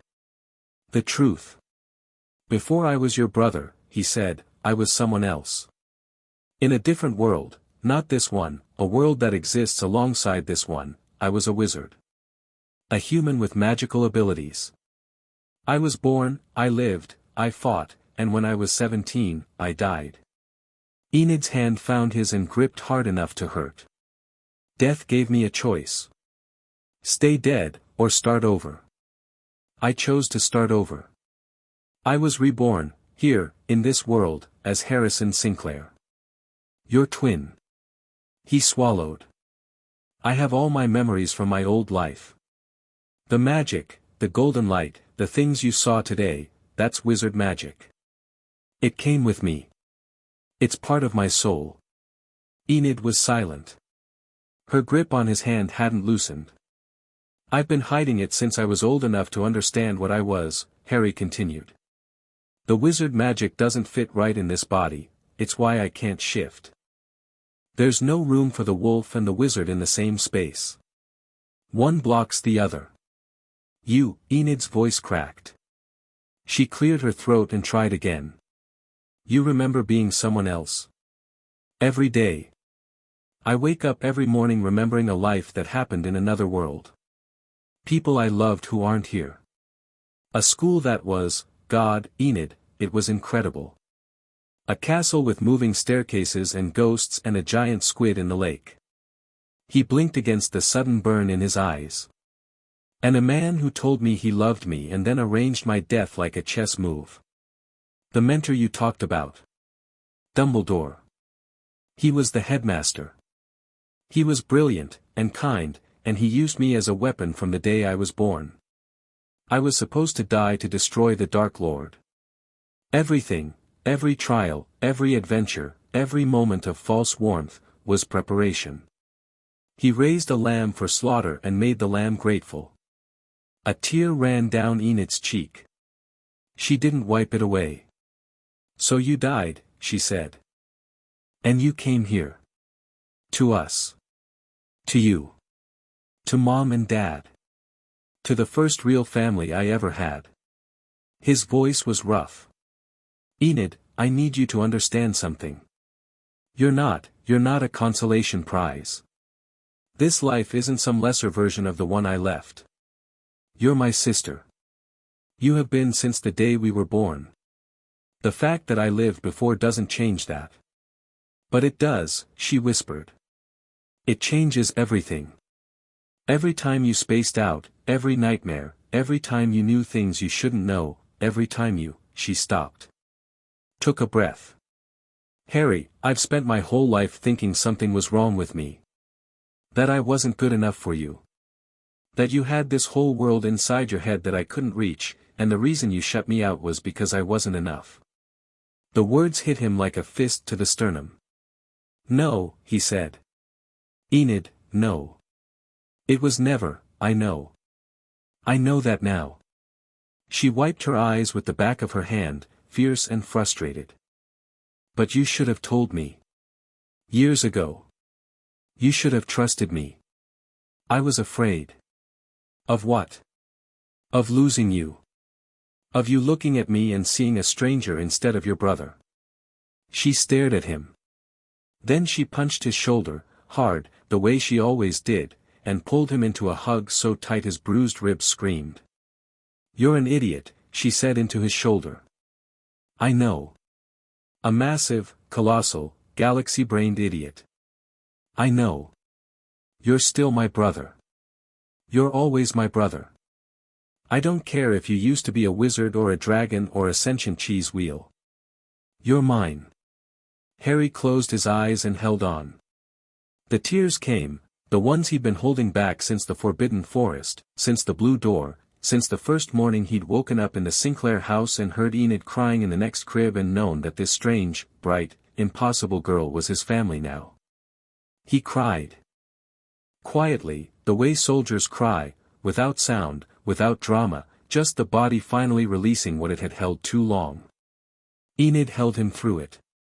When he pulled back, she was crying too, but smiling, that fierce, sun-bright Enid smile that could light up a room and warm the dead. Okay, she said, wiping her face. Okay. So my brother is a reincarnated wizard from another dimension. Cool. Normal. Totally normal. A watery laugh. Wait until I tell Yoko. You can't tell anyone. I know. Secret wizard identity. Very spy movie. She paused. Wednesday knows, doesn't she? Yeah. Before me. And Enid, I told her because I needed an ally who could investigate without emotional involvement. Right. Because the psychic goth girl you've known for 2 weeks is clearly more qualified than your twin sister who shares your DNA. I'm not mad. I'm just. She exhaled through her nose like a dragon. Okay, I'm a little mad. But I'll get over it. What matters now is that shadow thing and the golden light and the 50 people who watched you do something impossible. Weems is going to interrogate me. Obviously. What are you going to tell her? Partial truth.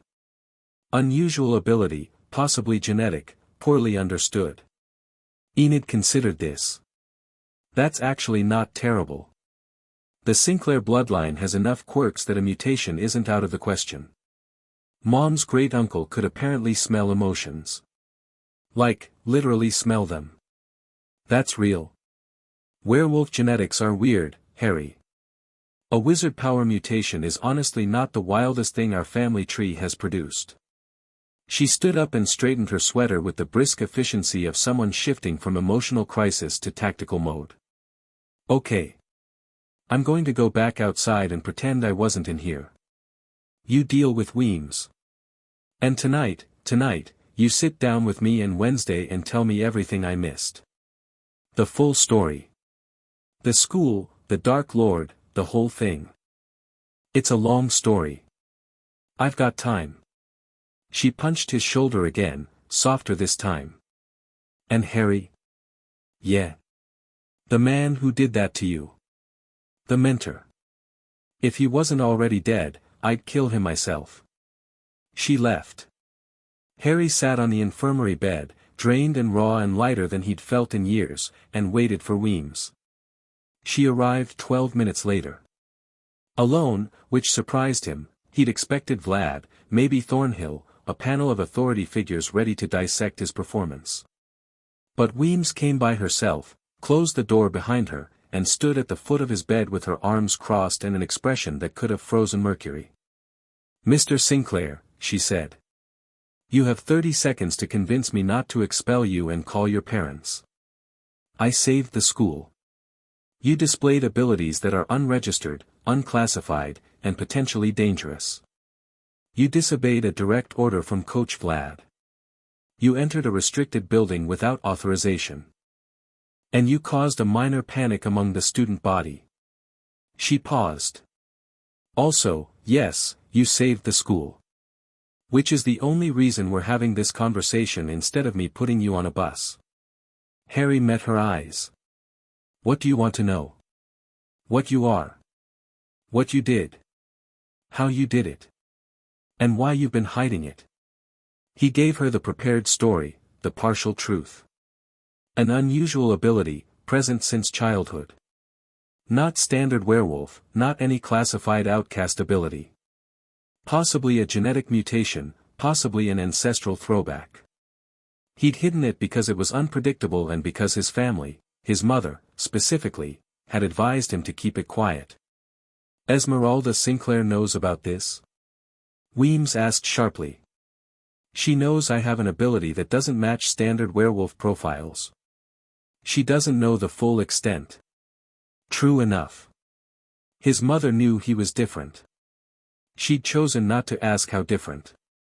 And the containment spell, that golden barrier. "How did you know how to do that?" "I've been studying. The library's occult section has material on energy manipulation and containment theory. I adapted what I found." Self-taught. "Yeah." Weems studied him for a long, uncomfortable moment. She was good at this, the sustained eye contact, the silence that invited nervous rambling. Harry recognized the technique. He'd been on the receiving end of Dumbledore's twinkling interrogations enough times to know how to sit still and wait. "The creature," Weems said finally. "You called it a psychic imprint. You said it came from beneath the school. I could feel it. My ability includes some kind of energy sensitivity. I can detect supernatural signatures. The creature's energy matched something I've been sensing since I arrived. There's I don't know what to call it. An energy source beneath the campus. Deep. Old." Weems's expression shifted. Not surprise, confirmation. She already knew. "The wellspring," she said quietly. Harry's pulse spiked, but he kept his face neutral. "Is that what it's called?" "The wellspring has been beneath Nevermore since before the school was built. It's one of the reasons the academy was founded here. The ambient energy promotes outcast development. Enhanced abilities, stronger powers, faster maturation." She paused. "It's also the school's most closely guarded secret. Only senior faculty know about it." "And the wards? The containment structure?" Weems's eyes narrowed. "How do you know about the wards?" "I can feel them. Like I said, energy sensitivity. The containment structure is layered, concentric rings, centered on the restricted building. And it's failing." The silence that followed was heavy enough to have its own gravitational pull. "You're correct," Weems said. "The wards have been degrading for decades. We've brought in specialists, outcast ward experts, primarily, but none of them can fully interface with the containment structure. It's built on principles that don't match any known outcast magical system. Because it's wizard magic," Harry didn't say. "Because the wards were built by a wizard 300 years ago, and no outcast expert would ever be able to maintain them properly, because they were speaking the wrong language. I repaired the fourth ring," Harry said instead. "The breach that let the creature through. I sealed it. Weems stared at him. You repaired wards that our best specialists couldn't touch. My ability seems to be compatible with the ward structure. I don't fully understand why. Another long silence. Harry could see Weems running calculations, risk assessment, threat analysis, the cold mathematics of an administrator deciding whether a student was an asset or a liability. Here is what's going to happen, she said. You will remain enrolled at Nevermore. Your abilities will be classified as a unique mutation. I'll handle the paperwork. You will not discuss the wellspring or the wards with other students. And you will report to me weekly on the status of the containment structure. You want me to monitor the wards. I want you to be useful, Mr. Sinclair. You're the first person in Nevermore's history who can actually interface with the school's most critical infrastructure. I'd be a fool to send you away. She smoothed an invisible wrinkle from her suit. In return, I'll keep your secret. The official story is that you manifested a rare outcast ability under stress. Telekinetic energy manipulation, it's unusual but documented. And if people don't buy it, then I'll make them buy it. That's what principles are for. She turned to leave, then stopped. One more thing. The creature you contained, we've had minor manifestations before. Small ones, easily dismissed. This was the first time one achieved full physical form. The degradation is accelerating. The more the wards fail, the more frequent and powerful the manifestations will become. Then I suggest you work quickly. She opened the door. Report to my office Friday. Bring whatever you need. She left. Harry lay back on the bed and stared at the ceiling. Weems knew about the wellspring. Had known for years, apparently. She'd been trying to maintain the wards through outcast specialists who couldn't read Wizard Runic any more than a French speaker could read Mandarin. And now she was conscripting Harry as her ward maintenance technician. It wasn't manipulation, not exactly. It was pragmatism. Weems saw a tool and she was going to use it. But the parallel to Dumbledore was close enough to make Harry's skin crawl. She's not him, he told himself again. She's trying to keep her school safe. That's her job. But the cold mathematics in her eyes, the way she'd calculated his value before deciding to keep him, lingered. He was released from the infirmary at 6 p.m. The campus was subdued, the shadow creature attack had shaken everyone, and the energy was muted, uncertain. Students moved in tight groups, speaking in whispers. The rain had stopped, but the sky was still gray, pressing down on the buildings like a lid. Harry found Wednesday and Enid in Wednesday's room. Enid was sitting on Wednesday's bed, a boundary violation that Wednesday was apparently tolerating through sheer force of will, and Wednesday was at her desk, the manila envelope from Cervantes spread out before her. Sit, Wednesday said. Talk. Harry sat on the floor, his back against the wall. Weems knows about the wellspring. She's been trying to maintain the wards with outcast specialists. She wants me to monitor and repair them. So she's using you, Enid said flatly. She's using my abilities for a legitimate purpose. It's not the same thing. It's adjacent. Everything is adjacent with authority figures. The question is whether her goals align with ours. Wednesday tapped a photograph on the desk. Cervantes's note says Aldrich Crane built the wards and now wants to undo them. If Weems is genuinely trying to maintain the containment, she's working against Crane, which makes her an ally, at least on this front. Unless she doesn't know about Crane, Harry said. She might think the degradation is natural, entropy, age, outcast energy erosion. She might not know there's someone actively working to accelerate it. Thornhill, Enid said. Both Harry and Wednesday looked at her. What? I'm caught up now. Evil botany teacher, fake identity, wants to open the thing under the school. I've been paying attention. We haven't confirmed Thornhill is working with Crane, Wednesday said. She stared at the restricted building with the face of a woman looking at her ex's Instagram at 2 a.m. She's involved. Harry and Wednesday exchanged a glance. Enid, it turned out, had a talent for cutting through complexity. So what do we do? Enid asked. We've got a 300-year-old wizard trying to crack open a magical wellspring, a fake botany teacher helping him, a missing history professor, and my brother is apparently the skeleton key to the whole thing. We find Aldrich Crane, Harry said. Or rather, we find how he's operating.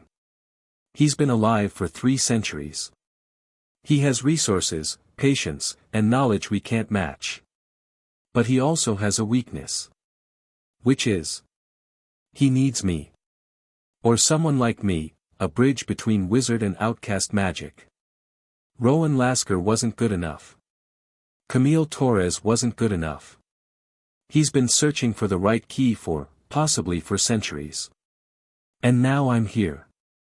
You're going to use yourself as bait, Wednesday said. It wasn't a question. I'm going to make myself visible.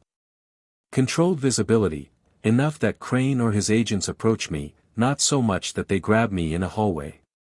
I want a conversation. I want to understand what he actually wants. That's insane, Enid said. Cervantes's note says the wellspring was sealed because the alternative was annihilation. But Rowan's journal says Crane told him the 2 magics were never meant to be separate. Both can't be true, or maybe both are true, and the nuance is what matters. Harry leaned forward. I've been on the wrong end of a chess master's game before. The way you beat them isn't by matching their strategy. It's by getting them to talk. Dumbledore's greatest weakness was his need to be understood, to be seen as wise, as justified. If Crane is the same kind of mind, he'll want to explain himself. And that explanation will tell us everything we need to know. Wednesday was quiet for a moment.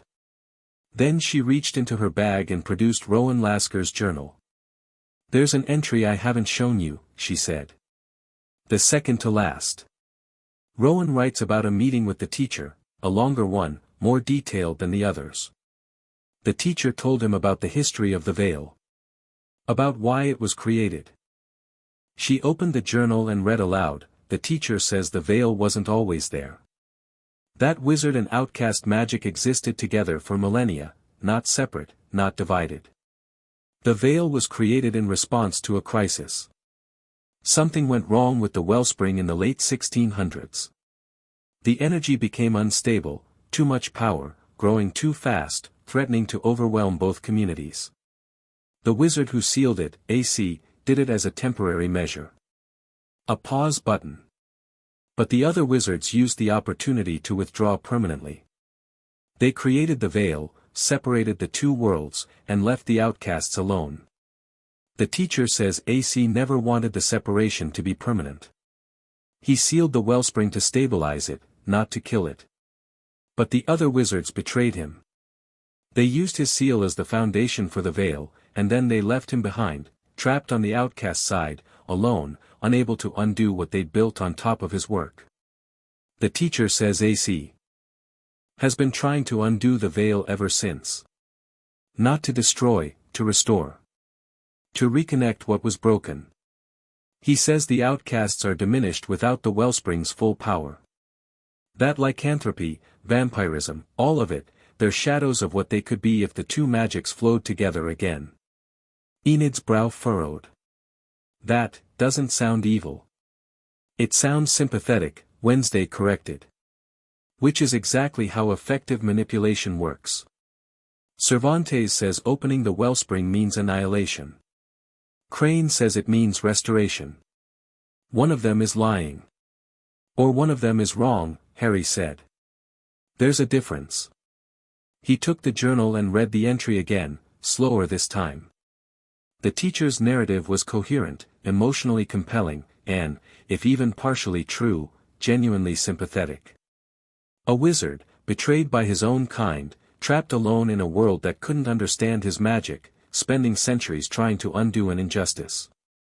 It was the kind of story that made you want to help.